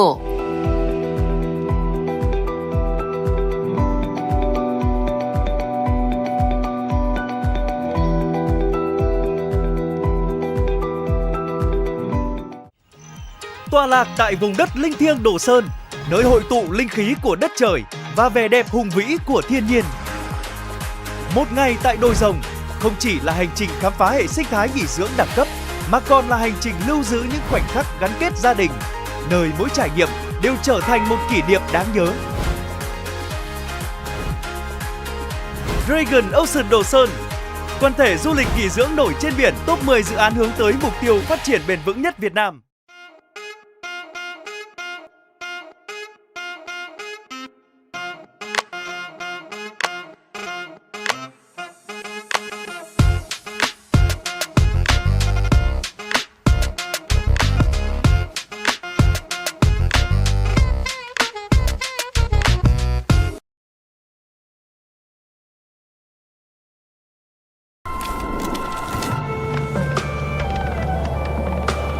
Cuộc sống là những bước chân đưa ta muôn chặng hành trình.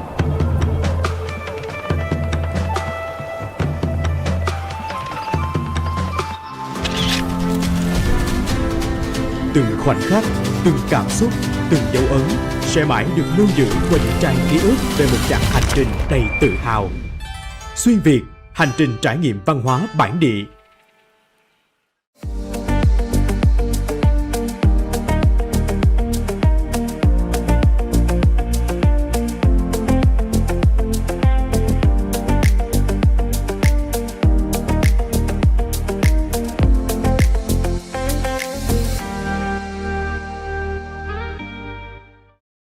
Gold sponsor, Phú Long Corporation.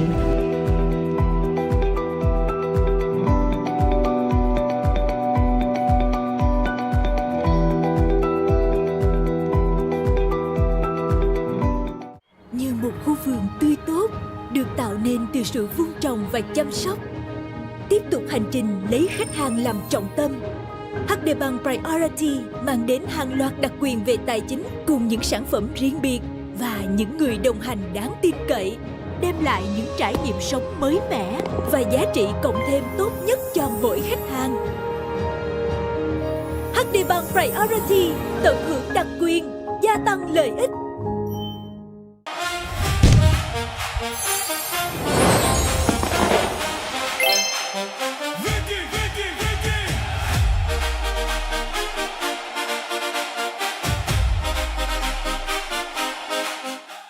Bạn muốn vé không đồng, khám phá những vùng đất mới. Muốn chưa đến nơi, trải nghiệm đã tới. Vietjet phục vụ mọi mong muốn theo đúng sở thích. Bay là thích ngay.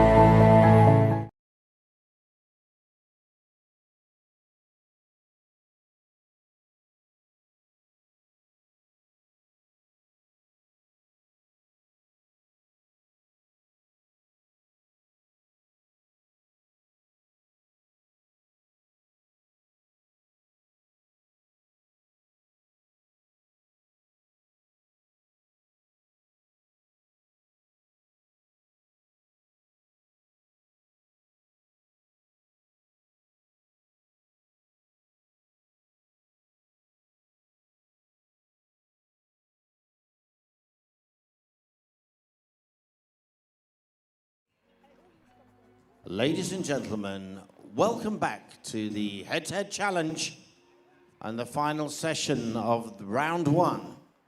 And we're going to hear from the remainder of the continent of Africa. And our next contestant is Ghana.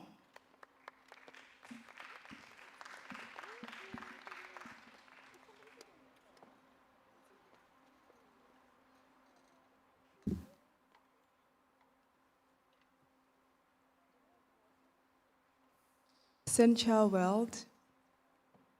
Hello, judges, fellow contestants. Good afternoon. As a master's student in international relations and diplomacy, as a former staff member of Ghana's Ministry of Foreign Affairs, as someone who has traveled to 42 countries, I know the responsibility and the importance of standing here today, of which I would like to say a huge thank you to the Miss World organization for giving us all the platform to not only represent ourselves and our countries, but to also champion causes that we are most passionate about. My name is Ramzia, and I'm proud to represent Ghana, the true gateway to Africa. Ghana is a beautiful land blessed with gold, cocoa, pristine waters, lush forests, and beautiful coastlines. We are truly blessed with a rich and fertile soil which sustains millions of lives. But this beautiful nation is struggling from environmental threats, such as pollution, improper waste disposal and management, poor drainage systems, and the long-lasting effects of climate change, which is why I created my project, the Green Gateway. It is an environmental stewardship which I put in place to create a long-lasting change through behavioral change. This project is very personal to me because I did witness the consequences of neglecting our environment. In June this year, Ghana recorded heavy rainfalls, which resulted in major flooding in cities across Ghana. Imagine seeing bodies being washed away to unknown areas in your community. Imagine seeing families, including babies, seated on the roof of their homes because their rooms are filled with water. Imagine watching everything you've worked so hard for over the years being washed away. Yes, that and many more happened. My team and I had the chance to support and engage with a young woman who lost everything. She lost her husband, she lost her home, and she lost 2 children, a 7-year-old and a 1-year-old. It was truly heartbreaking for me while I was talking to her because she could barely say a word without tears flowing down her cheeks. But then it made me realize something. Environmental conservation should be more than just a conversation. It should be our responsibility. And that is why through my project, The Green Gateway, we organize community cleanup exercises every weekend. We partner with volunteers, we support them with funding, and we also give them some protective gears to keep them safe whilst they transform our streets. Through the Green Gateway, we agree and believe that sustainability starts with education. And we also know that protecting our environment involves protecting the most vulnerable people, since they are the most affected first and most by environmental disasters. And that is why we educate children and communities on the importance of environmental conservation. We also support them with emergency relief funds. The long-term goal of my project is to eventually create a sustainable management of waste and recycling system in Ghana and across Africa while planting over 2,000 trees around the world. Currently, we have managed to plant over 200 trees across Ghana. We have only one planet, and I know the world is facing a lot of challenges now. But we have nowhere to go when we don't have a future for our planet. And that is why I would urge all of us to choose responsibility over indifference, to choose action over conversation, and to join me whilst I educate a child, plant a tree, and clean a community. Thank you very much. Thank you very much. Thank you, Ghana. And now we move to our next country, Guinea.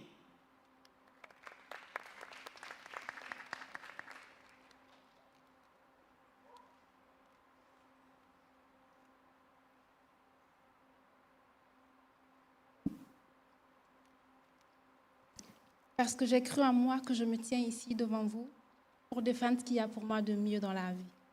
Lorsque la beauté a un but, elle mérite d'être partagée par le monde. Telle est la cause sacrée de Miss Monde. Et pour moi, c'est ce qui fait toute sa particularité. Mesdames et messieurs, chers jurys, bonjour. Je suis Sarah Keita, ambassadrice dévouée pour la promotion de la culture guinéenne et du leadership féminin à travers l'Afrique. I believe in myself, and that's why I'm standing here today, to share my purpose with the world. When beauty has a purpose, it deserves to be seen by the world. This is the sacred motto of Miss World, and to me, it is what makes this platform truly unique. Distinguished judges, ladies and gentlemen, and to everyone watching us around the world, good evening, and thank you for your love and support. Aujourd'hui, je ne vous parle pas seulement d'un projet, je vous parle d'un but, d'un objectif et d'un plan humain. Je suis consacrée à la lutte et à la prévention contre le cancer du col de l'utérus et le cancer du sein dans mon pays. J'ai rencontré des familles, j'ai écouté des témoignages, j'ai écouté des femmes et l'ensemble de ces témoignages ont complètement marqué mon engagement pour cette cause. Today, I'm not just speaking about a project, I'm speaking about a purpose, a mission, and a lifelong commitment. I have dedicated myself to the fight against and prevention of cervical cancer in my country, Guinea.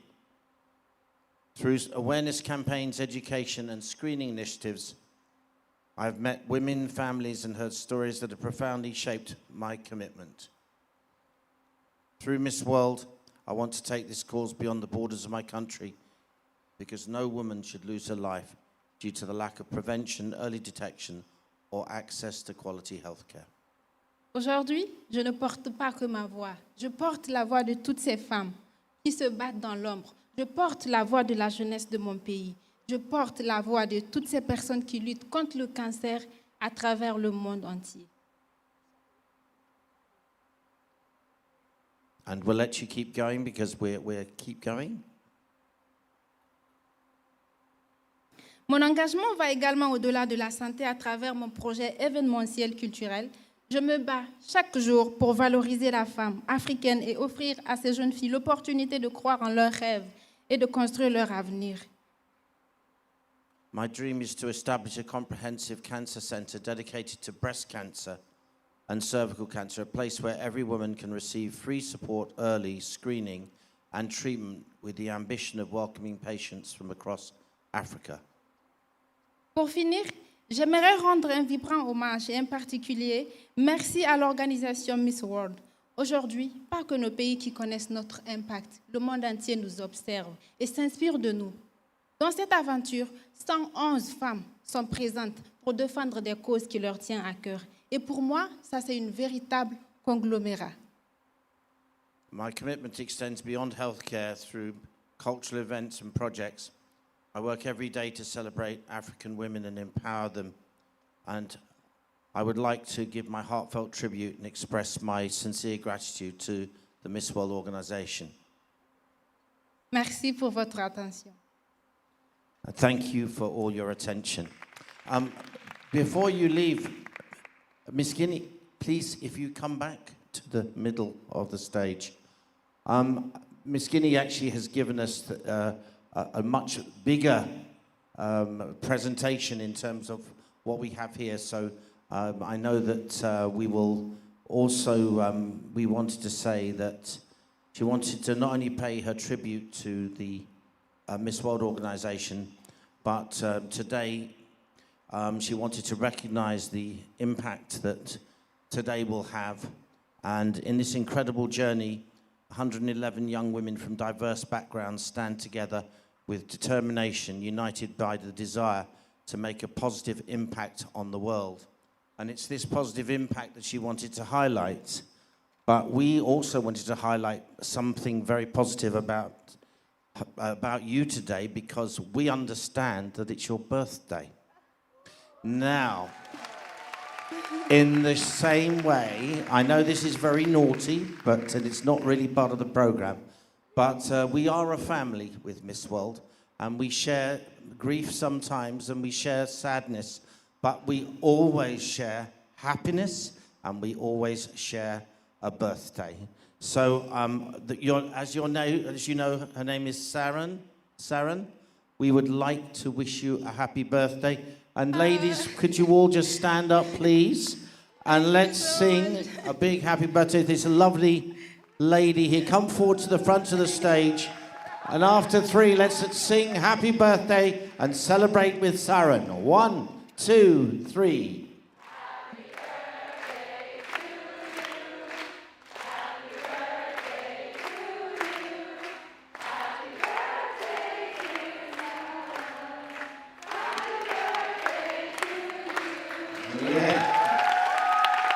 Beautiful. There we are. Tears of joy.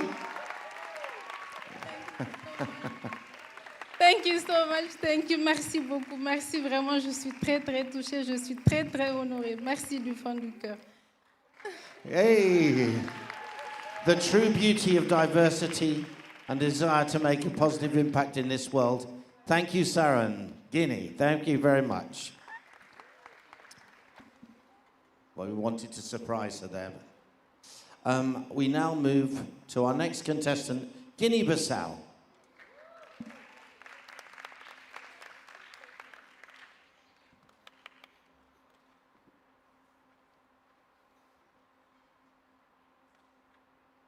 Good afternoon, everybody. Boa tarde para todos vós. My name is Hernani Nantotti, and I'm so proud to be here representing my beautiful country, Guinea-Bissau.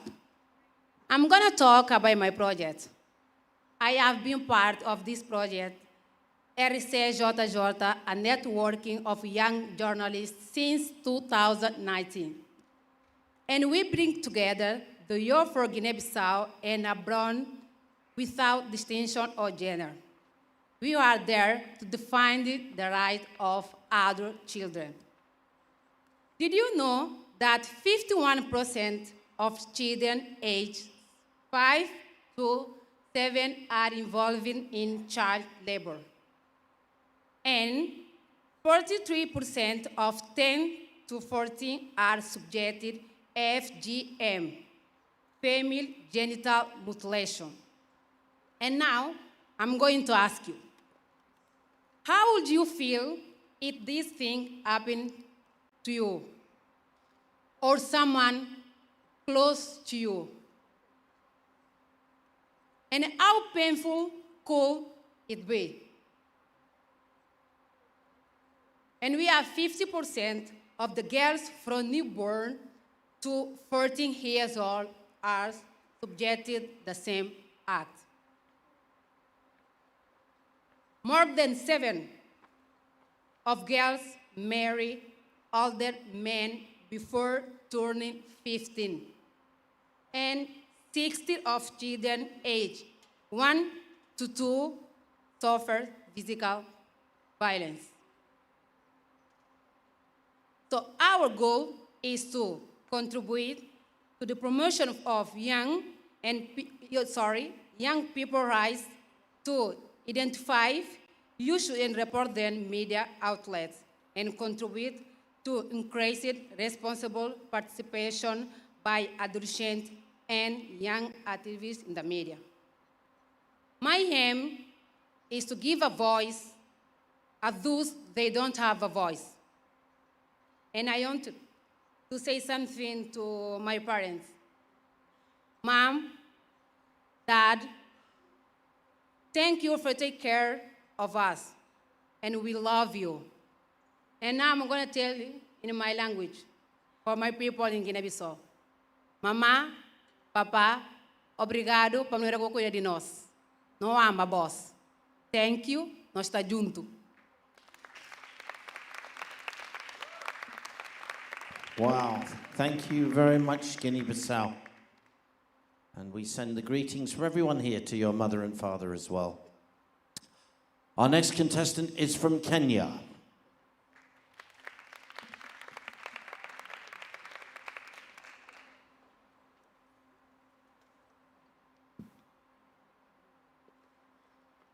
Imagine being born and raised in prison. Imagine your entire life is full of your entire childhood memories is full of cold prison walls you have no idea about. Yet you did nothing wrong. My name is Triza Muhenje, Miss World Kenya 2026, and I am proud to represent my beautiful nation, Kenya, here in Miss World stage. I want to take this opportunity to express my sincere gratitude to Miss Julia Molly and the entire Miss World organization for giving me this opportunity to stand on this stage. I stand here today not just as Miss World Kenya, but as a woman carrying purpose in my heart. Purpose that is really close to my heart. My beauty with a purpose, showing love behind bars, focuses on incarcerated mothers and their children in prison.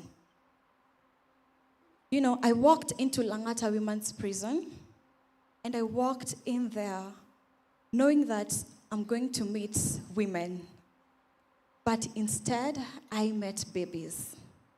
I met innocent babies who have no idea why they're there, who have no idea why they're incarcerated in such a cold place. I also met mothers, maternal mothers, some of them who are breastfeeding as well. And they lack essential basic needs, such as diapers, milk, clothes, and even the basic essentials we all need as human. I looked at these innocent faces and I told myself, there's no child who deserves to be in such a cold place. And there's no mother who will ever wish to raise their child in prison.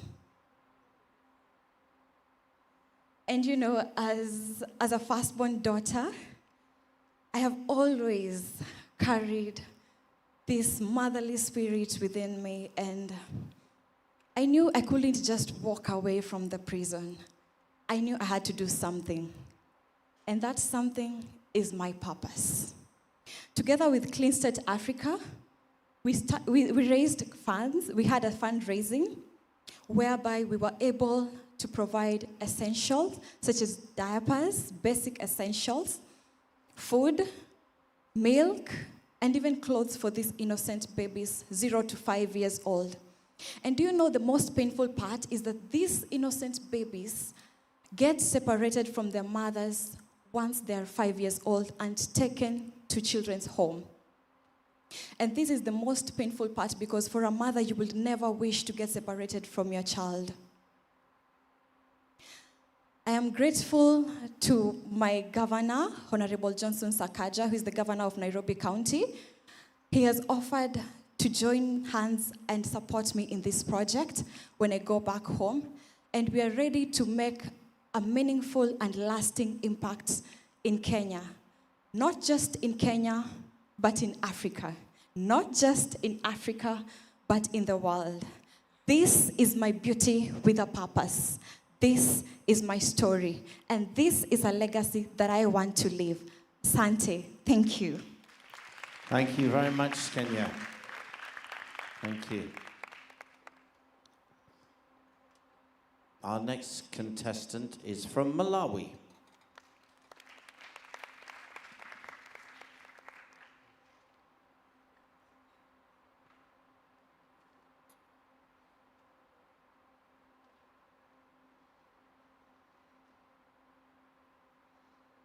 Good afternoon to the Sword family, distinguished ladies and gentlemen, my fellow queens, members of FIRST, and of course, Mwatokabanji Malawi. I am Irene Navicha, and it is by the grace of God that I stand in front of you here representing the 23 million people of the warm heart of Africa.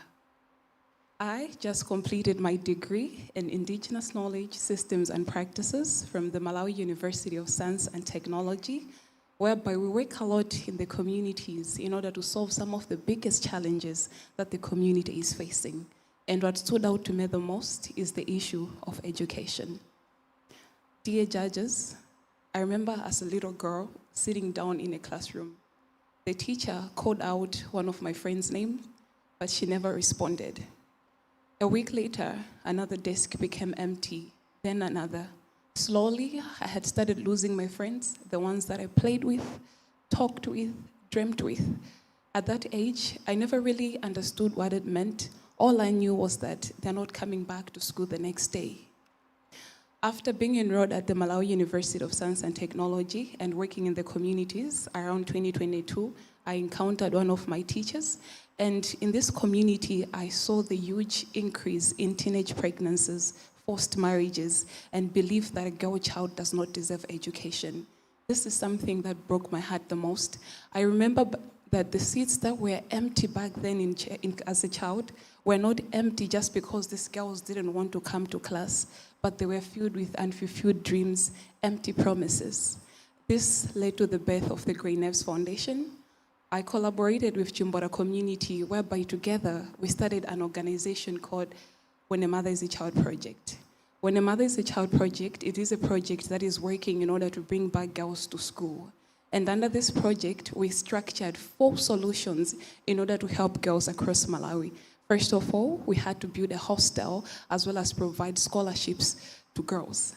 Poverty is one of the huge contributing factor to teenage pregnancies in Malawi. So we started giving them scholarships. We built this hostel whereby we enroll them each year. New girls come in this hostel. Despite us successfully constructing this hostel, we still encountered a huge problem, which led us to the second solution. Most teenage mothers were still not coming to school because they had to stay at home and take care of their toddlers. So we decided to build a nursery school. And this nursery school is not so far away from this boarding school, whereby we teach toddlers. So as the mother is accessing education and building her future, we are also building a strong foundation for this toddler. Thirdly, we decided to collaborate with different organizations. We collaborated with government, especially the Ministry of Gender and the Ministry of Education, and also other non-governmental organizations such as Future Path Initiatives, as well as Youth Inspire, because we want this issue of teenage pregnancies, early marriages to come to an end. In our collaboration, and we have seen how much this has helped a lot because it is solving this problem at the grassroots level. Fourthly, despite us doing all of this, there were still challenges. Some parents were resistant to change. They didn't want to enroll their kids in class, and they thought that they should stay at home and be mothers and be wives, which is not right. And we realized that we are not only battling the issue of education here, but we're challenging cultural norms that have been there for generations and generations, and we are critiquing culture. We started mobilizing community campaigns whereby we sit down with parents and teach them that education is very, very important to a girl child. I believe that every girl here is sitting here speaking boldly about their beauty with a purpose because you had access to education, and that is what I wanted to achieve for every teen child in Malawi. I believe that Miss World is a platform that speaks about hope before it speaks about beauty. May every step I take foster change, foster kindness, so that somebody can believe that tomorrow is gonna be better. As Miss World, I want to use this platform to create more education opportunities for girls because I know that the issue of teenage pregnancies, early marriages is not only happening in Malawi. And most importantly, I want to foster kindness. It hurts when I see people calling teen mothers a mistake, when I see people calling teen mothers as people who don't deserve a second opportunity. It hurts when girls are being forced into marriages, and I would never want that reality for anybody. I want to foster kindness and to make it a norm to treat each other equally and to have empathy. And if we live in places that there is no kindness, the most important thing we can do is being the first person to bring that kindness. Thank you so much. Thank you very much, Malawi. And please now welcome Mauritius.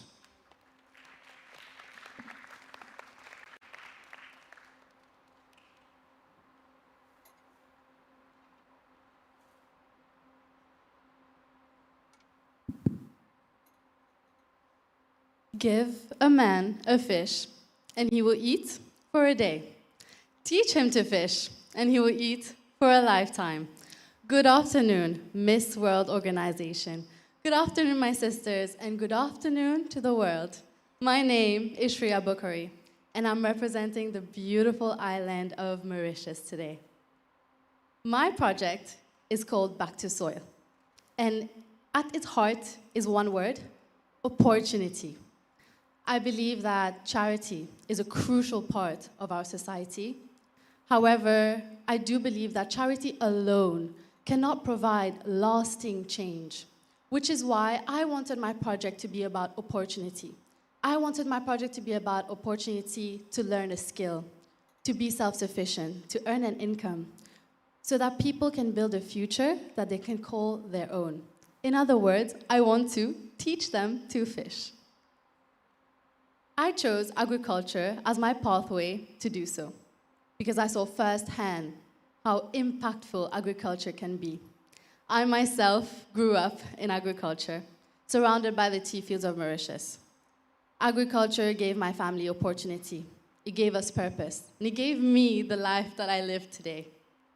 In fact, the very reason that I'm standing on this Miss World stage today is because of agriculture. Think about that. I'm just a girl from the tea fields of Mauritius, a small island nation, and I am now standing on the Miss World stage representing said island. That is how deep the impact of agriculture can be for one person. What if we can give that opportunity to others who did not get the same start in life? That is why Back to Soil was created. I want to make agriculture a pathway to help underserved and underprivileged communities, to help children and people with disabilities, and ultimately for anyone who's looking for a second chance or a different starting point in life. I believe that your starting point should never define your destination. The first seed of Back to Soil was planted at the Lady Sushil Ramgalam Sen School in Mauritius, a school for children with special needs. I chose these children because I believe that childhood is such a crucial part of development, and I chose children with special needs because I saw that there was an even bigger urgency to provide opportunity for them at this stage of their lives. So together with the school, we transformed an unused space into the first sensory garden, accessible sensory garden of Mauritius, the very first one, in which the children can explore their agricultural skills, and they can even develop their motor skills, which is highly, highly important for children who have physical special needs. I think that this is very important as it acts as a way for them to practice their physical therapy. Through planting and caring for their garden, they're also learning confidence at such a young age. Confidence that what they grow has value, has monetary value in a world that may not always be accepting of them. Agriculture in Mauritius is especially important. We're a land that is very fertile. However, a lot of the fruits and vegetables that we consume are imported, which means that we have growing concern for food security. In a time like this, I think it is very important to turn back towards the soil and to promote our own resources.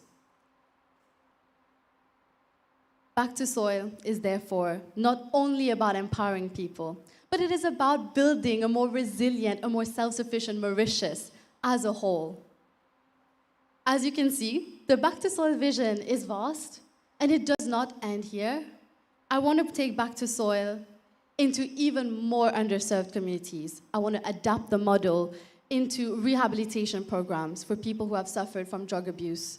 I want to take the model into correctional facilities for people to learn a skill to use after incarceration, where agriculture can provide people with practical skills, with dignity, and with a new sense of purpose. Agriculture gave my family a chance. It gave me my chance. So I want to take the opportunity that was given to me and plant it somewhere else. Because when you give a man a fish, he will eat for a day. But when you teach them to fish, they will eat for a lifetime. This is back to soil. And this is my hard work, my heart, and my soul. Thank you very much. Thank you very much to Mauritius. I get some fishing lessons later, I think. Our next candidate is from Morocco.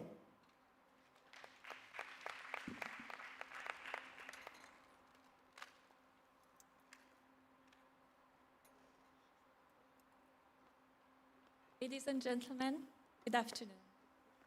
I can't be grateful enough for the warmth with which you have received us in Chào, Vietnam.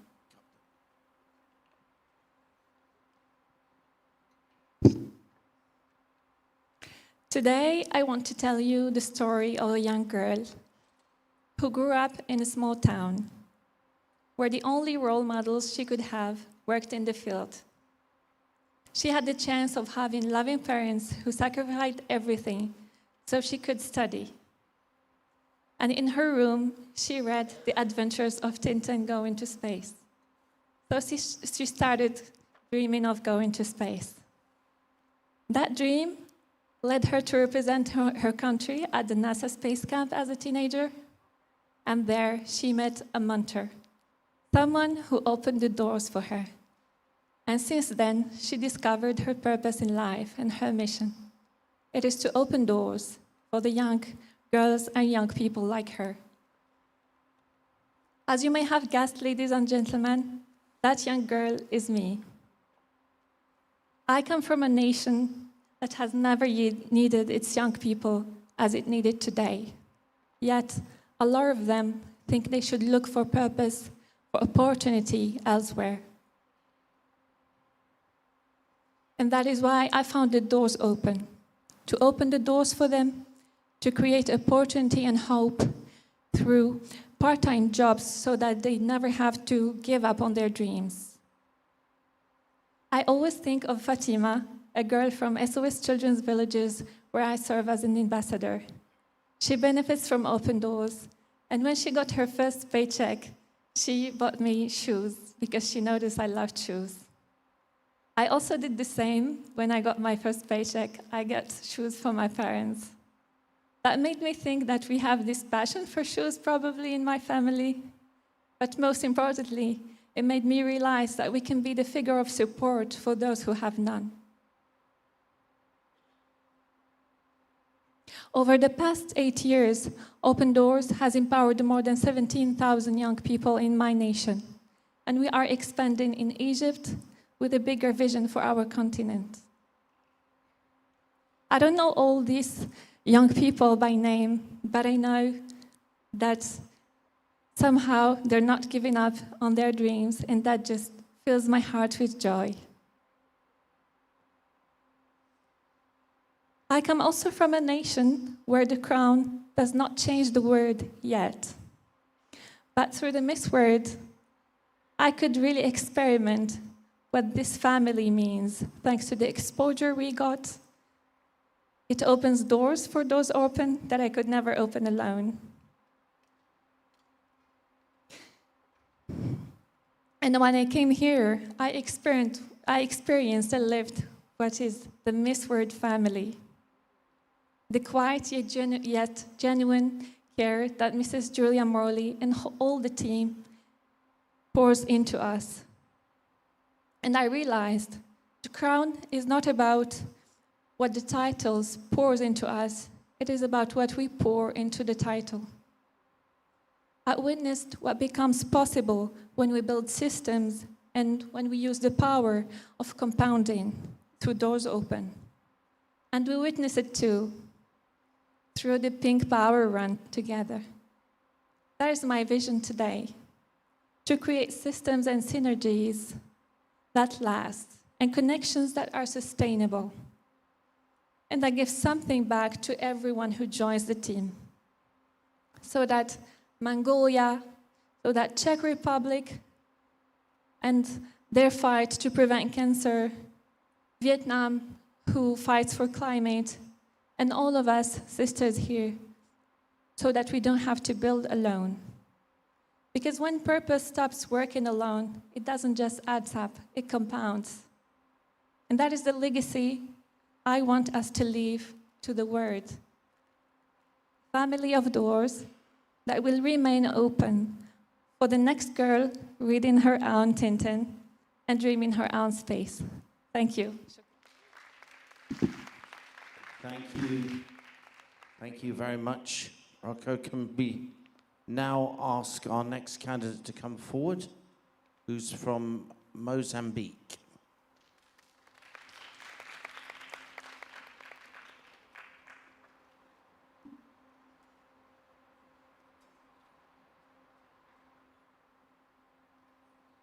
Boa tarde. Good afternoon. Uma decisão que tomei há 3 anos custou-me quase tudo. Porém, também me ensinou muito.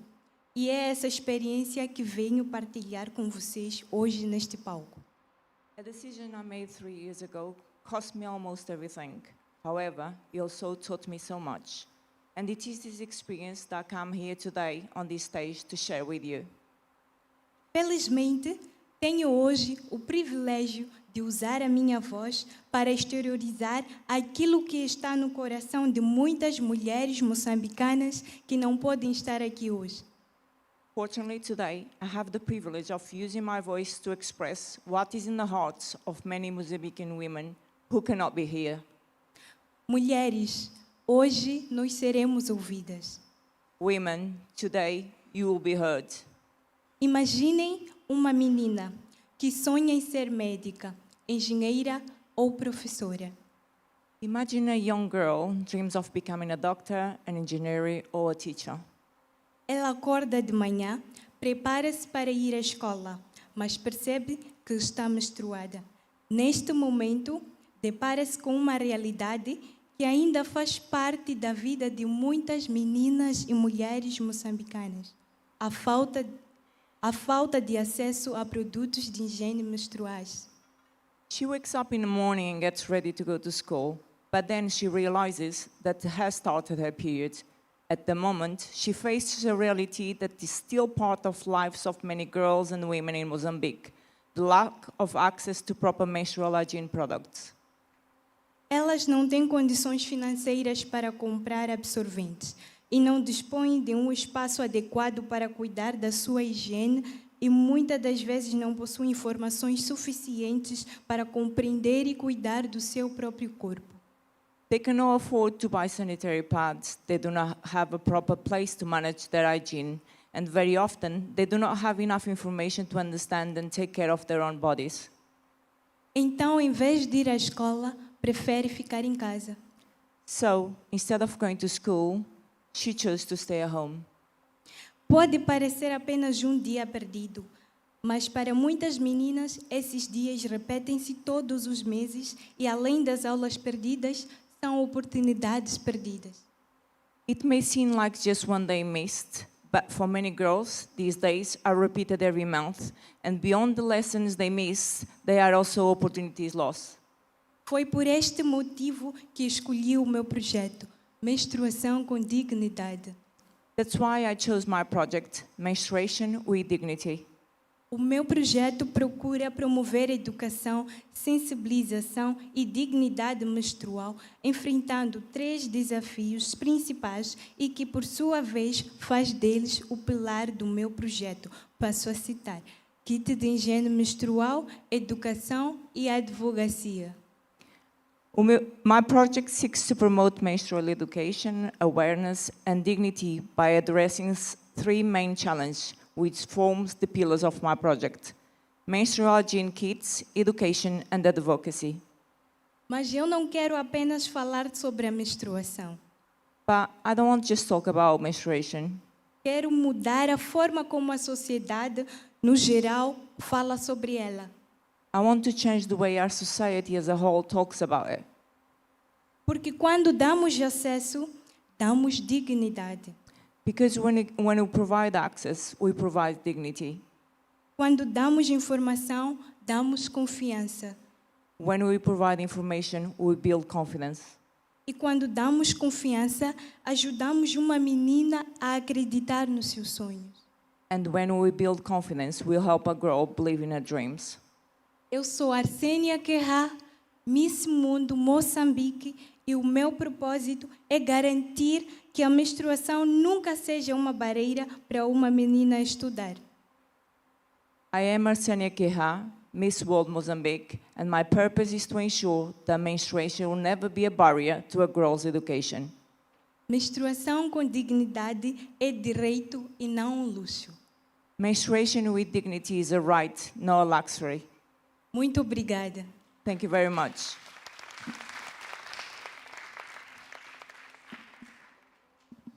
Many thanks, Mozambique.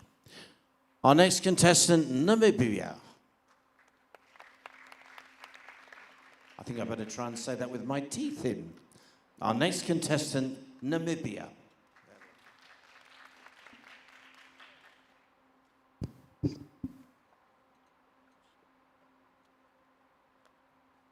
Good afternoon to the entire Miss World family, those present here with us today and those joining us from home.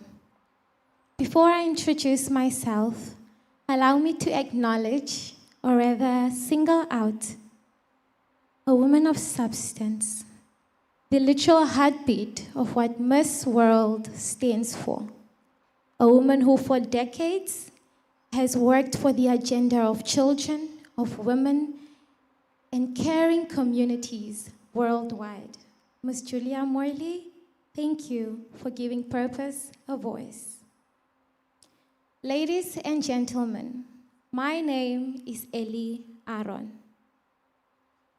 I am proudly representing the Republic of Namibia, a country of resilience, a country of beauty, a country of extraordinary untapped potential. I am carrying 3.1 million people with me here today.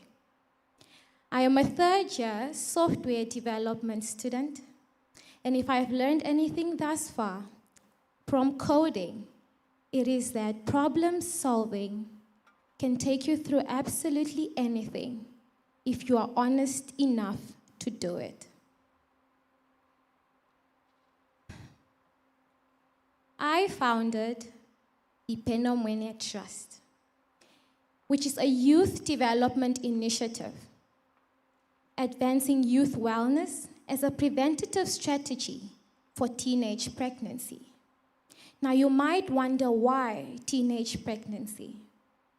Growing up, I have firsthand seen how teenage pregnancy can single-handedly take a young person's life and put it to a pause. I have seen my seniors in school disappear, my peers not return, but we never asked why, because we knew the answer. The environment sold it. Teenage pregnancy is educated in school. It is taught. However, the increasing rate, particularly in my country, has become alarmingly high. Ladies and gentlemen, 71% of Namibia's population is the youth, making us my country's greatest resource. And I was deeply angered, but in the most compassionate way, when I found out that 160,000 teenage pregnancies were recorded in Namibia between the years 2010 and the year 2022. I wonder why, if there is curriculum. Therefore, through the Penomwene Trust, I have joined hands with the Namibian government to educate learners with evidence-based sexual reproductive health education, further complementing the efforts of the life skills teachers, doing it for youth by youth. because I believe that the curriculum is not explicitly comprehensive as of yet. But the teachers are doing their job. And this is not just a Namibian issue, ladies and gentlemen. The World Health Organization has mentioned that 21 million teenage pregnancies were recorded or continue to be recorded every single day, particularly in developing countries. Sub-Saharan Africa, to be specific. And we wonder why. So I decided that I will bring the conversation to the learners myself. I will ask them myself, and I will sit one-on-one, eye to eye with these young learners to first explain their potential and have them take up their space. I started my foundation at just 19 years old. A lot of the elders would be impressed, but why so young? That is because at a very young, tender age, I understood how much there is, how much we have to offer as the young people. Ladies and gentlemen, teenage pregnancy is an urgent yet preventable issue. I do not want to see any young child not complete their senior secondary education because they became a parent. Therefore, I stand with all those fighting for the youth. I stand for the youth, and I'm trying to make sure that every young person sees their potential and does not become a parent way before their time. Thank you. Thank you very much. Namibia. I'm going to get it right this time, don't worry. Our next contestant is Nigeria.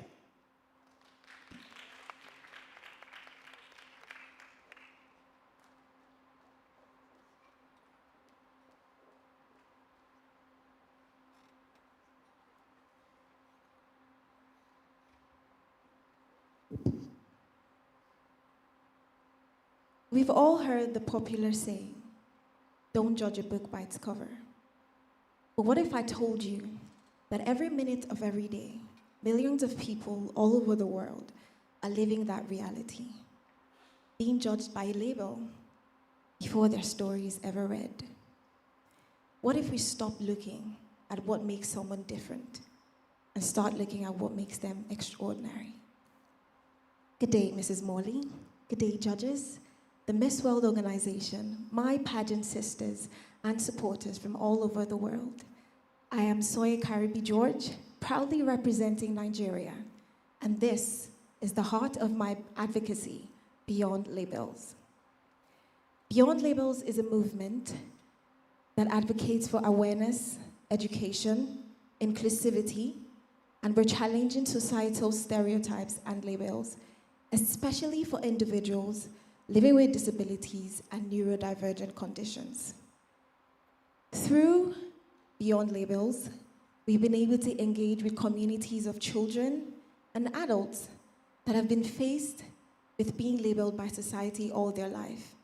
One look at them and a judgment is already passed.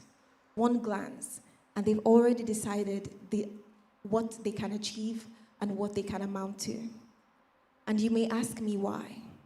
Why people with disabilities? Why people with neurodivergent conditions?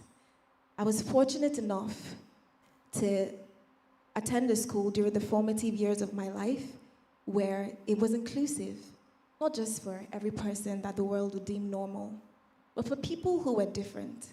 And at first I didn't understand it, but our director, Mrs. Dakoru White of blessed memory, made it an integral part that these children would come into school, and it took off a burden from parents being worried about what will happen to their children when they're long gone or when they're no longer there to take care of them. And I could see how these kids stepped out of being solely dependent on a caregiver, and they were able to communicate, relate, express themselves amongst their peers. And it was beautiful to see because some of those students actually came and were merged into regular school. They graduated high school, went on to the university, and I can tell you for a fact that they're doing very well. And It's important because I believe education is a good way to start, not just in a classroom, but teaching children not to fear difference, but to embrace it, to understand it, to learn it. So each time they see someone who doesn't look like them, they don't see a difference, they only see the next human being. And that will breed compassion, that will breed love, and in everything that we do, each of these individuals will not only feel like they belong, but they will be integral contributors anywhere that they find themselves. Through our work, we capitalize on art. We encourage these children to color outside the lines, express your emotions. What's one thing that you've always wanted to paint but you've not been able to do? We've also used sports because it's universal. And they may not be able to participate with everyone else, but a small community of people will come together and see people who are just like them, and they will have an amazing time. I'm a woman who believes that everyone should be seen the same. No one should be seen different. But more so, we should all be given equal opportunity to express who we are, to show what we're capable of, and be contributors to society. I'm very passionate about the environment. I'm passionate about music. I'm passionate about sports. I'm passionate about children. But most of all, I'm passionate about inspiring the next generation of people to look beyond their situation right now, to dream, to hope, to love. And that is my beauty with a purpose. And I'm grateful to be standing here because we are all living in someone's beauty with a purpose. My journey in pageantry started because someone decided to give, and that has brought me here. So thank you, Mrs. Morley, for always giving for the last 75 years of your life. So I ask all of you today, with the community of over 35 million Nigerians living with disabilities, will you look beyond labels and see an individual, and see potential, see capacity? And I'd like to end with this. It's something I always tell the kids and the people when I see them. An affirmation. It says, I am worthy, I am enough, I am beyond labels. Can we all do that together? I am worthy, I am enough, and most of all, I am beyond labels. Thank you very much. Congratulations, Nigeria. I was about to add, I am late, but we finished just in time. Okay, our next contestant is Senegal.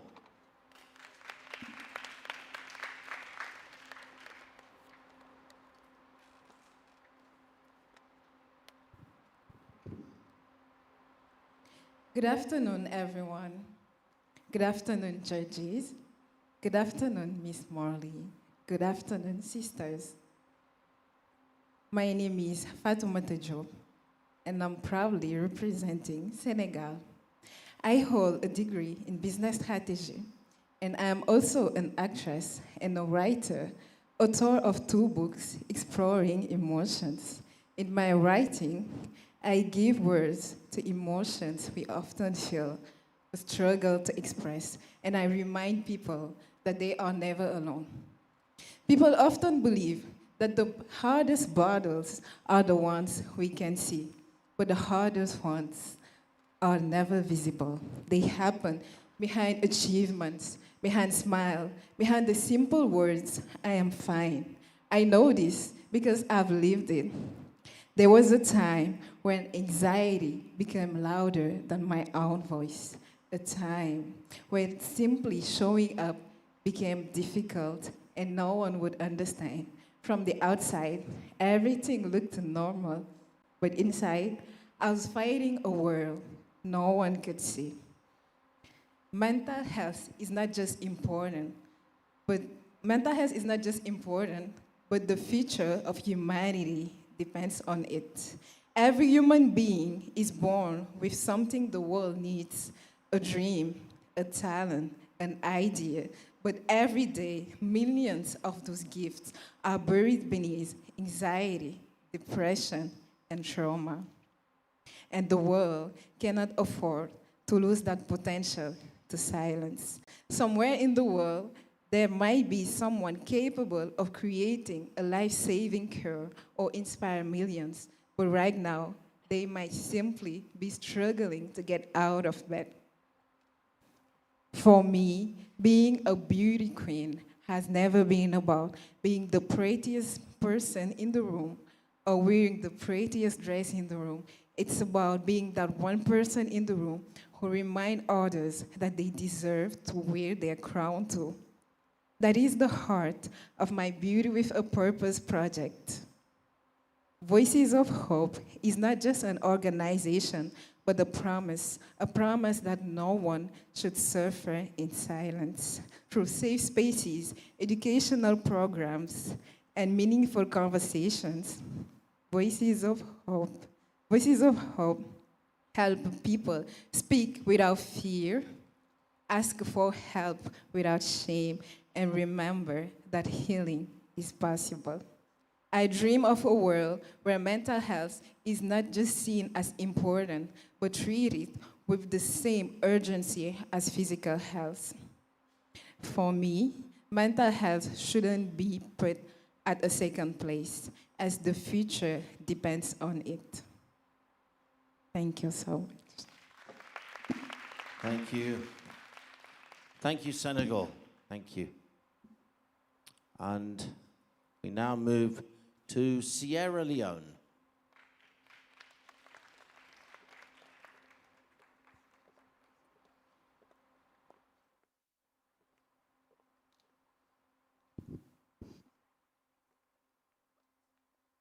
Good afternoon, Mrs. Julia Morley, the entire Miss World team, my beautiful Miss World sisters, and viewers back home. My name is Mariam Lobakone, and I must say I'm extremely honored to stand before you today as Miss World Sierra Leone 2026. So besides pageantry, there is so much to Mariam as a person. I am a 22-year-old soon-to-be finance graduate. At the same time, I own Sierra Leone's first ever 24-hour beauty salon that is interestingly run by just women. I'm also the owner of a charity foundation that is notable for providing youth with the Healthy Body, Healthy Mind, and Healthy Community initiative, as we do believe it's on these three pillars the average youth will be able to achieve their goals. Today, I'm not really here to talk about a project, so I'm going to be talking from my heart. I want to talk on behalf of women whose voices are too often unheard. 2 years ago, while visiting one of the poorest communities in my country's capital, I saw a young girl searching through heaps of garbages, looking for something to eat or maybe something she can sell just to survive, I assumed. As I walked closer, she looked up.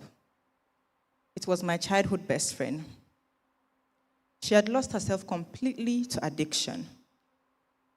This is someone I went to school with, someone I laughed with, someone I hope to have a bright future together with, or someone that is even supposed to be in this room with us today. Across Sierra Leone, and increasingly across many other African countries, we have a drug that is posing as a threat to our generation. It's commonly known as kush, or the zombie drug, and that is because of the zombie-like effect it actually has on its users. But this drug is said to contain similar synthetic opioids that is being found in fentanyl, which most of us in Europe and America were very aware of because it had devastated a lot of communities there. But apart from fentanyl, this drug is also said to compose of dead people bones. They practically dig up graves of our loved ones, take out the remains, and constitute this drug, which is making it so deadly and so potent. This drug starts with affecting the brain. It shuts the brain down completely, and then moves to swelling of the limbs, the feet. Slowly and surely, the respiratory system shuts down completely, and death creeps in. It's actually that bad. Fentanyl, which is also used to make this drug, is actually a drug issued out to cancer patients just to relieve pain. But when it's used illegally or when it's abused, it can cause serious harm to the human body. Overall, 300 million people are said to be on drugs as we speak in this room. But sadly, just 1 out of 5 of them do get the help that they need. For women especially, which is my greatest concern, the consequences are so heartbreaking. This drug in question has exposed a lot of women to prostitution, exploitation, drug trafficking, theft, violence, just to survive. It will shock you to know that some of these women don't even get to see their monthly menstrual cycle because the drug has taken over their bodies completely. And sadly, when this drug finally meets with pregnancy, it affects both the mother and the baby. It has resulted to babies being born underweight, unhealthy, autistic, or having the Down syndrome, or even requiring urgent medical help since birth. No baby deserves to be born in that type of situation. The death of my best friend was not the end of her journey. We actually lost her to the drug, but that was not the end of her journey. It somehow inspired me to establish the Mariam Suez Foundation, which is the best thing that has ever happened to me. Luckily for me, with the help of individuals, NGOs, and CSOs in my country, we have successfully been able to put together a rehabilitation center for these women. We have saved over 280 women from slums and vulnerable communities, guide their recovery, and see how we can connect them with tools that can just help them to regain their independence. These are things I've been able to do as Mariam or as Miss World Sierra Leone. But I also stand here today as a Miss World contender. I don't wish for this initiative to just stop in Sierra Leone. I want to see every single person battling drug addiction, be it in England, Kenya, Sierra Leone, South Africa, Portugal, to know that there's a safe space for them to relive their dreams. There's a safe space for them to start. So this is the purpose that I wear. This is the crown on my head. And if you're in this room today and you do believe that every single human being deserves a second chance at reliving their dreams, kindly raise a hand up with me. Thank you so much. Thank you very much, Sierra Leone, who actually told me that she came and said to me that she was having nightmares last night about me. She was woken up in the middle of the night with me saying the word time. So I was hoping it wouldn't happen, but it did. I apologize. Our next contestant is Somalia.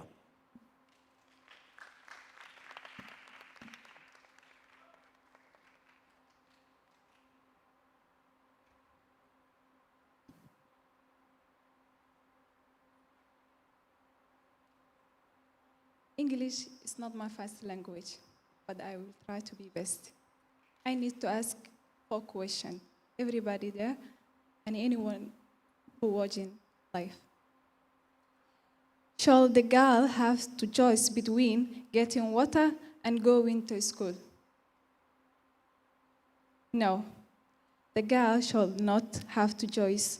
She deserves clean water, safety, and the education shall be holding book, not carrying held water. Next question. It is self-will or the child accepted from child? No. Child desire more than service. They desire light, learning, playing, dream, and growing up with.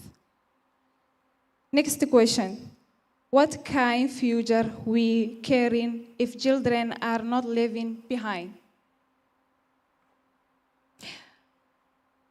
We conduct bullying better future by leaving children behind. When we are helping children learning grow up, we are bullying strong and holy. Ladies and gentlemen, good afternoon. My name is Fouzia Abdullahi, Miss World Somalia 2026. I am representing my beautiful country, Somalia. There are children in Somalia who live between borders. Not borders on the map, but borders between half a home and half a thing. Between children would.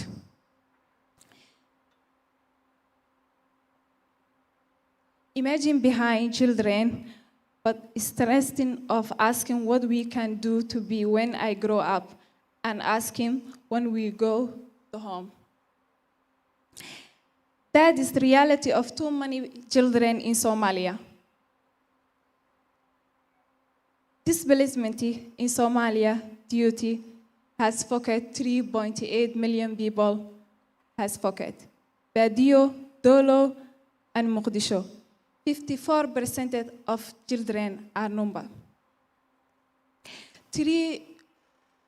1 into 3 age school. Confinement are shocked. The galleries are spending the hour searching for water interesting physics classroom. They are not only losing home, they are losing classroom. They are losing safety. And sometimes they are losing the chance to be a symbol, a child. But I believe combination is not our, because combination without action, it's only feeling. That's why my project is Children Without Borders. It's about turning combination into action. My cervical symbol, children without not living choosing between cervical and the future. So I want to focus 3 things. First, education, supported children, classroom, and training teachers. So when bullying, displacement leading does. Second, water for the safety and safety point, classroom, campus, galleries is spent to listen time, work, water, and more time. This. 3, skill for the children. Future. Living young people are community skills, are bullying, training, safety, digital, and family, because skill can become into come. Because family we are forward. And I want to work with the community project children, family, children, and equity marriage will be making sure they avoid our way. The world asks what we can do one person. And I say, we can stop one person to asking one children, what are we can go growing up, and asking start when are we can go when I'm get there. I want to be part to see some children stopping asking that. What we will doing when I get there, that's the future I want to children in Somalia. If reading this crown, I will never use only to be seen. I want to use children who too often forgetting and tearing their hope of unity, because true beauty does not on the symbol of shine on the stage. True beauty is on digitally, caring, and driven their silver children power of building our future. Time. Halkan waxaa imaaday anigoo ah Mrs. Wall Somalia. Laakiin waxaa halkan ka tegi doonaa anigoo hooyadeeda ee u warbaarisay waxqabadka inuu ka bilaawdo guriga oo uu sii gudbo adduunka. That means I can Miss Wall Somalia, but I live there, a young woman. My mama, she training me. The service start at the home, and we grow out in the world. And thank you so much. Oh, thank you. And ladies, a special round of applause to Somalia. She had to do that without, she was desperate to do it in English for us. A big thank you to Somalia. Our next contestant is South Africa.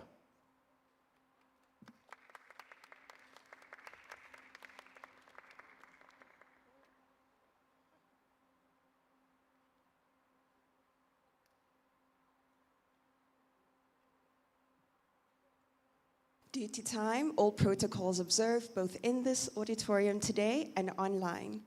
Thank you for having me. When you look at me and you look at the name badge on my side, you will see the name South Africa written. But I represent something that's bigger than my country. I represent a purpose, a plan, a vision, and a hope for all of humanity that I've actively been working for long before I was blessed enough to have this crown. Being Miss World is something that is a calling. It's a life's purpose. But it is seen in every single thing you do, from how you treat others to how you show up when you feel like you're not enough. And there are plenty of moments when I felt that way. But in all honesty, what has kept me going is a little special boy I met when I first became an audiologist.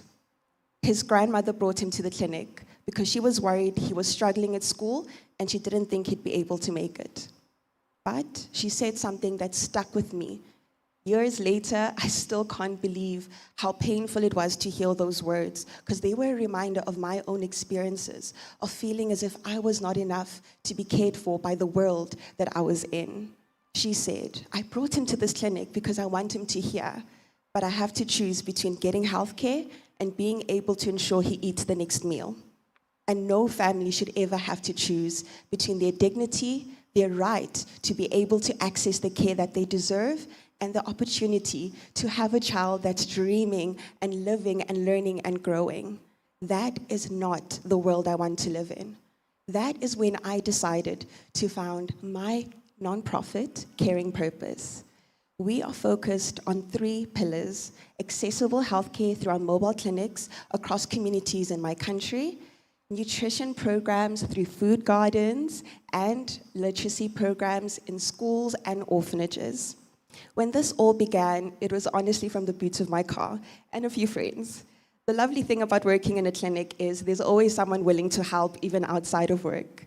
The problem is when you don't have resources and you're often very tired from long shifts, you feel so limited because you're not sure if you'll be able to help more than just a big organization that is able to help you Monday to Friday. But over the past 4 years, we have successfully assisted 770 young people to be able to know that they're cared for, that they're loved, and that their circumstances does not have to determine their future. And since my crowning as Miss World South Africa on the 18th of July, a special date in my country because it represents our hero, Nelson Mandela, an icon and a beacon of hope, of restoration and redemption, I was able to touch a further 500 children.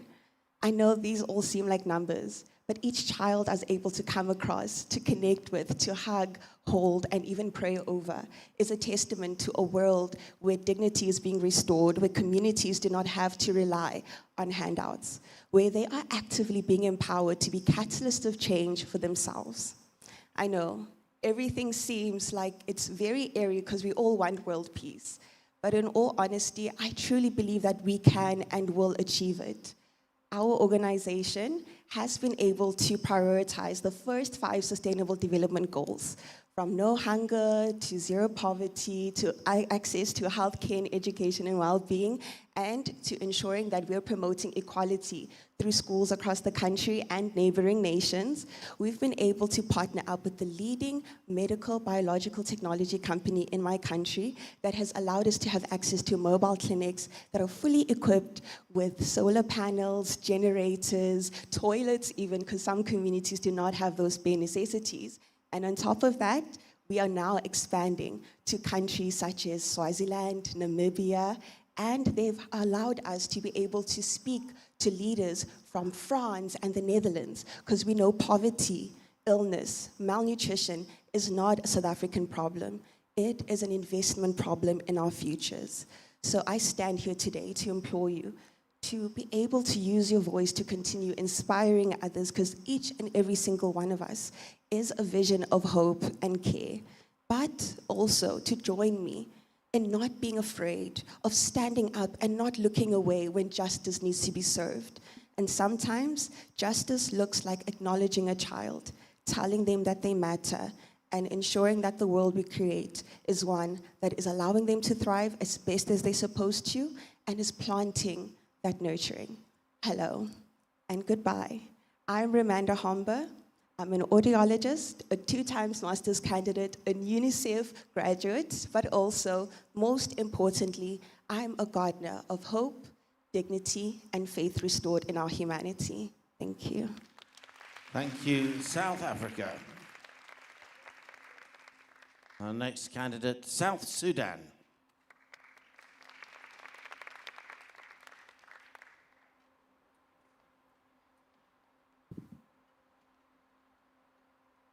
Good afternoon, ladies and gentlemen, distinguished guests, my fellow queens. It is an honor to be on this global stage. Every girl is born with dreams. Dreams of learning, dreams of leading, dreams of becoming the woman she's created to be. Most girls do not achieve these dreams due to being cut short. Child and forced marriage continue to deny young girls the opportunity for better education to brighten their future. I believe every girl deserves an opportunity to achieve her goals and to reach to the stars. My name is Nyandeng Caribino Kwanyin, Miss World, South Sudan, and this is Breaking the Cycle, my Beauty with Purpose initiative dedicated to preventing child and forced marriage through education, awareness, and community engagement.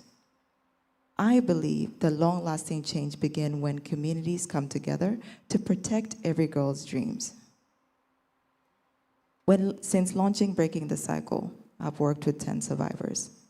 Each story reminded me that behind every challenge, there is a girl with potential, hope, and courage. This experience led me to have a conversation with my childhood friend who has experienced child and forced marriage. Her experience helped me question, what can I do to make a difference? What can I do to help my community? And that was the birth of Breaking the Cycle. Ladies and gentlemen, I had the opportunity to present my project to the President of the Republic of South Sudan and the Minister of Culture, because change begins with us. That's why Miss World means a lot to me, because it has given us the global platform to change courage into action. Through this process, I've learned so much. I've learned that every goal, everything we do makes a difference. And as I look at all these queens, we're all breaking our cycles. And I'm forever grateful to meet each and every one of you, listening to your stories. And this crown does not mean for me to be seen. It's for me to see others in need. Because when one girl rises, an entire community rises with her. Together, me and Miss World, we're all breaking our cycles. Thank you.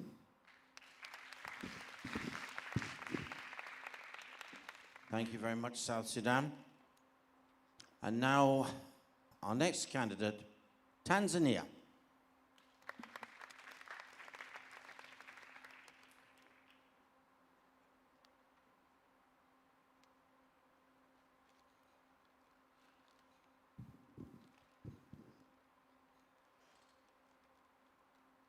Mrs. Julia Morley, distinguished judges, Miss World families, and my fellow beautiful ladies from all around the world, good afternoon. I am truly honored to be on this stage here. And now, before I go all around and telling about where I come from or what I carry, I would like to say thank you. Thank you, Mrs. Julia Morley, for creating a platform and a space that a crown doesn't only define beauty, but purpose. And today in this room, I do not only see contestants, but I see women who are ready to give and women with something to give. Now, I come from Tanzania, a country that is now known as the next year's host for Miss World. But what I bring into this stage today is far way beyond that.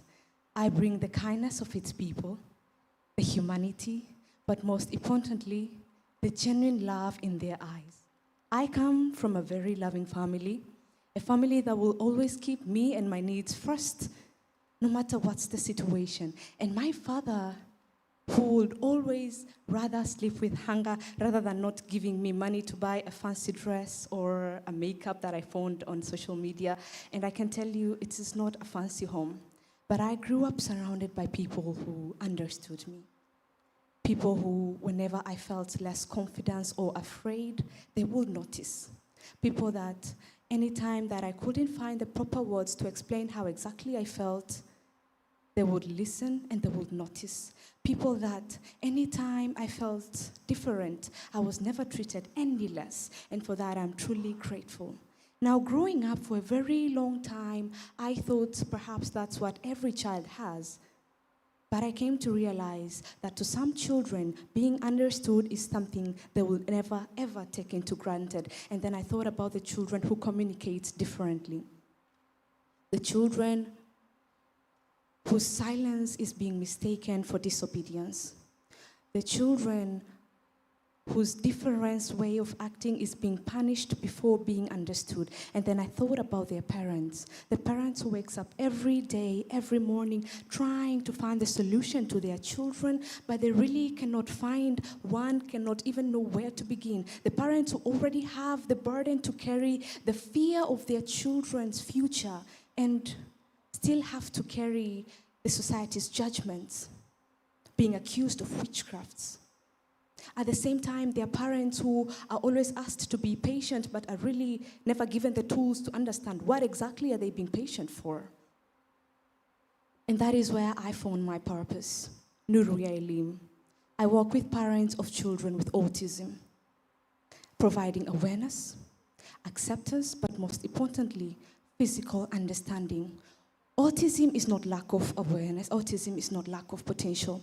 But most of these children are being judged by what they cannot do rather than being given an opportunity to understand what they can actually do.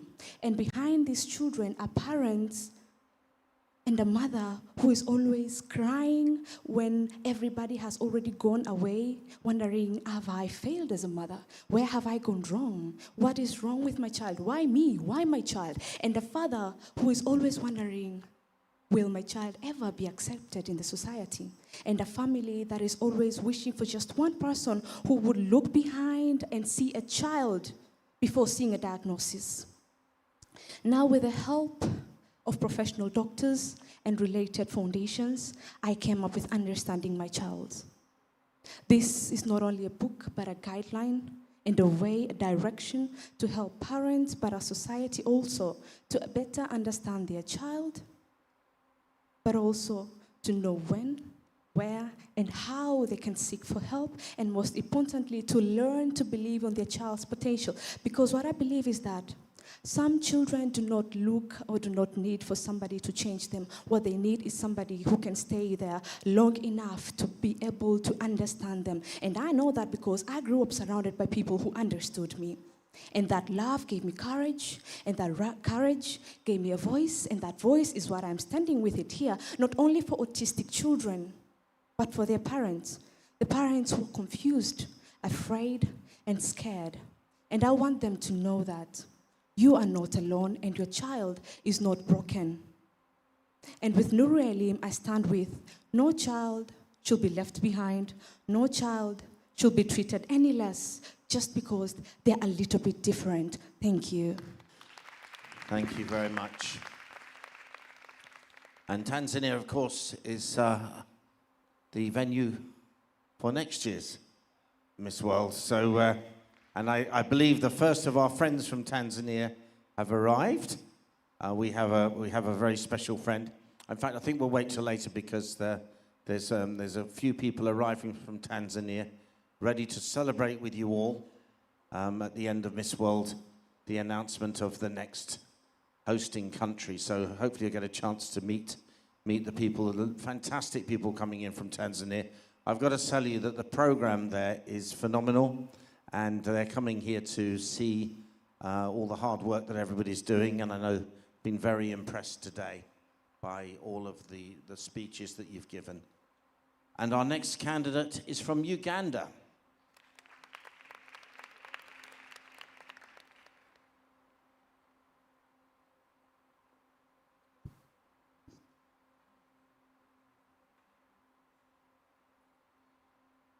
"15 years ago, if you told me that I'll be standing on a global stage with 100 inspirational women, I would never have believed you.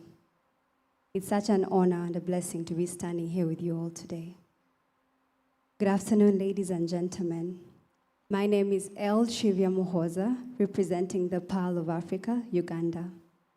I am a 23-year-old businesswoman, author, and overall, a passionate advocate for the eradication of gender-based violence. And this is not only because I have seen it in my community, but it's because I personally lived in it. As a young girl, I watched my mother be a punching bag every single day.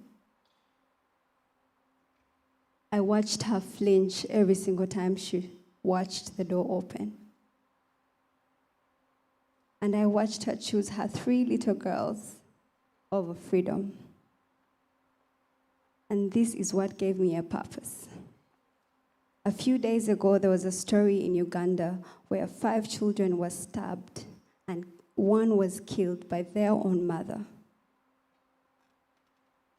And every single time I imagine that there is a girl out there that is going through worse than I ever did, sexual violence.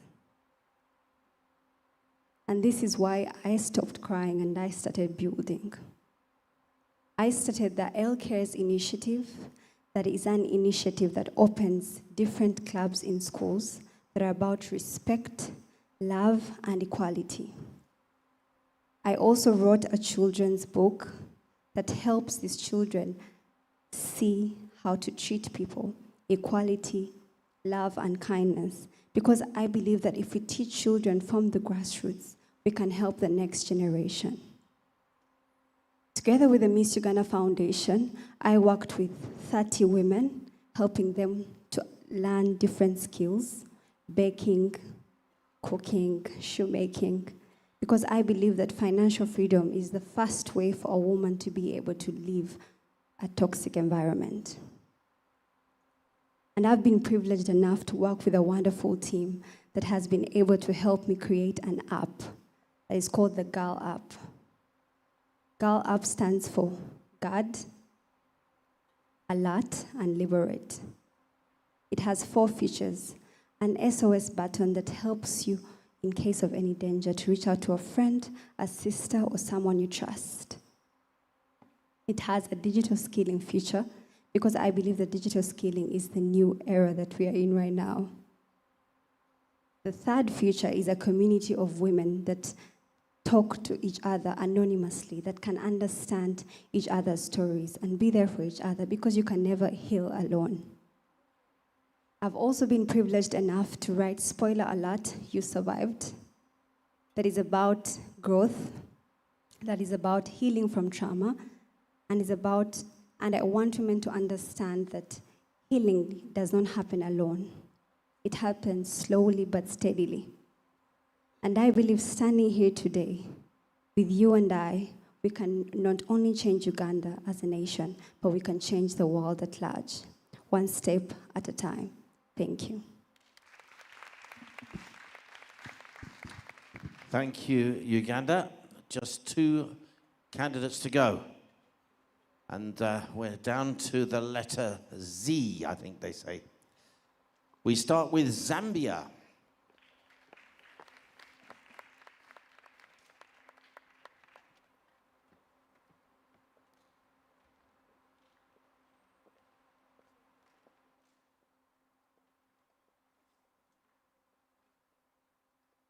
Good afternoon, ladies and gentlemen. I stand here as a proud child of Zambia. My name is Dr. Ada Mushivi. I believe a life does not need to be long for it to leave a lasting legacy. And the life that I'm speaking about is my brother's life, Evans Jr. Evans had cerebral palsy. He couldn't walk and he couldn't talk. Despite his condition, he's the happiest person that I have ever met. Growing up with a brother like this was difficult. I can't even imagine how it was for him. I faced stigma, and people didn't even want to be my friends. I remember there's a time my mother almost lost her job because her boss didn't understand why she never went for the morning meetings. That's because each morning she put my brother on her back, walked to the hospital for physiotherapy. Despite all of this, my brother taught the family very important lessons. He taught us to pay attention. Because he couldn't speak, we learned his language. The sounds that he would make when he was hungry, or when he was needing to be changed, or even when he just wanted us to leave him alone. These are lessons of patience and paying attention that I will always carry with me. One day, my father came to me and he said, "The doctors say your brother won't live until the age of 13. I dreaded his 13th birthday. But being the stubborn young man that he was, he lived way past 13. We celebrated his 17th birthday, and I was convinced that my brother was going to live forever. Fortunately, a month after his 17th birthday, my brother passed away. It was a very confusing feeling, and to this day, I can't even put in words what I felt. Because death always felt so far away. It didn't make sense that he was in my household. I carried my grief for years. I realized that I couldn't give my brother more years to live, but I could give the years that he spent with us meaning. So I began to write what I call a love letter to my brother, the Evans Jr. Foundation. This foundation believes that every ability can thrive. It is registered, and I have been running it for the past 5 years. It caters to people who are like my brother, people who are just like him. And I'm proud and happy to say that I have been able to help over 200 children living with disabilities through donations. Not only that, we also do school outreaches with gardening programs and feeding programs, not only to empower the children living with disabilities, but also their caregivers, because I understand and I know that it takes a special family to take care of these special children. We are working with the Zambia Association for Persons with Disabilities to have these children registered so that they can get the recognition that they deserve. This is my love letter to my brother, Evans Jr., and I don't think I'll ever stop writing it. It's one I have been writing for 5 years, and I'll write it until I run out of ink. Thank you. Thank you, Zambia, thank you. Our final contestant in the head-to-head challenge is Zimbabwe.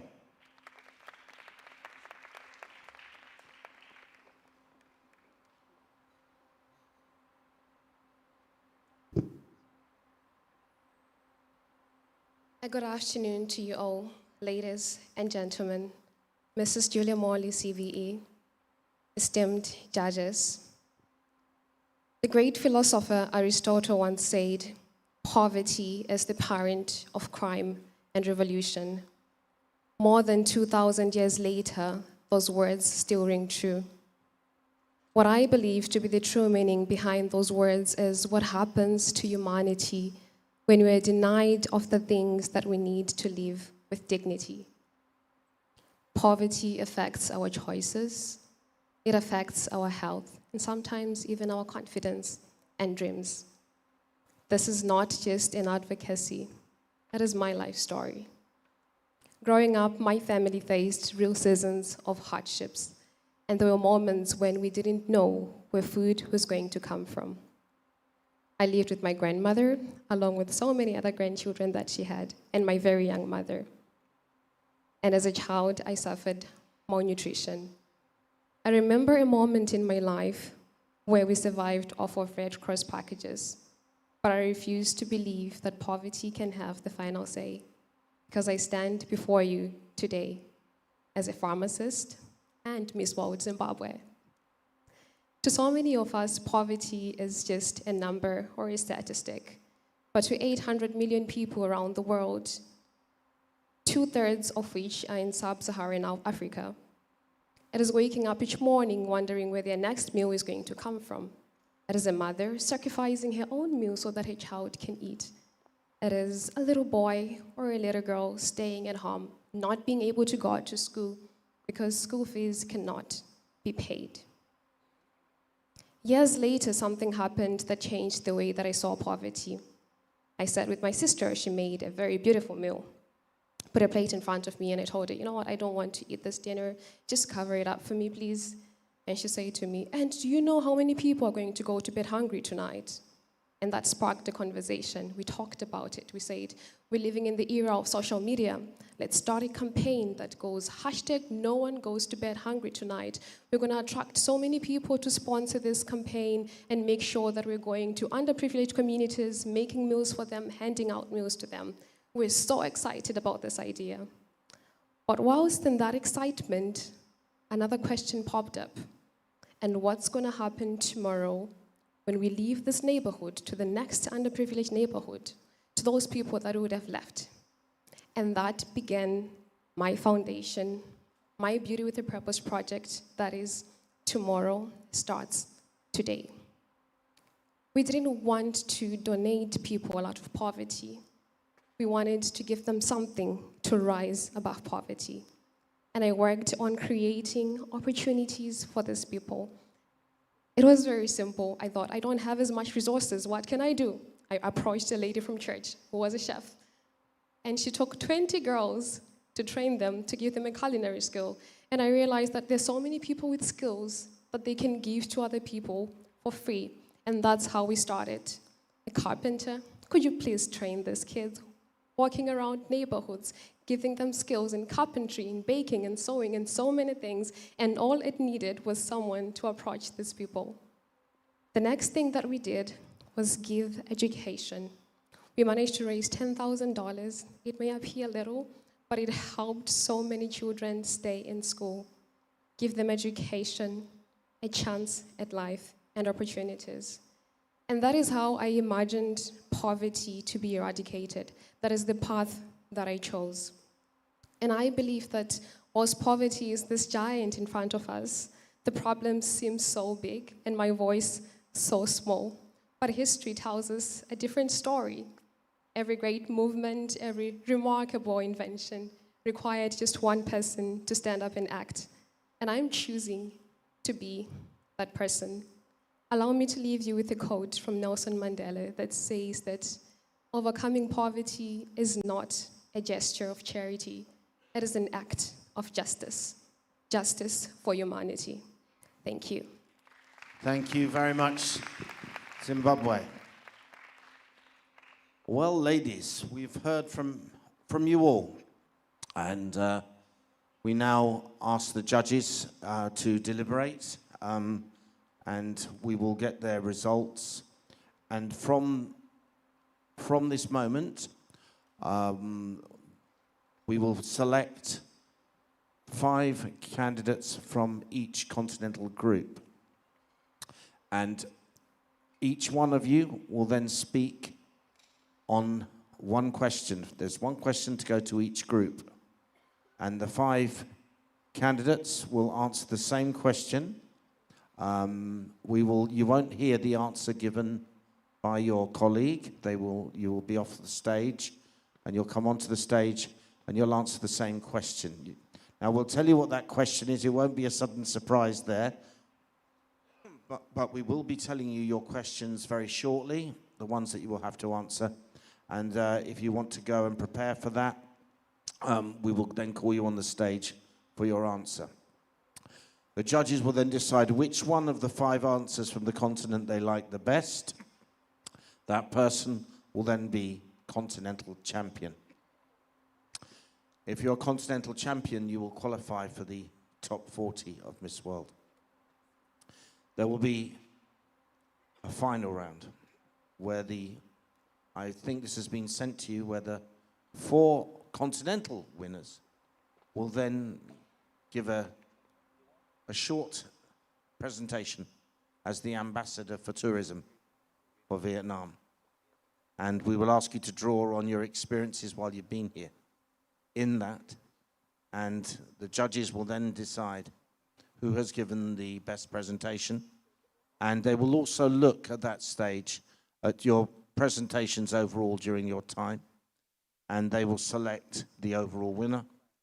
Overall winner may not be announced today, but the overall winner will be in the top 20 of Miss World. Okay, so a lot to play for. Right, if we're just going to have a break now for 10 minutes, we will come back with the next sequence. So if you want to just freshen up, I would join us again at just around 3 o'clock, okay, 1500.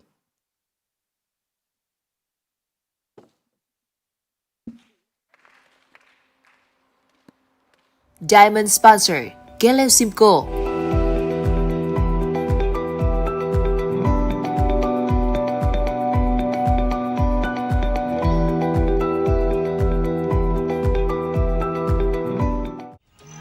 Tọa lạc tại vùng đất linh thiêng Đồ Sơn, nơi hội tụ linh khí của đất trời và vẻ đẹp hùng vĩ của thiên nhiên.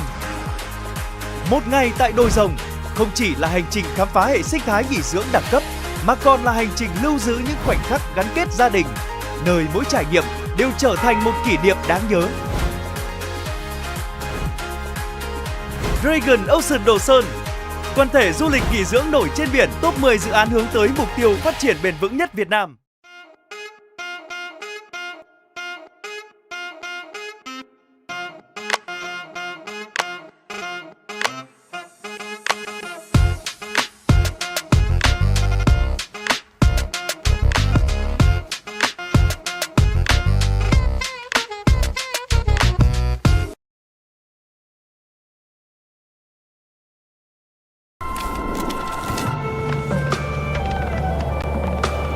Cuộc sống là những bước chân đưa ta muôn chặng hành trình.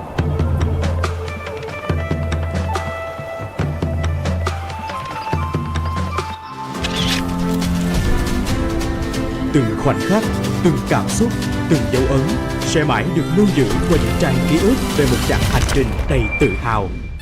Xuyên Việt, hành trình trải nghiệm văn hóa bản địa.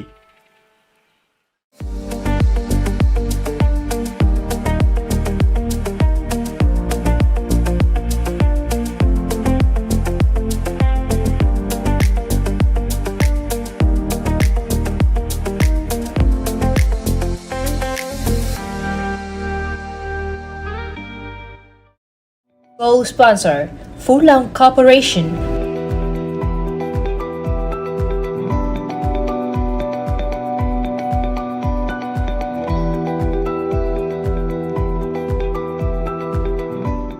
Như một khu vườn tươi tốt được tạo nên từ sự vun trồng và chăm sóc. Tiếp tục hành trình lấy khách hàng làm trọng tâm. HD Bank Priority mang đến hàng loạt đặc quyền về tài chính cùng những sản phẩm riêng biệt và những người đồng hành đáng tin cậy, đem lại những trải nghiệm sống mới mẻ và giá trị cộng thêm tốt nhất cho mỗi khách hàng. HD Bank Priority tận hưởng đặc quyền, gia tăng lợi ích.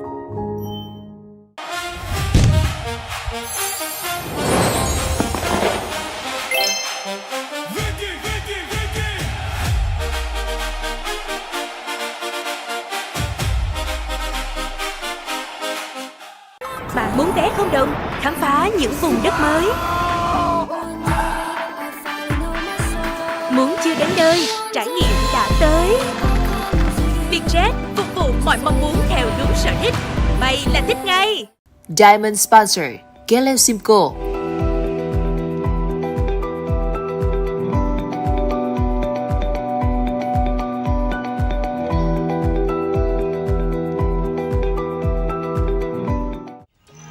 Tọa lạc tại vùng đất linh thiêng Đồ Sơn, nơi hội tụ linh khí của đất trời và vẻ đẹp hùng vĩ của thiên nhiên. Một ngày tại đồi rồng không chỉ là hành trình khám phá hệ sinh thái nghỉ dưỡng đẳng cấp, mà còn là hành trình lưu giữ những khoảnh khắc gắn kết gia đình, nơi mỗi trải nghiệm đều trở thành một kỷ niệm đáng nhớ.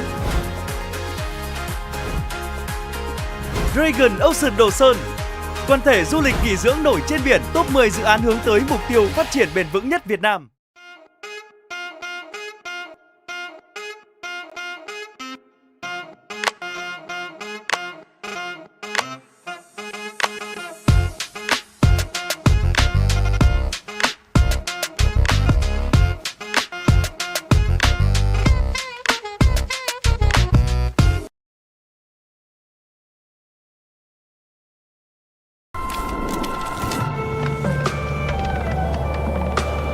Cuộc sống là những bước chân đưa ta muôn chặng hành trình.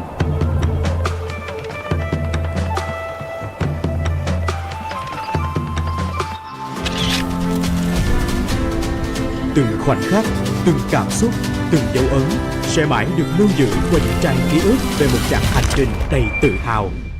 Xuyên Việt, hành trình trải nghiệm văn hóa bản địa.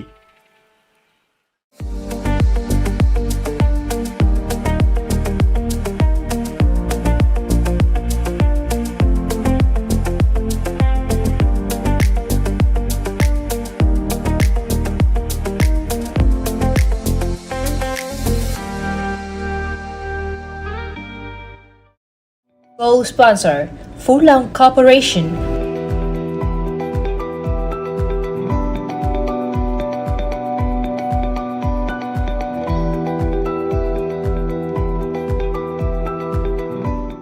Như một khu vườn tươi tốt được tạo nên từ sự vun trồng và chăm sóc.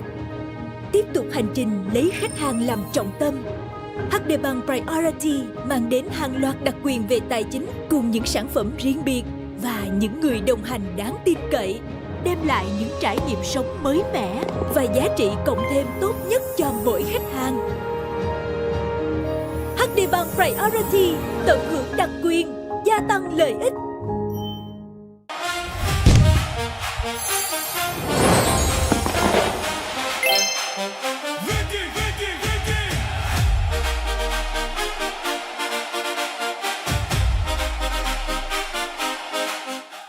Bạn muốn vé không đồng, khám phá những vùng đất mới. Muốn chưa đến nơi, trải nghiệm đã tới. Vietjet phục vụ mọi mong muốn theo đúng sở thích. Bay là thích ngay. Diamond sponsor, Gale Simco.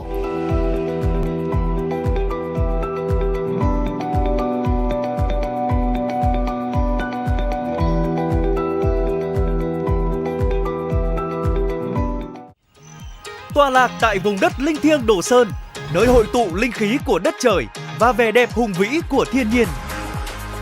Một ngày tại đồi rồng không chỉ là hành trình khám phá hệ sinh thái nghỉ dưỡng đẳng cấp, mà còn là hành trình lưu giữ những khoảnh khắc gắn kết gia đình, nơi mỗi trải nghiệm đều trở thành một kỷ niệm đáng nhớ. Dragon Ocean Đồ Sơn, quần thể du lịch nghỉ dưỡng nổi trên biển, top 10 dự án hướng tới mục tiêu phát triển bền vững nhất Việt Nam.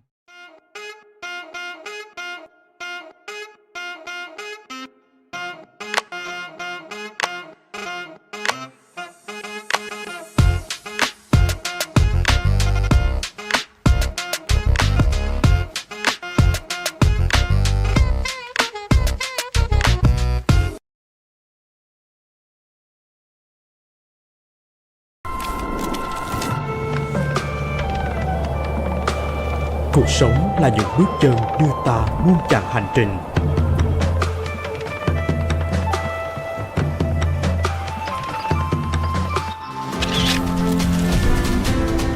Từng khoảnh khắc, từng cảm xúc, từng dấu ấn sẽ mãi được lưu giữ qua những trang ký ức về một chặng hành trình đầy tự hào.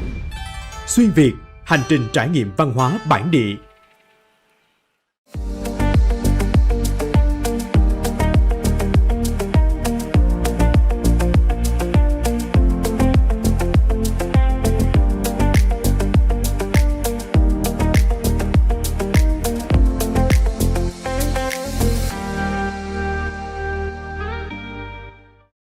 Gold sponsor, Phú Long Corporation.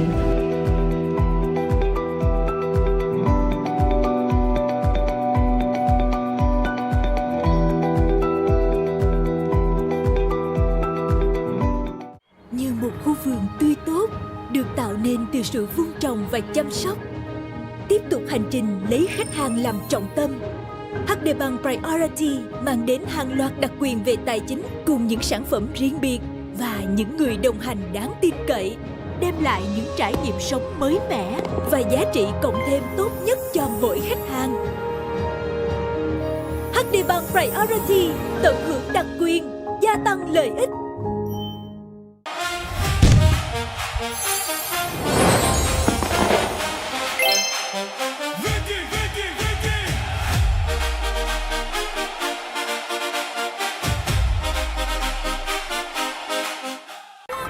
vé không đồng, khám phá những vùng đất mới. Muốn chưa đến nơi, trải nghiệm đã tới. Vietjet phục vụ mọi mong muốn theo đúng sở thích. Mày là thích ngay. Diamond Sponsor Gelesimco.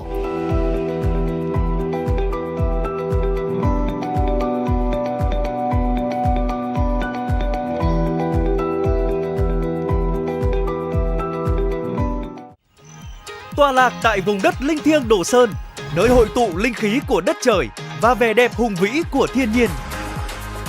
Một ngày tại đồi rồng không chỉ là hành trình khám phá hệ sinh thái nghỉ dưỡng đẳng cấp, mà còn là hành trình lưu giữ những khoảnh khắc gắn kết gia đình, nơi mỗi trải nghiệm đều trở thành một kỷ niệm đáng nhớ.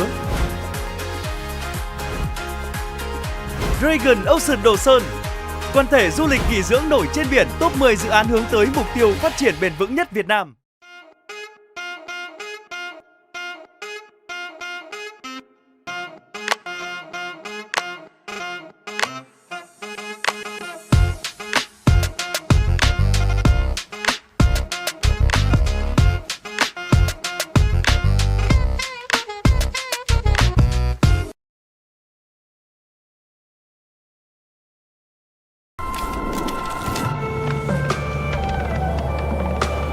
Cuộc sống là những bước chân đưa ta muôn chặng hành trình.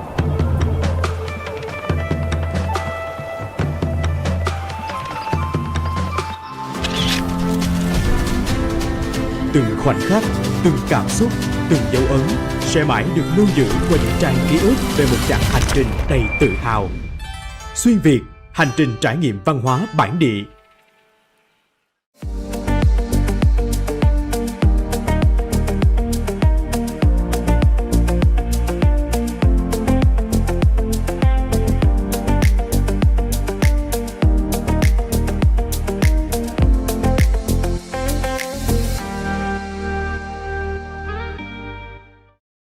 Gold sponsor, Phú Long Corporation.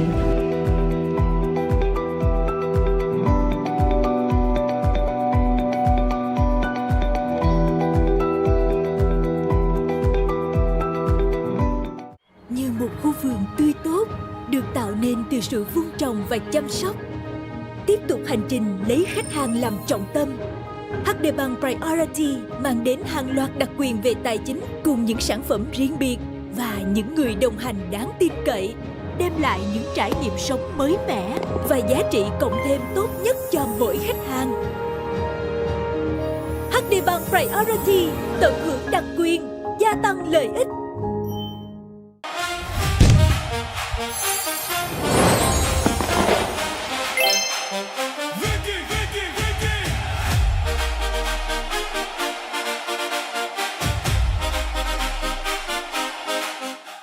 Bạn muốn vé không đồng, khám phá những vùng đất mới. Muốn chưa đến nơi, trải nghiệm đã tới. Vietjet phục vụ mọi mong muốn theo đúng sở thích. Mày là thích ngay.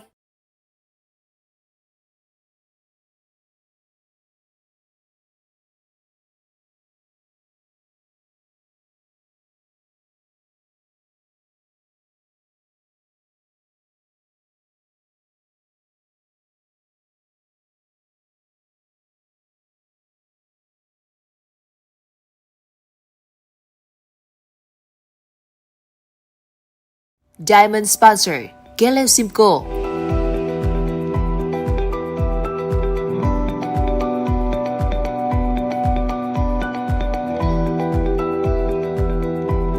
The 73rd Miss World, in partnership with our sponsors.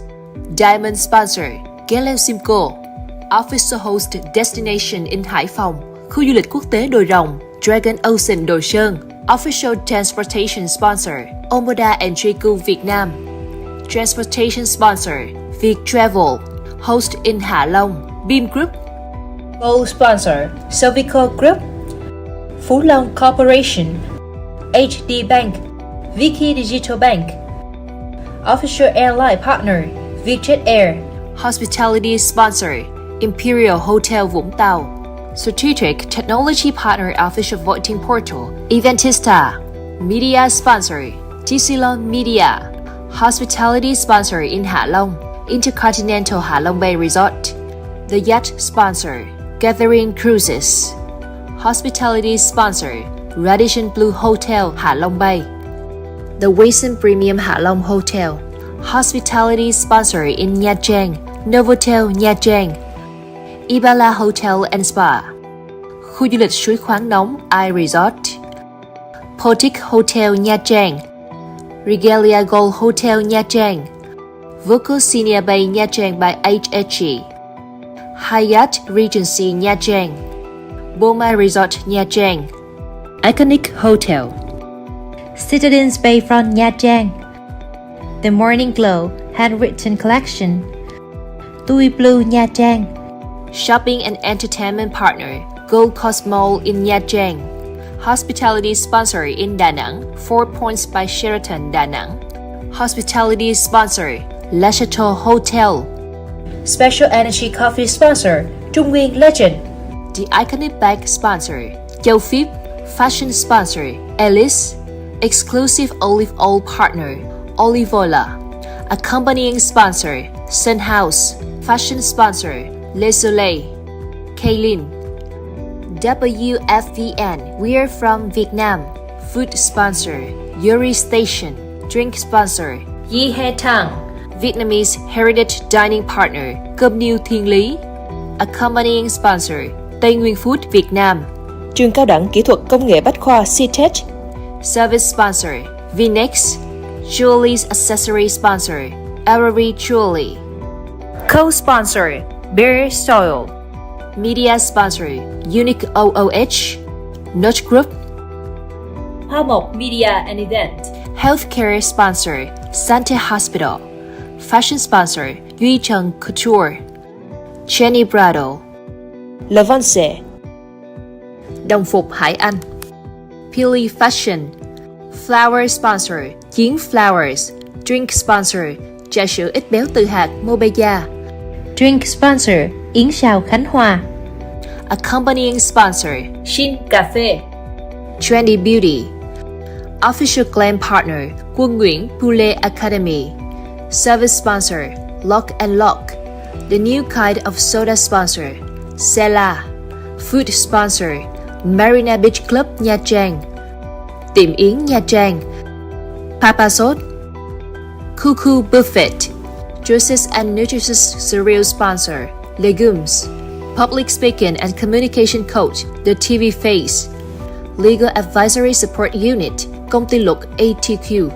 Media sponsor, Tower Hill Communications. Suzu Group. Thế Anh 28 Entertainment. Thế Giới Hoa hậu. Molly Group. Bamboo Creative. World Beauties. World Press. Backstage Showbiz. MZ News. Z Studio. Zalo Video. TikTok. Star Nation. Top Show.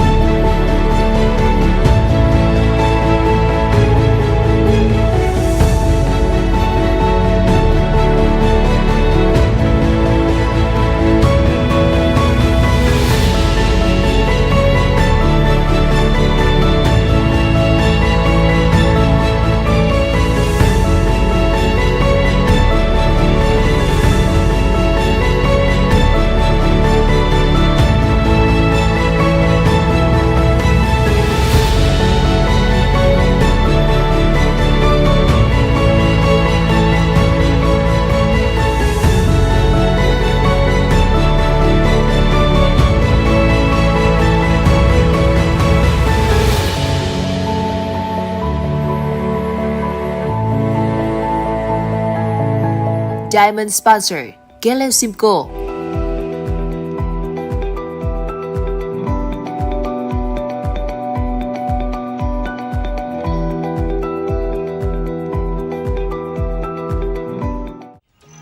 Tọa lạc tại vùng đất linh thiêng Đồ Sơn, nơi hội tụ linh khí của đất trời và vẻ đẹp hùng vĩ của thiên nhiên.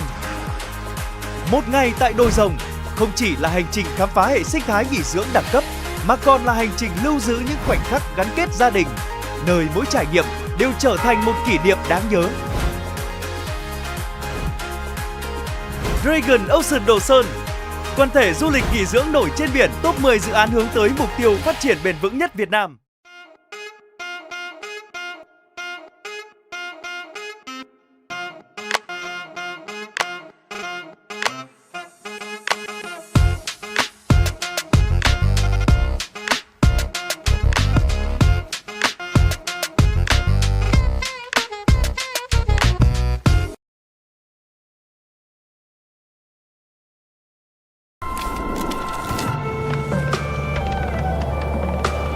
Cuộc sống là những bước chân đưa ta muôn chặng hành trình.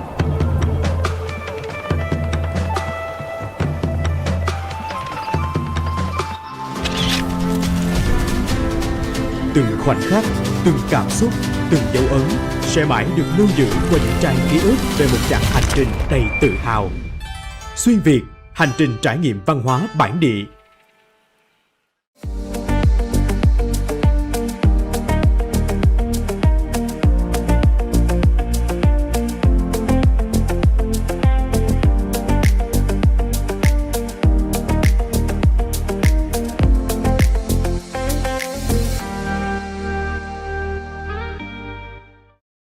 Gold sponsor Phú Long Corporation.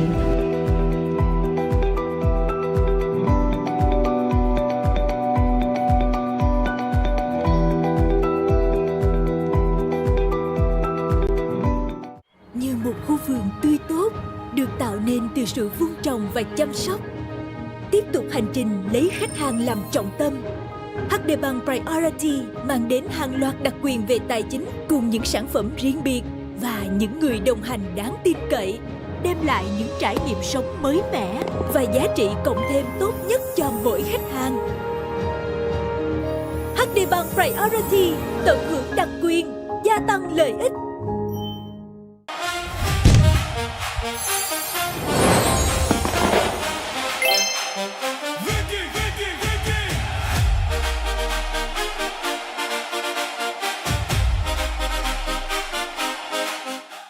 Bạn muốn vé không đồng? Khám phá những vùng đất mới. Muốn chưa đến nơi? Trải nghiệm đã tới. Vietjet phục vụ mọi mong muốn theo đúng sở thích. Bay là thích ngay. The 73rd Miss World, in partnership with our sponsors. Diamond sponsor Simco.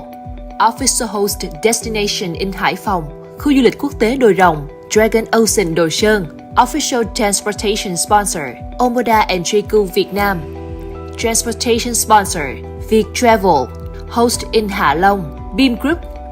Gold sponsor Sovico Group, Phú Long Corporation, HD Bank, Vicky Digital Bank. Official airline partner Vietjet Air. Hospitality sponsor Imperial Hotel Vũng Tàu. Strategic Technology Partner Official Voting Portal Eventista. Media Sponsor Tisilon Media.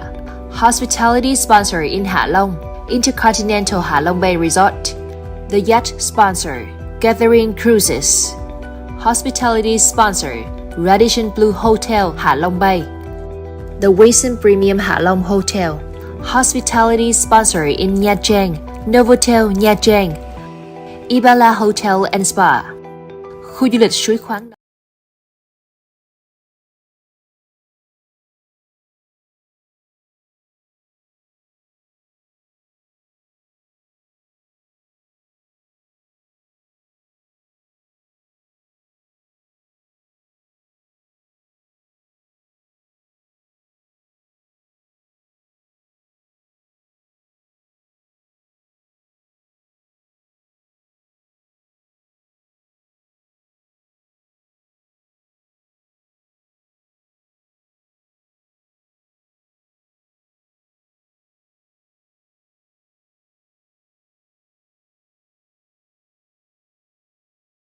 Our qualifier from the Miss World team.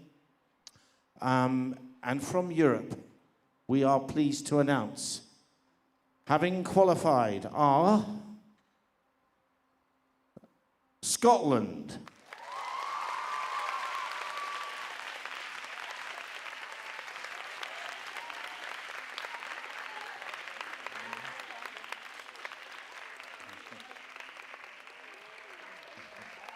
Well done, Scotland.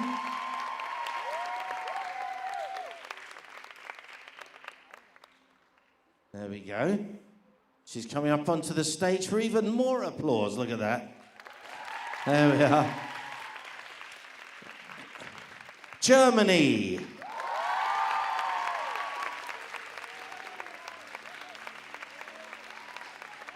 There we are. And Germany takes to the stage. Oh, he's going to go for the long walk. There we are.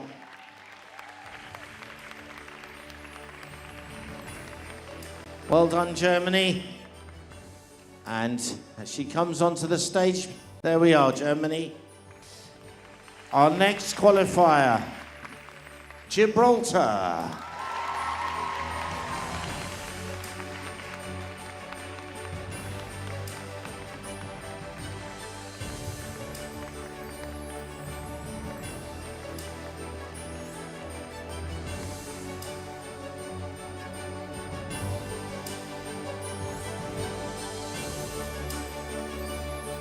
Comes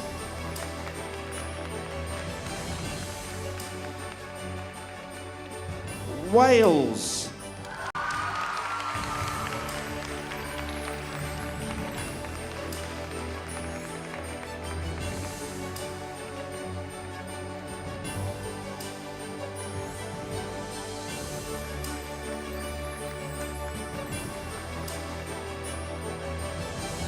Nice. And finally from Europe, España.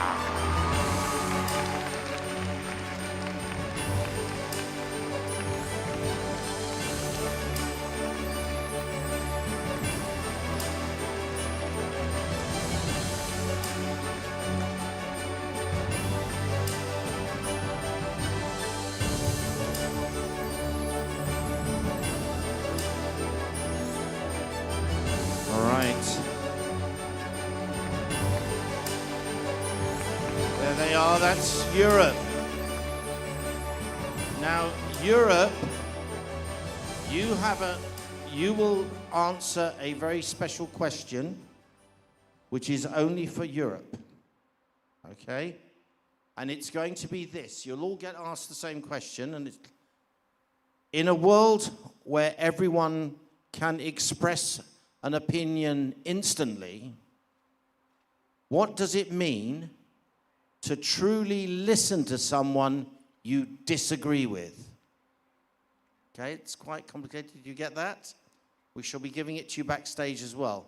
But that is your question. Congratulations. If you want to go backstage now, that is Europe. We're going to send you backstage. And what will happen, ladies, you will come out one at a time. You'll give the answer to the question we ask, and then you'll take your seat until you're all out on the stage again, okay? So congratulations to our qualifiers from Europe. Next. The next one was Americas and Caribbean, I believe. So, qualifying from the Americas and Caribbean. Can you wave Americas and Caribbean so that they know where to set up? They're on that side. So Americas and Caribbean all seem to be on that side. Here we go. The first qualifier. Bahamas.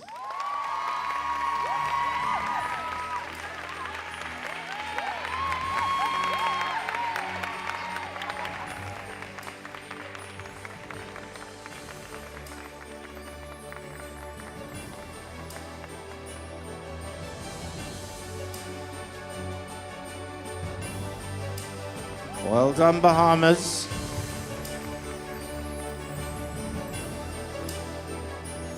And Bahamas will be joined by Trinidad and Tobago.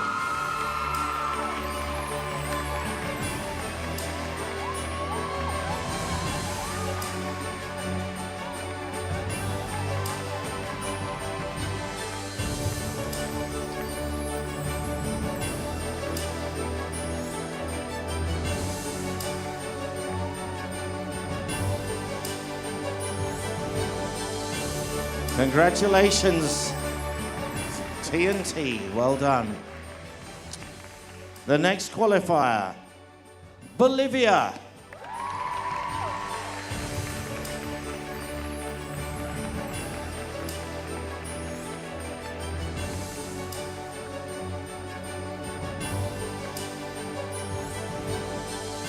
Congratulations, Bolivia.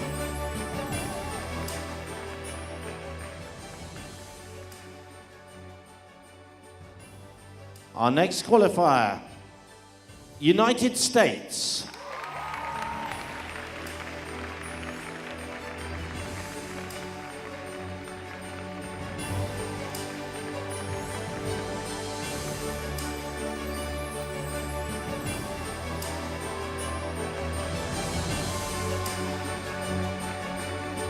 Congratulations, United States. And finally, from Americas and Caribbean, Martinique.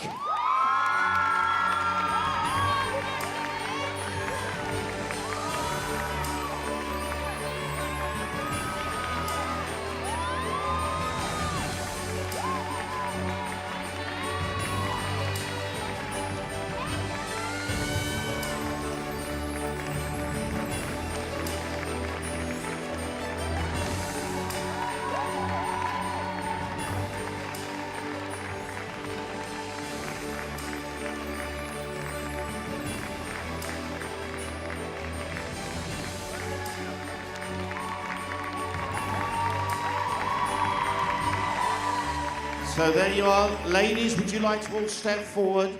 Here they are. All come forward. Front of the stage, your qualifiers from the Americas and Caribbean. I think we need you. That's it. There we are. Head challenge. Qualifiers. Okay. Now, ladies, you have a question as well, especially for you. We'll all be able to tell from the expression on your face whether you like it or not. So let's hope so. Hang on. Americas and Caribbean. Your question.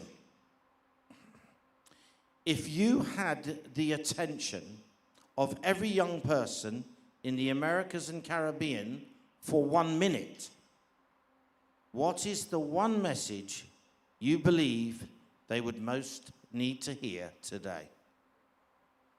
Okay, you got it? Okay, that will be ready for you backstage. Best of luck to our qualifiers. Back you go. There we are. So, there we go.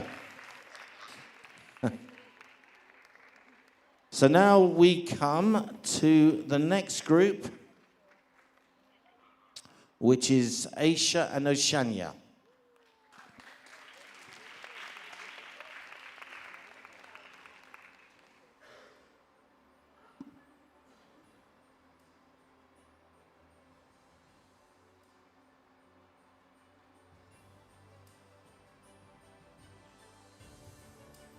The first qualifier is the home country, Vietnam.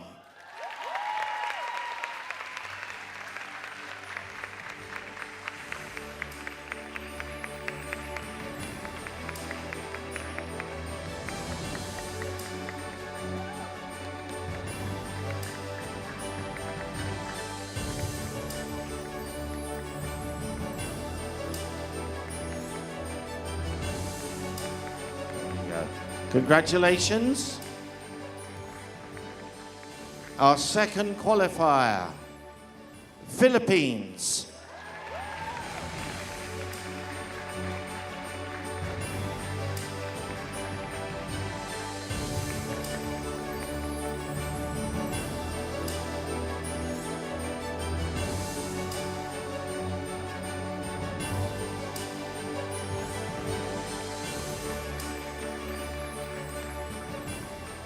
For the third qualifier, if I tell you that her headgear is now 2 inches longer, you'll know it's Cook Islands.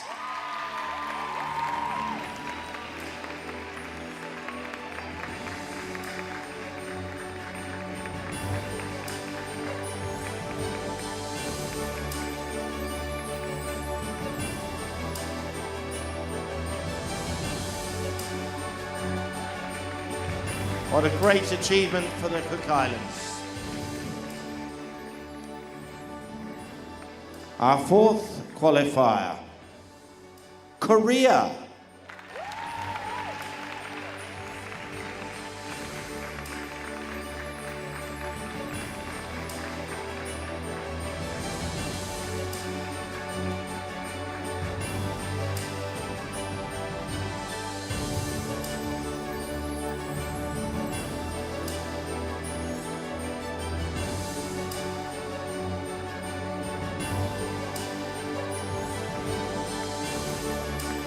And remarkably, the final qualifier, the Maldives.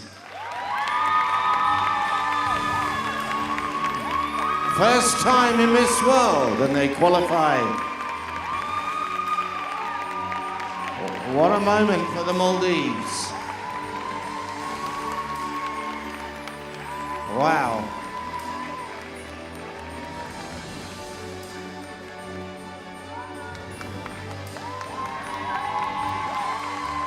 So ladies, there you have it. Your qualifiers from Asia and Oceania.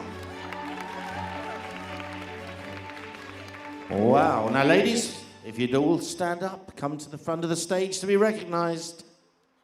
And we're going to give you that all-important question. There they are, the qualifiers. Your question, ladies. Asia and Oceania include some of the world's oldest traditions and some of its fastest changing societies. How can a new generation embrace progress without losing what makes its culture unique? Okay, that's what you've got to. It's a very tough question. You'll be given it again when you go backstage, but for now, everyone's going to applaud you as you make your way backstage. Congratulations. And of course, the key part of this is as you make your way backstage. Well done, thank you. So we have one group to go. And of course, this is the continent of Africa.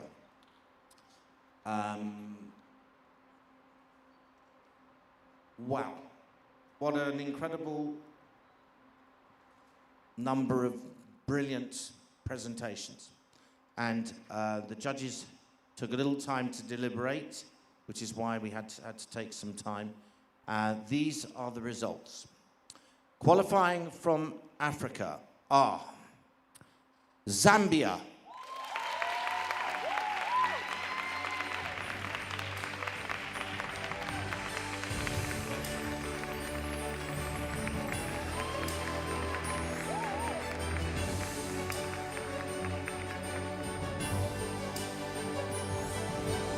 and it's wonderful. As you can probably see, Miss Zambia is in tears because she knows what an incredible achievement it is. Congratulations, Zambia.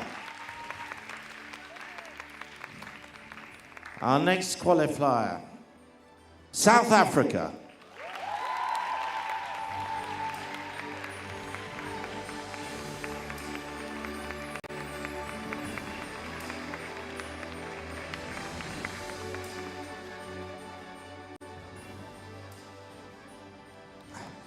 And you would not think it possible to have debut nations qualifying for the major events in their very first Miss World. But we have another, and I think by that you know that our next qualifier is Eritrea.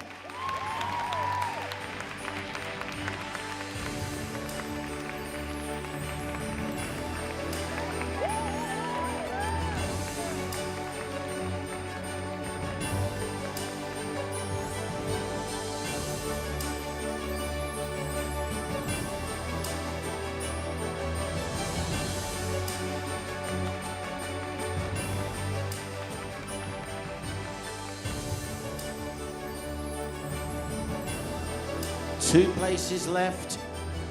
First of those goes to Kenya.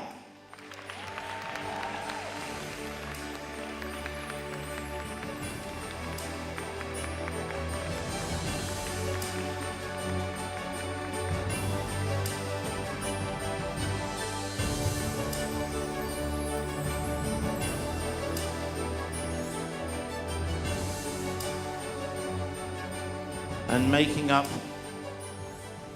the group of Africa, Nigeria.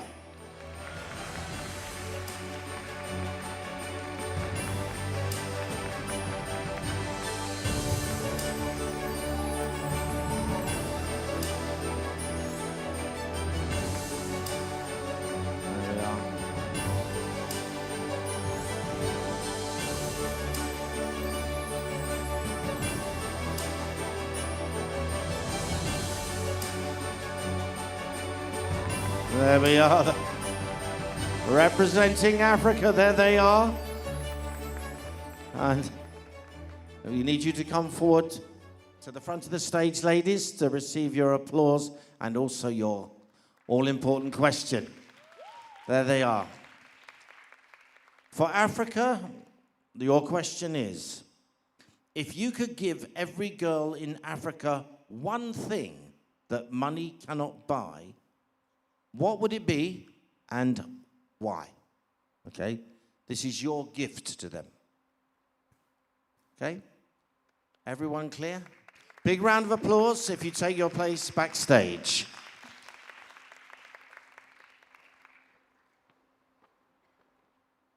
Now, while they go backstage, clearly the judges, it's a very difficult decision, and they wanted to spend some time, which is why we went backstage. In fact, it's taken longer to do that than it did actually much longer than we actually had anticipated.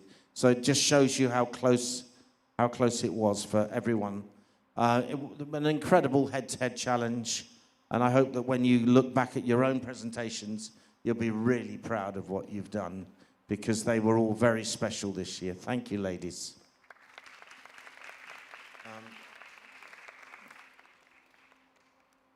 So what we're going to do is we're going to invite the contestants forward. They're going to be in the order that we did them. So Europe will come forward first. We will put them in alphabetical order so that it's easy for judging. And the judges will just mark a first and second on the sheets of paper. And if somebody has a majority of firsts overall, they will be the winner. If there's no overall majority, then first and second places will be counted. And if there's still a tie, the chairman will have the final casting vote. It's a very simple procedure, but very fair. So, we're going to invite the contestant to come forward from Europe.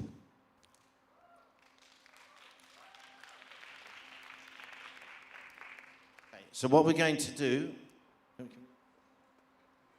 Sharky. So we're going to ask Germany to come first. And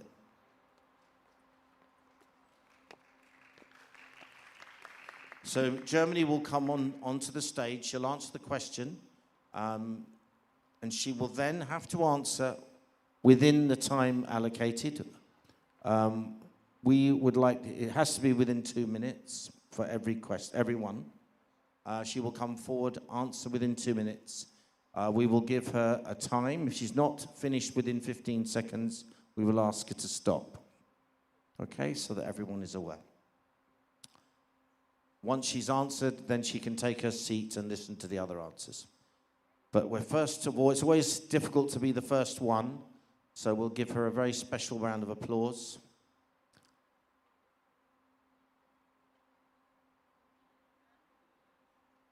So, let's welcome Germany.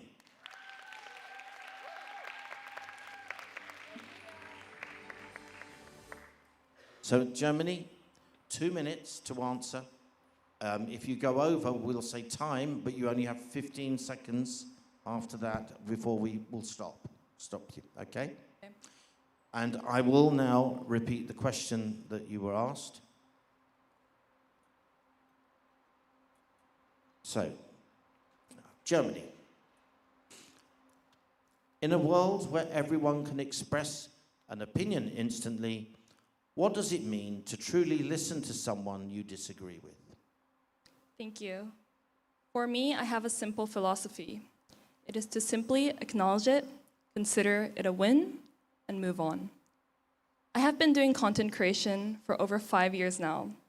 It is something I love so much to the point that I upload one single video a day for 5 years straight now. I really love it from the bottom of my heart. But what comes with that, especially in a world where we live in, where people can share their opinion at any single moment? I've received many opinions that not only I disagree with, but have been negativity towards my video, or sometimes myself as well. But this is the inevitable truth and the reality that happens when you put yourself out there. Vulnerability is always something that follows. But what I have learned through so many years of doing this, and also through so many years of learning and understanding other stories as part of my Beauty with a Purpose project, is that the fact that people are presenting their opinion to you, that's already a win. They're trying to understand you, their story, and they're coming a step close to you. So the next time you see an opinion that you may disagree with, it may be a negative take on yourself or your content, I want you to consider that as a win, because that person is trying to understand your story, and so should you. Thank you. Well done. Thank you, Germany. So, Germany, do you want us to take a seat? There we are. And now we call forward Gibraltar.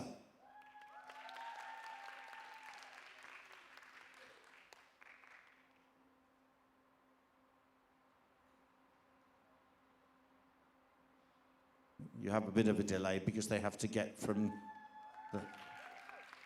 their secure area. There we are. So, Gibraltar, you have 2 minutes to answer. After 2 minutes, we will say time, and you only have 15 seconds to wrap up before we would stop your answer from continuing, okay? Question. In a world where everyone can express an opinion instantly, what does it mean to truly listen to someone you disagree with? To me, the ability to truly listen to someone you disagree with shows not only strength in character, but maturity and empathy. Regardless of their views, whether you believe them or not, I personally believe that everybody's situations can influence their own opinions. And so to be empathetic shows that their situations in life may have impacted their outcomes. From a personal point of view, I've had people tell me that entering Miss Gibraltar and the world of pageantry would be the worst decision of my life. And I could not disagree more.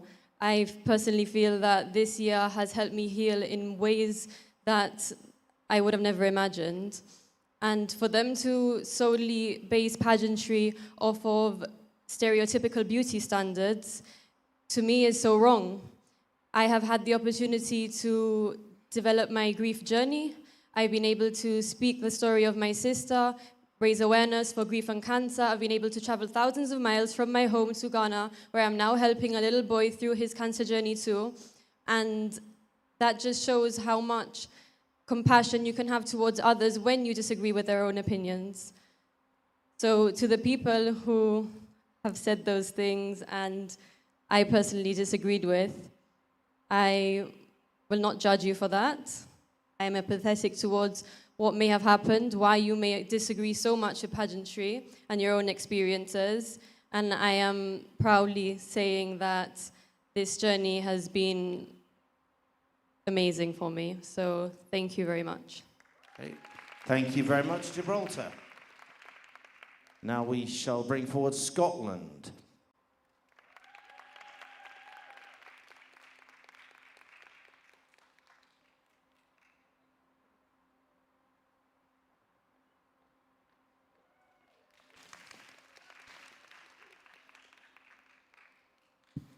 Hello. So, Scotland, here we go. Going to ask you same question. You have 2 minutes to answer. After 2 minutes, we will say time. You have 15 seconds to wrap up. Okay. Here we go. In a world where everyone can express an opinion instantly, what does it mean to truly listen to someone you disagree with? I firmly believe that disagreements are a massive part of life. You can never agree with everyone. It's just not how the cookie crumbles, unfortunately. I think that it's a great thing to be able to disagree with someone. And I actually think it's a bit of a privilege that we're able to stand here and not agree with someone. I think as part of my job, I'm a customer relationship manager. My mum started the business 33 years ago, and she firmly believes that there's a knack to negotiations and disagreements.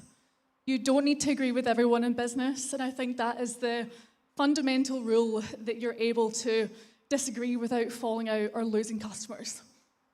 Everybody wants different things out of a negotiation, whether it's a better deal, whether it's more money, whether they're wanting something else to go their way.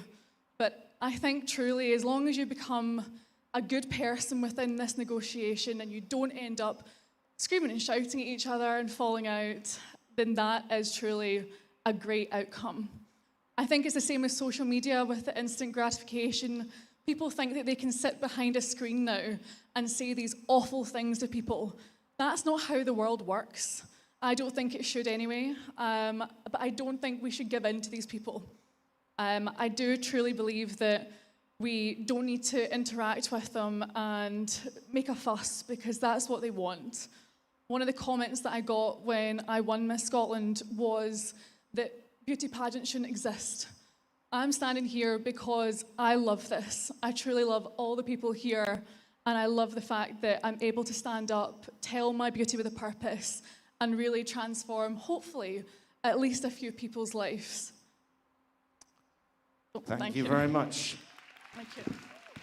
There we are, that's Scotland. Thank you. Next we have Spain.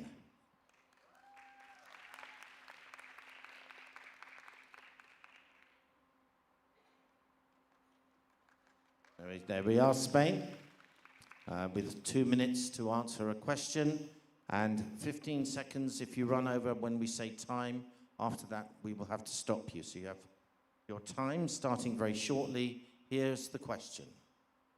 In a world where everyone can express an opinion instantly, what does it mean to truly listen to someone you disagree with? Good afternoon. In terms of the question, I believe everyone should be able to express their opinions. I believe that having an open mindset is what makes us humans. And what truly, truly matters to me is I was raised in a home by two psychologists. My mom, a psychologist of kids, and my dad, a psychologist of adults. They always told me that you need to go in life with an open mindset. So listening to someone you disagree with is actually very good and very intelligent. To deeply understand what they're saying is something that's going to be good in your life, because who knows, maybe you change your mindset to the better. So I truly believe we need to go in this world with respect, with understanding, and obviously with an open mindset, because the world can give you a lot of great stuff and you need to be ready for it. Thank you so very much. Thank you very much, Spain. And finally, in the group of Europe, we call forward Wales.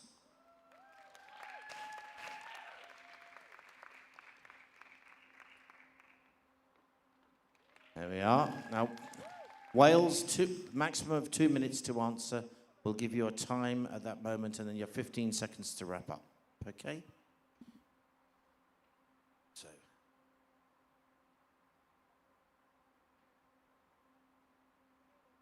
In a world where everyone can express an opinion instantly, what does it mean to truly listen to someone you disagree with?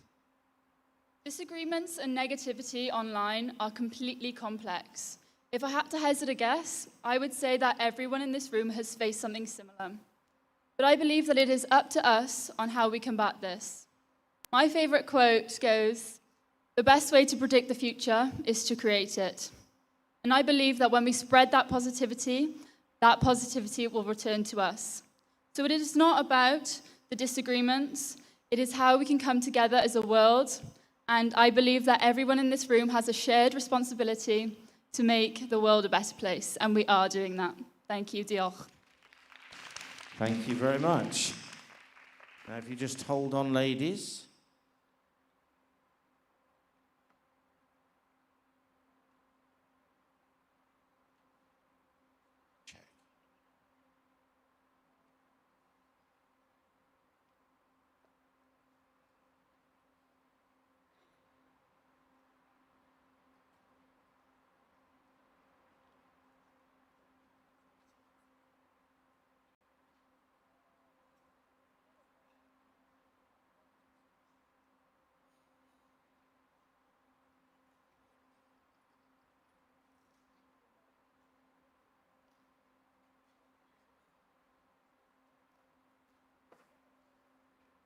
Is very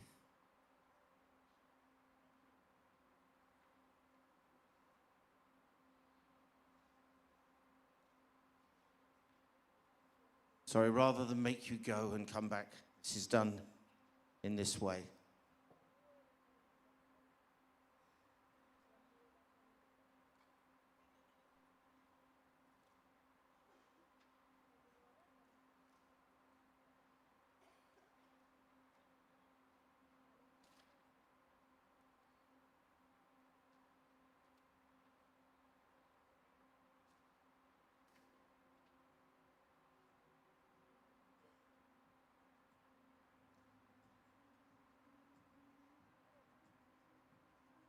Ladies and gentlemen, we have a result. Ladies, congratulations for all of you and all of your contributions. The winner of the head-to-head challenge for Europe is Germany.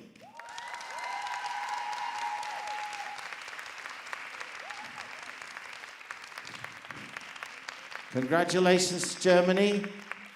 There we are. And ladies, congratulations on being in the final. If you'd like to now leave the stage, Germany, you will be into the final section of this, but you've qualified for the top 40 in Miss World.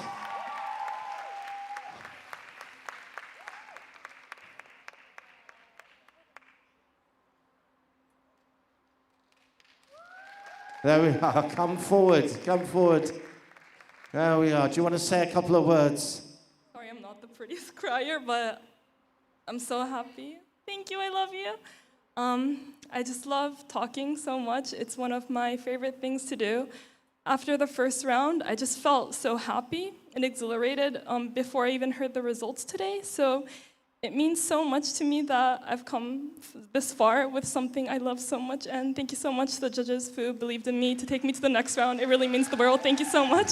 Congratulations, Germany.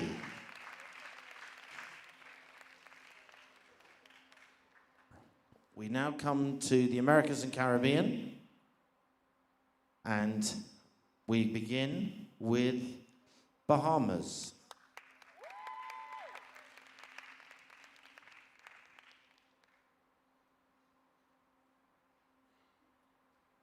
Okay, you're going to have 2 minutes to answer a question which I'm about to pose, and if it goes beyond that, we'll say time, and then you have maximum 15 seconds to wrap up. Okay, here we go. The question for Americas and Caribbean. If you had the attention of every young person in the Americas and Caribbean for just 1 minute, what is the message you believe they most need to hear today?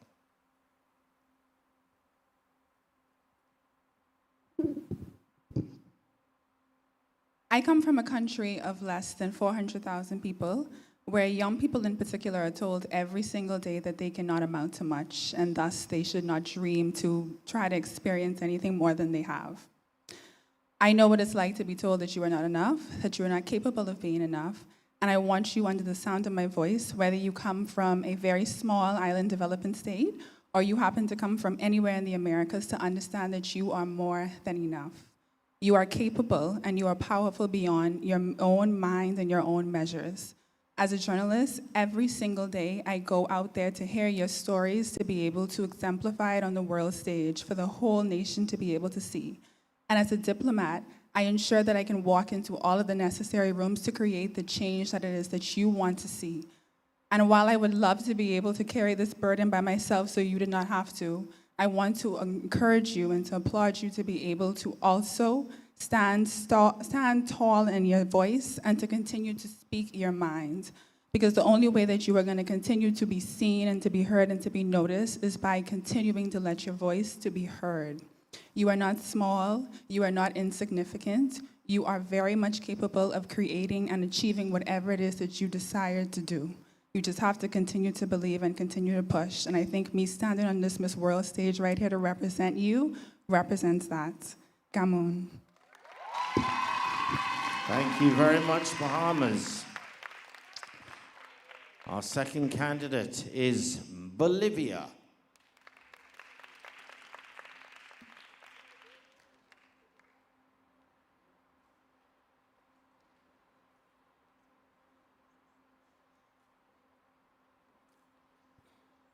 There we are, Bolivia. Congratulations. Here we go. You're going to have 2 minutes to answer the question. If we say time, you have 15 seconds to wrap up. Your question is,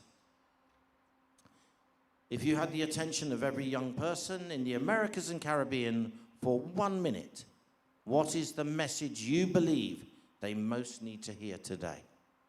Good morning again, Mrs. Morley, distinguished judges, dear ladies, and to everyone watching.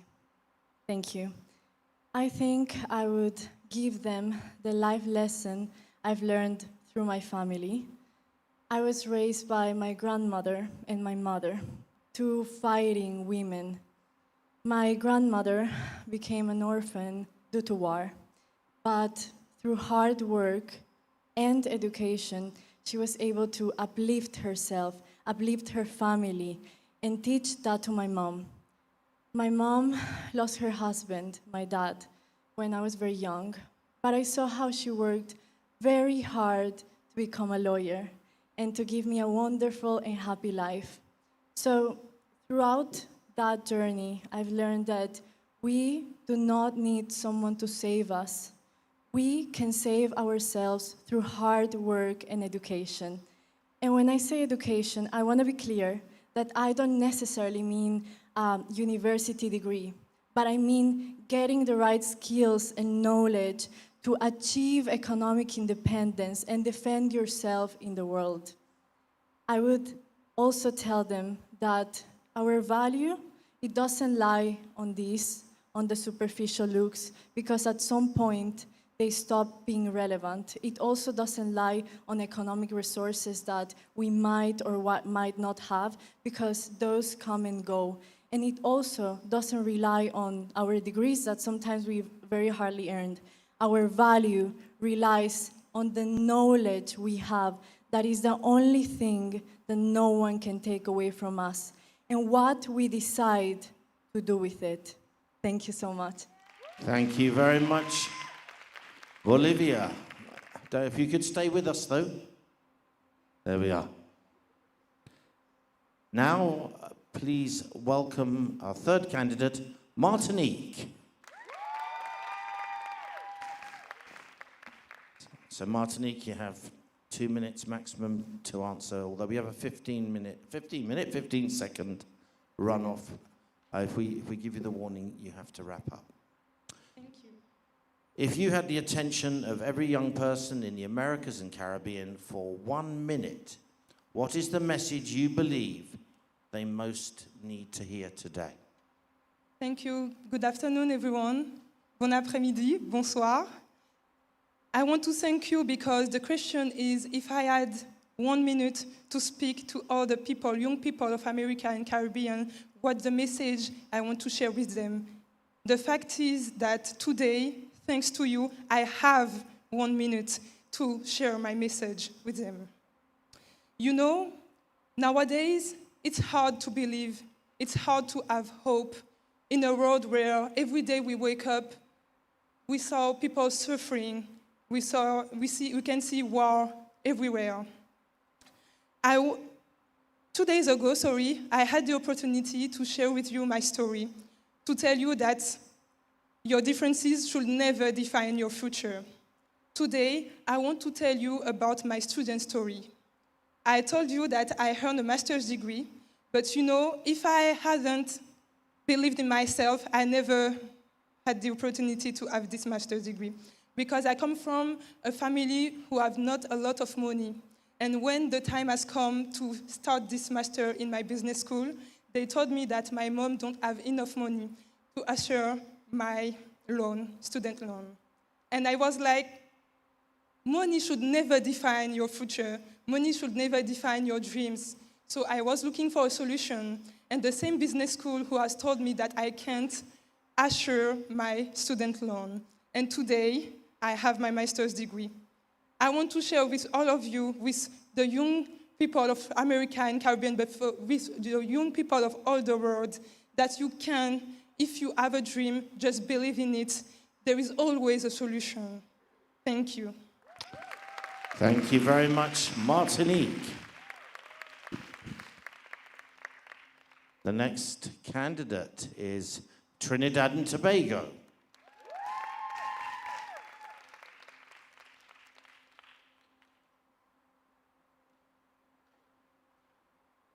So we have 2 minutes to deliver the answer. With 15 seconds from when we say time, you have to wrap up, okay? And we will go back to your question, which will be the same as the others.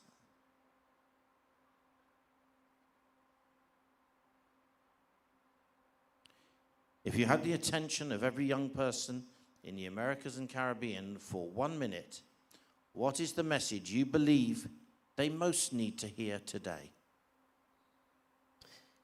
I'm simply going to tell you my truth. I stand before you here as a young woman who struggled with self-esteem and confidence. I often questioned if I was smart enough, if I was worthy enough, if I was able to think critically. I was scared to share my opinions and my thoughts on matters because we live in an era where everyone is your harshest critic and you can't make mistakes without judgment or without grace. But I'm reminded of a speech once given. It's not that you can't, it's not that you're not capable, it's not that you're not smart enough. It's simply you haven't found your way to success yet. Everyone has their own unique way of navigating life. In today's age, we stand before a mountain high, filled with challenges and obstacles. But I say to you, with time, with grace, and with love, you can do it. You can overcome those obstacles. You just need to believe, have faith in God, trust yourself. You are worth it. You are capable, and you will be successful in this life. I promise you. And that is the message I share in all my support group sessions through my Beauty with a Purpose. Because I believe in love, kindness, empathy. If my grandmother was here, she would be so unbelievably proud that I'm able to overcome my stage fright and speak to you all here today.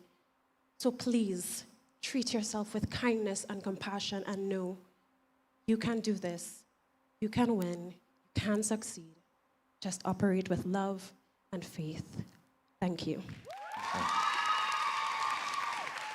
Thank you very much, Trinidad and Tobago. And finally, in this group, United States. You have 2 minutes to answer your question, and with a 15-second runoff from when we say time. And your question is, if you had the attention of every young person in the Americas and Caribbean for 1 minute, what is the message you believe they most need to hear today? If I had the opportunity to talk to anyone from the Americas and the Caribbean, or really anyone in the world, I would talk about labels. I think we are constantly put into boxes. The nerd, the jock, the dumb blonde, or for me, the bald girl. And I realized when you fall into those labels, you are limiting yourself of all of the wonderful capabilities and multifacetedness that you have. For me, when I wear a wig, I'm labeled as not having alopecia enough. Or when I don't wear a wig, I'm labeled as not pretty enough to be a beauty queen.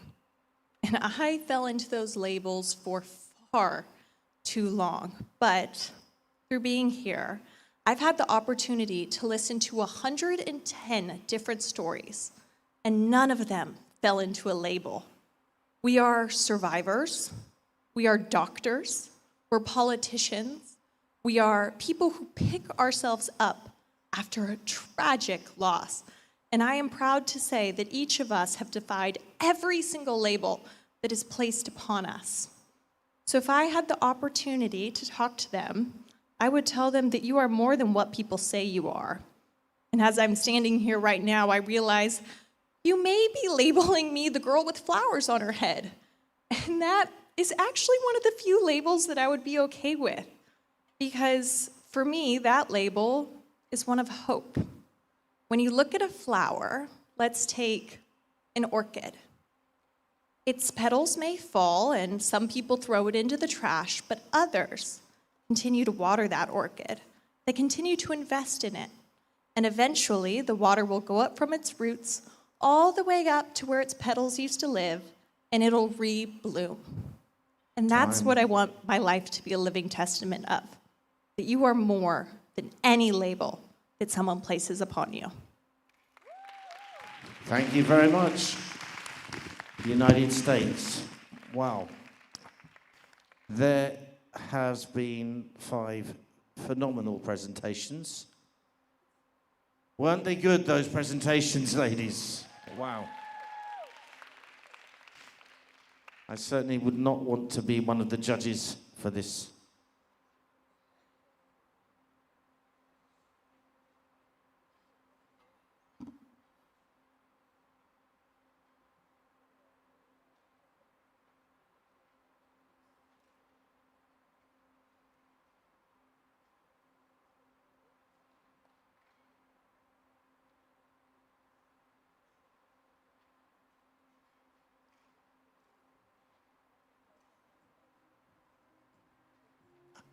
Okay. Ladies and gentlemen, we have the result. The winner of America's Caribbean Head-to-Head Challenge, qualifying for the top 40 of Miss World, is Trinidad and Tobago.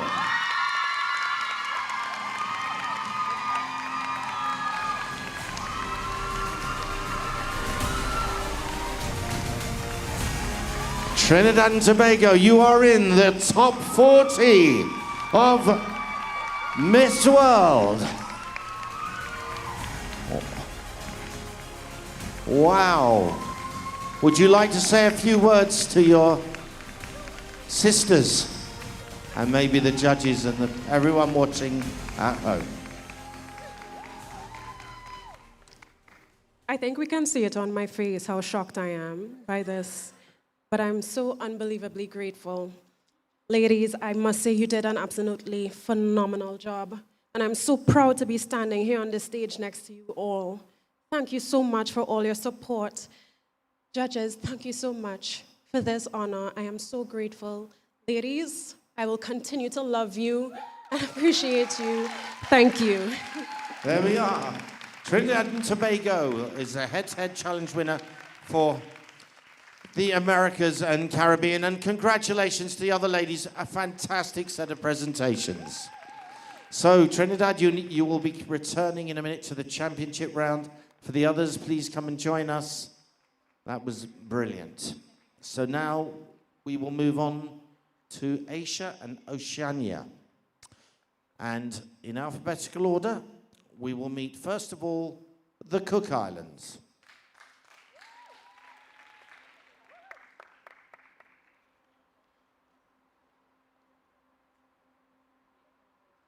Now, Cook Islands, you have 2 minutes to answer. If I say time, that means you only have 15 seconds to complete. Okay? Here is your question. Asia and Oceania include some of the world's oldest traditions and some of its fastest changing societies.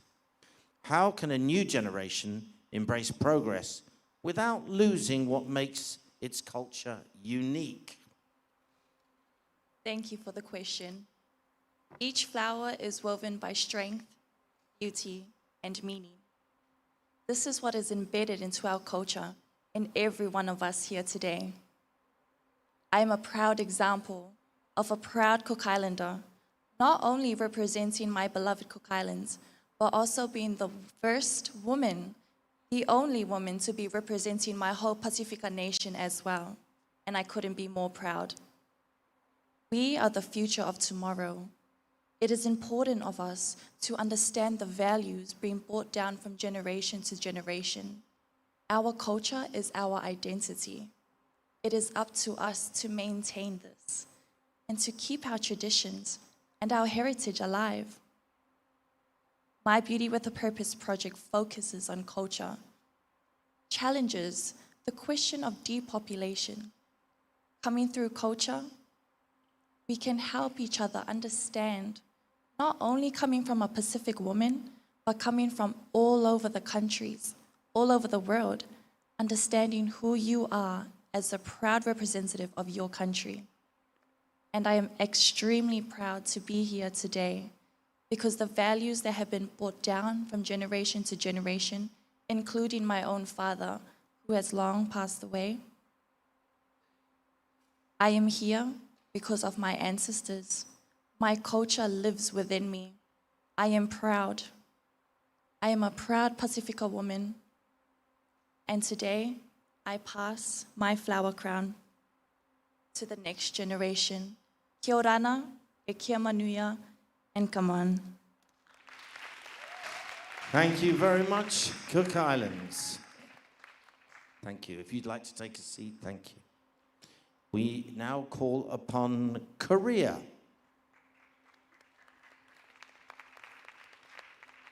And Korea, we have 2 minutes to answer the question. From when we say time, that means 15 seconds to wrap up. And your question? Asia and Oceania include some of the world's oldest traditions and some of its fastest changing societies. How can a new generation embrace progress without losing what makes its culture unique? Okay, so I want to start off by saying there's actually a little detail in the question I do not fully agree with. I do not believe we have to choose between progress and maintain what makes our cultures unique. It's actually a little bit funny because Korea's tradition or culture, you could say that we had to begin from zero all over again multiple times. Because for the last decades, Korea has been in countless wars. We have been invaded multiple times. And we also had a lot of civil wars and internal conflict. So you could say that our traditions and culture was destroyed every single time when we had these hardships. But I believe that maybe getting up from these hardships makes up this unique sense in our culture.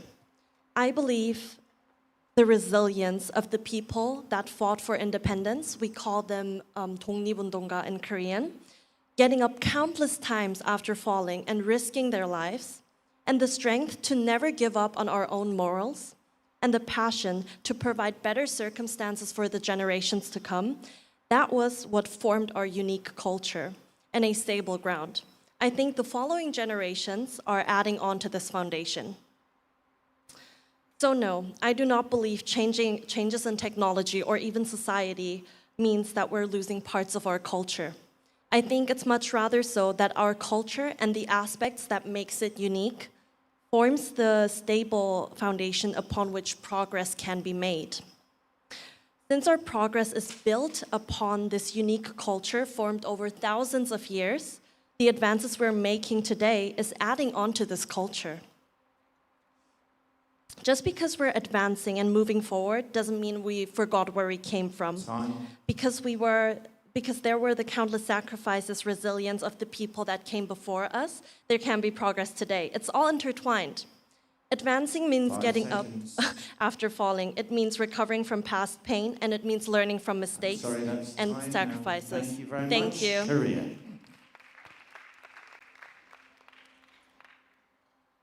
I'm very sorry, we have to be really strict on the timing for this round. Our next contestant is from the Maldives.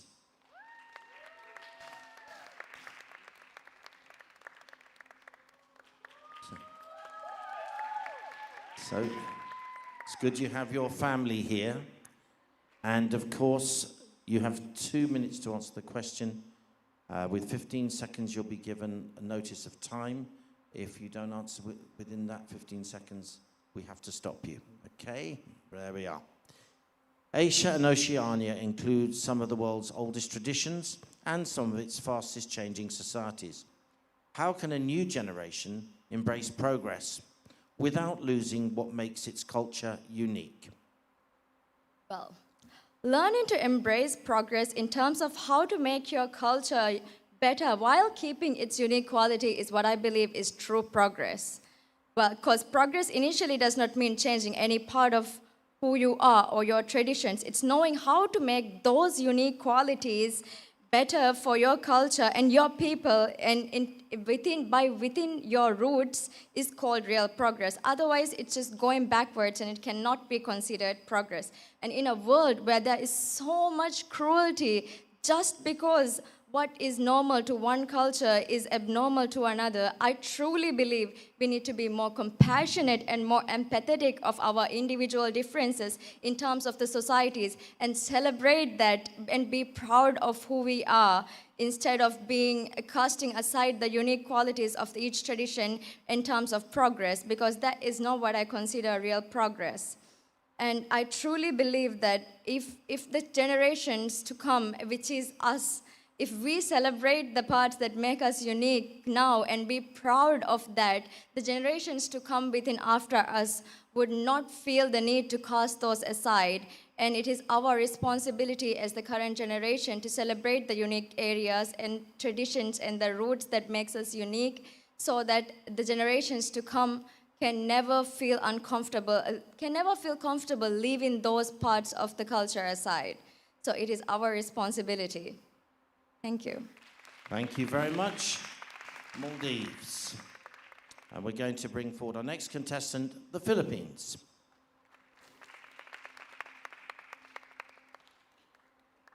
There we are. At the same 2 minutes. If we get to the end of 2 minutes, we'll give you 15 seconds wrap-up time before we have to stop you. Here is your question. Asia and Oceania include some of the world's oldest traditions and some of its fastest changing societies.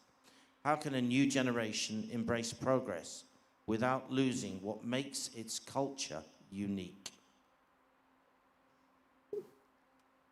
There's a quote that goes something like, "A people who do not know their history, origin, or culture is like a tree without roots." Our cultural heritage is one of the main frameworks that make us who we are. The traditions that we hold, the food that we eat, or the people that we're around. It's what makes home feel like home. And the best way to preserve our cultural heritage is to simply pass it down to the next generation. Growing up in the Philippines, I saw firsthand the Filipino culture of kapwa, which simply put means interconnectedness, like a string that binds us all together. Whether that was the simple things like sharing food off of the same plate, or the bayanihan spirit of neighbor helping neighbor after a typhoon struck. It was the simple things like this that shaped me into who I am, and in the future will shape who my children are. And though we have many avenues of promoting our culture, social media, pageantry, our spheres of influence, it will be the simple things that save us. Speaking our native language at the house, sharing stories of old to our children and our grandchildren, or cooking recipes from our grandparents. In a fast-paced, modernized digital world, things like kapwa or the bayanihan spirit will not be lost. In fact, they will be the things that ground us fully, because that is what roots are for. And every generation learns from the last and the next. Thank you. Thank you very much, Philippines. And finally, in this group, Vietnam. Vietnam, you have 2 minutes to answer. We will then give you a warning, and then you have 15 seconds to wrap up, after which time we would ask you to stop. Here is your question. Asia and Oceania includes some of the world's oldest traditions and some of its fastest changing societies. How can a new generation embrace progress without losing what makes its culture unique? Standing here as the host nation, I am incredibly proud to say that I've seen the progress of not only Vietnam, but also of Asia and Oceania. But what makes me even more proud is that our people, we have never lost our roots, not for a single day. And the secret recipe that the youth has been embracing, I believe that is the heritage of love. We love our nations, we love our people, our diversity, but most importantly, we love you, our international friends. As continents, we have endured so much pain, challenges, and here in Vietnam, we experience the pain of wars. However, we always choose peace. We always choose to love, not to hate. And today, we are channeling that love back to you. Take the instant of Miss World in Vietnam. You, as beautiful ladies, you come here and you promote our culture. You wear our traditional dress áo dài. You eat our food saying ngon quá. You have coffee soda, cà phê sữa đá, coffee soda, phở, bánh mì. And you also promote the tourism of the whole region. And ladies and gentlemen, I believe this is how us, Asia and Oceania, is developing, integrating, but not dissolving. Thank you. Xin cảm ơn. Thank you very much, Vietnam. So, congratulations, ladies. You can relax a bit now as you've done the hard part. Now we're going to get the judges' results. And very soon we'll find out which one of you is our champion for Asia and Oceania in the head-to-head challenge. And don't forget that winner goes to the top 40 of Miss World.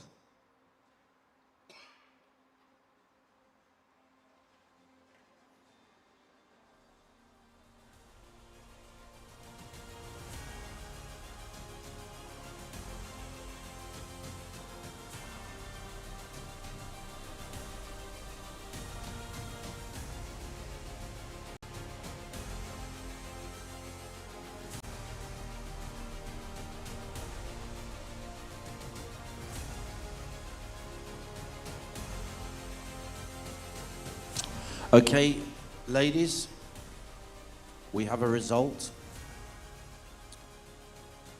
The winner of the head-to-head challenge for Asia and Oceania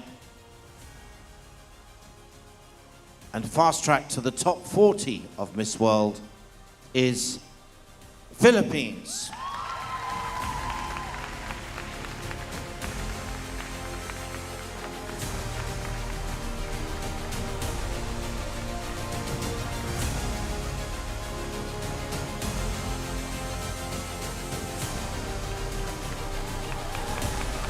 Now, Philippines, would you like to address the audience and the judges, please? You're in the top 40 of Miss World. That is absolutely insane and incredible. Thank you so much from the bottom of my heart. Thank you for allowing me to represent the Philippines, and thank you for giving me this responsibility and honor. I plan to use it to the fullest and to use my voice to inspire those who are watching. Maraming salamat.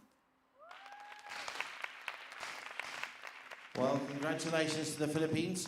And also put your hands together for the other finalists in Asia and Oceania. Ladies, if you'd like to come to the audience, and Philippines, you need to stay back for the final round. So we ask you now to come out there, please. Thank you. And we have one group to go. And that, of course, is Africa.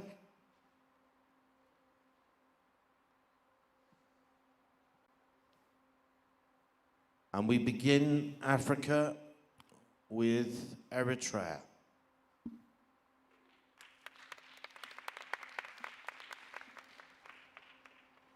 Now, Eritrea, you're going to have 2 minutes to answer the question. 15 seconds from when we say time is the maximum you have to wrap up.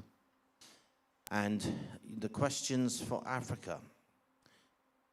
If you could give every girl in Africa one thing that money cannot buy, what would it be and why? Thank you so much for this question. Thank you so much for the opportunity to stand here today among my sisters. If there was one thing I could give to this little girl in Africa, it would be the most priceless thing that anyone should be having. It is the gift of purpose. See, when we are in life, we're navigating, we're always watching at who is doing what. It could be fame, it could be money, until we realize none of it means anything. But purpose is actually what drives us to live this life properly, meaningfully. And by the end of their lives, I want them to look back and say, I lived my life and used all the gifts that the Creator has given me to live it purposefully. Everyone in here looks very different. Not even the identical twins are the same. Just as unique as we all are, also our purposes are unique. We all have a special assignment here in this world. So I would remind that little girl to find her purpose and live her life meaningfully. Thank you. Thank you very much, Eritrea. The next person we call forward is Kenya.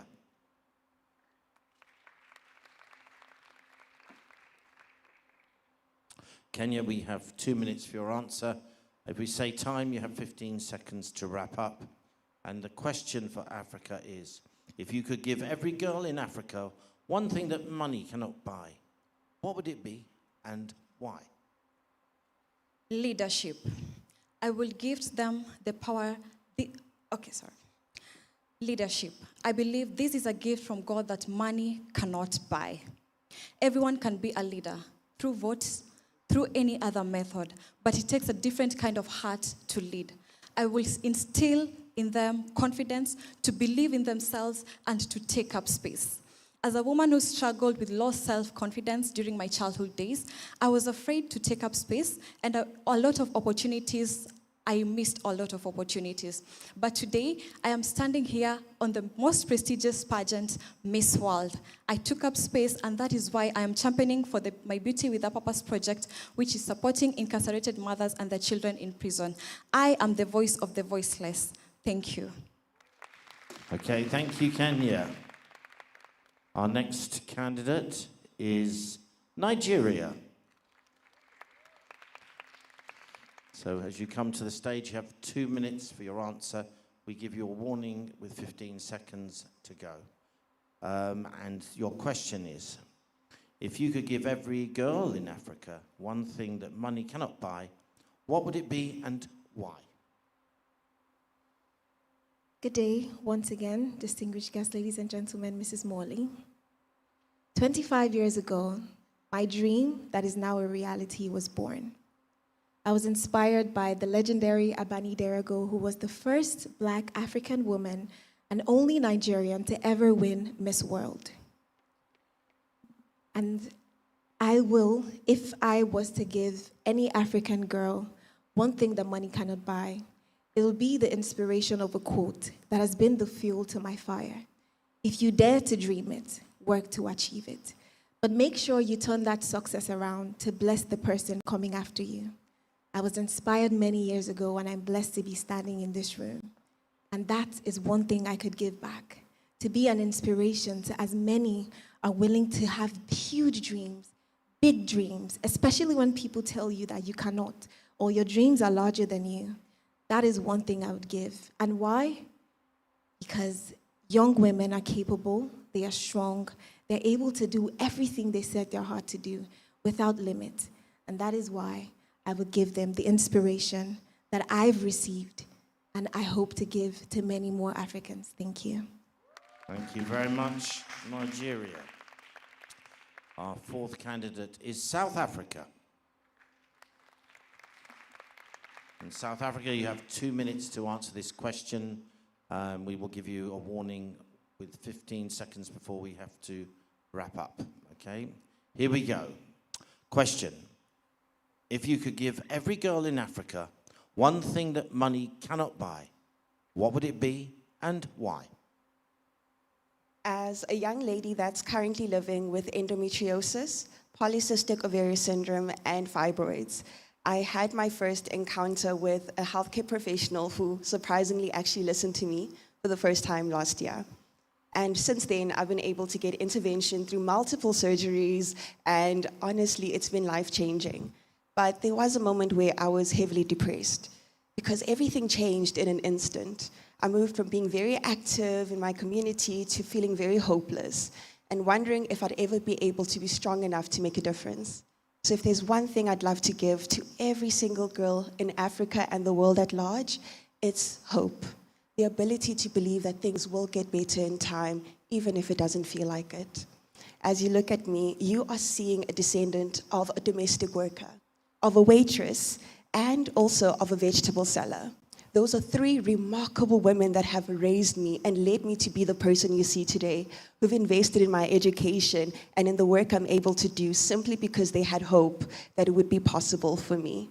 So, ladies, continue hoping, continue believing. You are the change we all need. Thank you. Thank you very much, South Africa. Well, one candidate left, and that is Zambia. And Zambia, as you take your place, you have 2 minutes to give your answer with 15 seconds with a warning. And after that time, we would have to stop you. So please answer within the time given. And your question is, if you could give every girl in Africa one thing that money cannot buy, what would it be and why? The one thing I would give is the power of never giving up. I'll use myself as an example. I've never been one to struggle academically, but when it came to sitting for my medical licensing exam, I didn't make it. This was very confusing to me because I had never failed an exam in my whole entire life. I wanted to give up. It felt like a part of me was taken away. But then I reminded myself that just because I failed this one exam did not make me less of a doctor. It did not mean that I was dumb. So I pushed myself. I forged ahead, and I studied. I studied with tears in my eyes. I studied depressed. I studied sad. And even when I didn't want to do it, I still studied. And that is the power of never giving up. You have to push yourself. And every opportunity that comes to you, you will grab it by the horns and achieve greatness because you have the power of never giving up.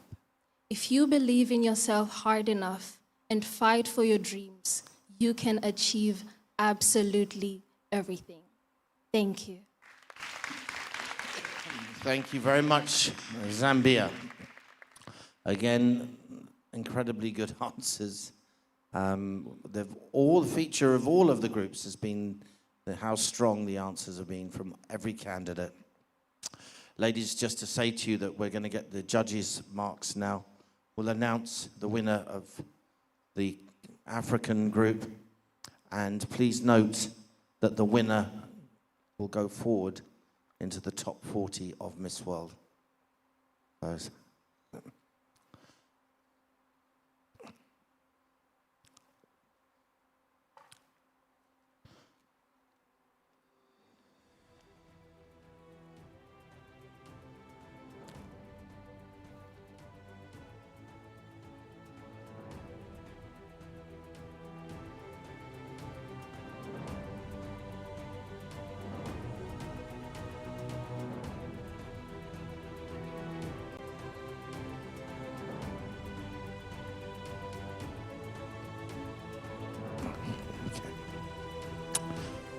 Ladies and gentlemen, we have the result.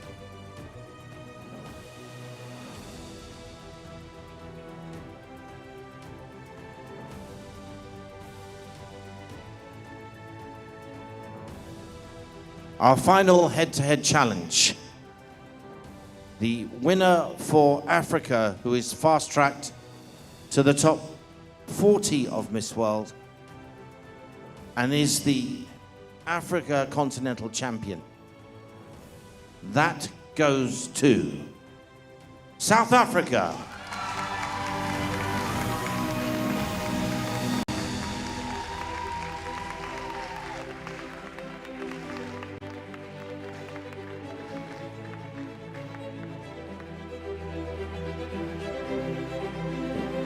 Congratulations, South Africa. Wow.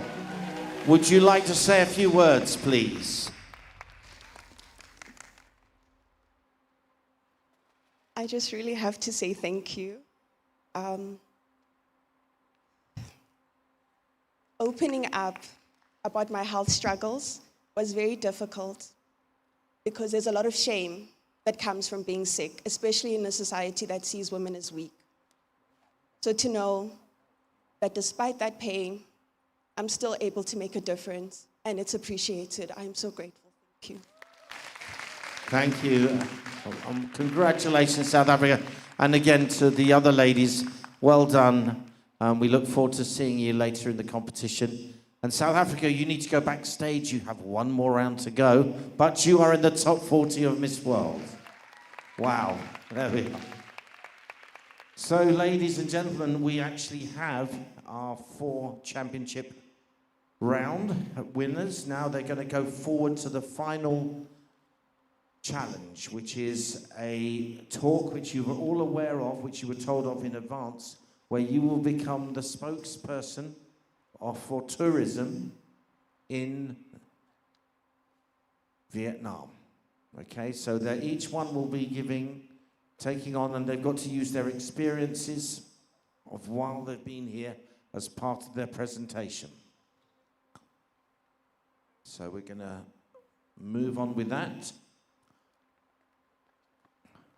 This is the final one. Now, we won't be announcing the results of this. This will be later because the winner goes into the top 20 of Miss World. So here we go. We're going to invite them back in the following order. We're going to start with Germany. So could we ask Miss Germany to come out? There we are. Germany, this is the championship round.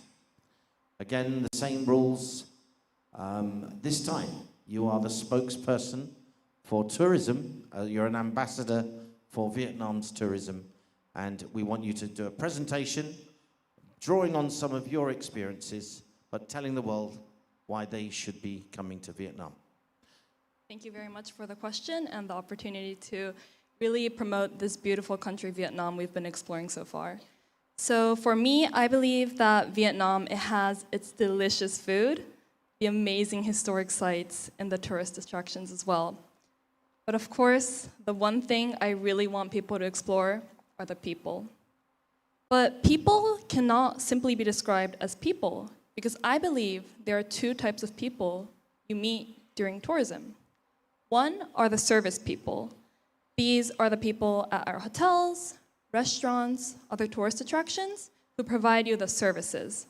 Of course, very warm people. They have treated us so well, and I'm so grateful for that. But I think what is even more special about Vietnam is the second type of people. These are the people we meet on the streets. People who come up to us, say hi, take a picture with us, just for the fun of it. And these people have provided me with so much warmth. Every person I've met on the streets, they come up to me with so much warmth, as if I'm part of their community. And why this shocks me so much is because on my badge here, it says Germany. It doesn't say Vietnam. And having people treat me as if I'm part of their country, part of their community, that means so much to me. because it is something which I struggled with so long in my life. So I'm very thankful for the people in Vietnam who treated me with so much warmth. And I hope that one day, if they have the opportunity to visit Germany, Japan, or even the United States, I would love to show them around as well. So thank you so much to the people in Vietnam. And if you are visiting Vietnam soon, please take a day to leave your hotel, leave the tourist attractions, and take a day to roam around the city and talk to the people, because that just might be the highlight of your trip. Thank you. Thank you very much, Germany. So we now welcome our next tourism ambassador for Vietnam, who's Trinidad and Tobago, our Miss World head-to-head champion from the Americas and Caribbean. With 2 minutes, the same rules as on your previous presentation, but welcome to our tourism ambassador. Thank you. Vietnam, to me, is warm, welcoming, and full of wonder. From the moment I arrived in Vietnam, I was greeted by wonderful, beautiful, smiling faces who were ready to accept me at any turn. I quickly realized that Vietnam is a place where differences among people thrive, they are celebrated, and they are expressed at every turn. Now, the warmth is one that I can appreciate. Being a Caribbean island girl, the warmth hugs me at every turn. And the culture is like no other. In Vietnam, the history is preserved, the culture is advanced, and the people, the structures, the architecture is so beautifully crafted. You cannot help but appreciate it. Now, my favorite thing about Vietnam is the cuisines. I love the food, and I love the differences that make us whole. So, Vietnam, thank you for welcoming me. Thank you for embracing me with open arms. There we are. Thank you very much, Trinidad and Tobago. Now, our next candidate is from Asia and Oceania, and it's the Philippines.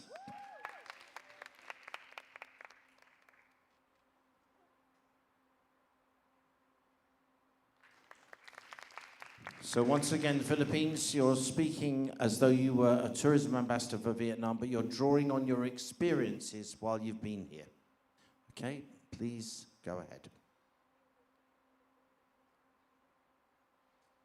The first time I visited Vietnam was in 2025 for a sports outreach.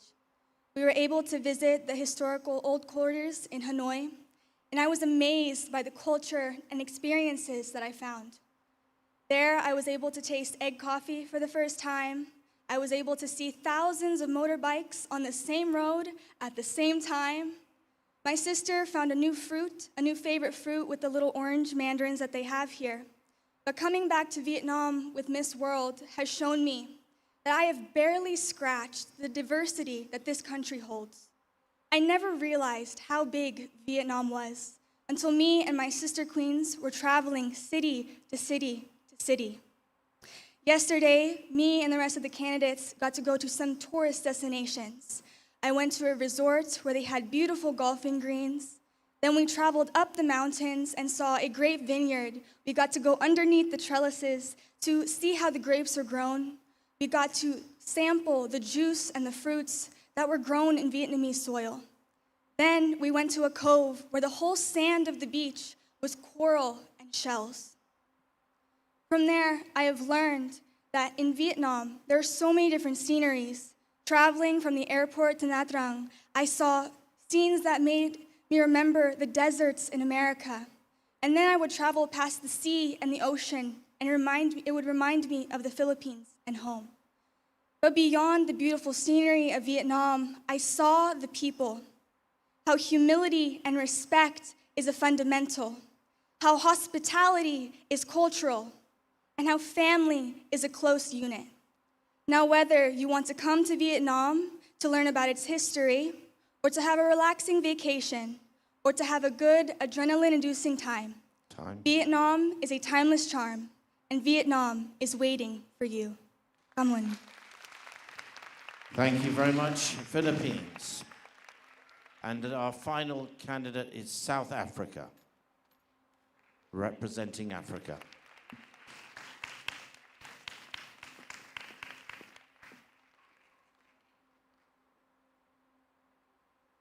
Good afternoon. Xin chào. I'd love to reintroduce myself as the official ambassador for Vietnam. And let me tell you, you're in for a treat. I first arrived a few weeks ago, nervous, worried if there'd be a cultural difference, but surprisingly, it's a lot like home.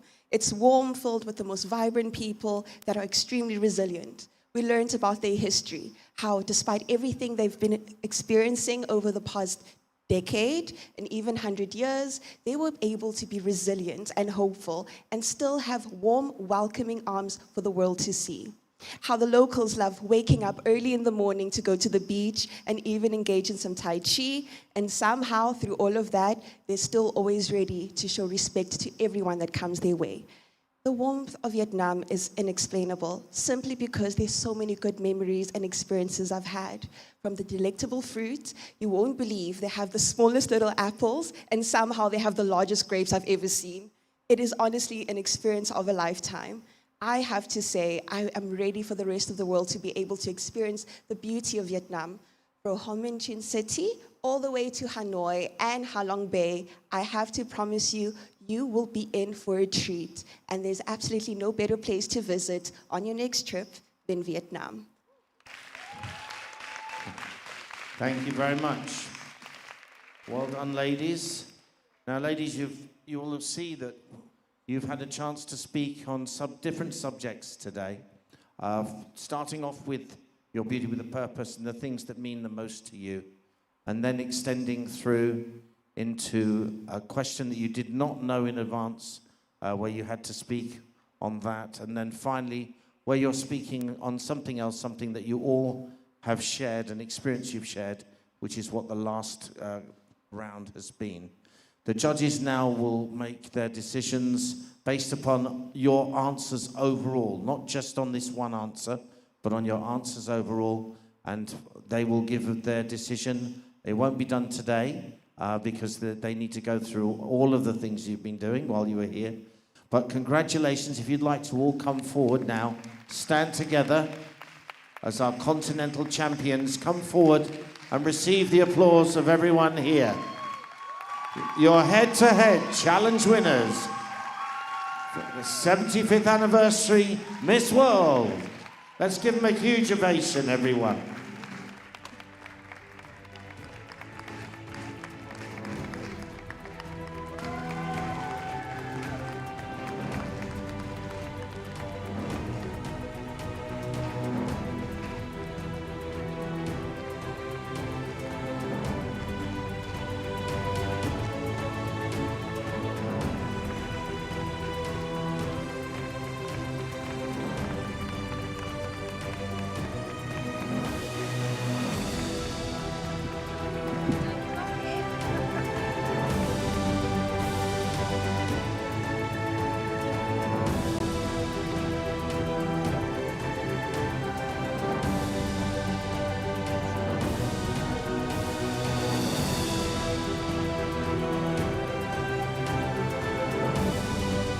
And as we say congratulations to our winners, I think we should thank everyone here. You've put on an incredible event with a head-to-head challenge.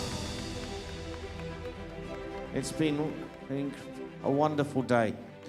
And thank you very much to our judging panel, to all the team here in the Children's Theatre for taking care of us. It's a lovely place. And we look forward to welcoming you to your next challenge. I think that's going to take place here, which is talent.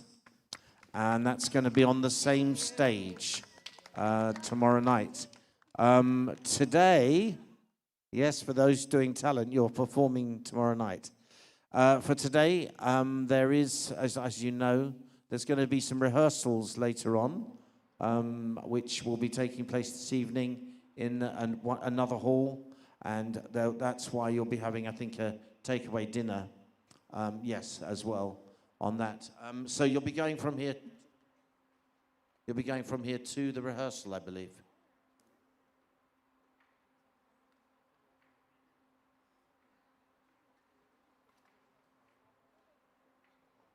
Would you want to announce the talent finalists? I think you should, yeah.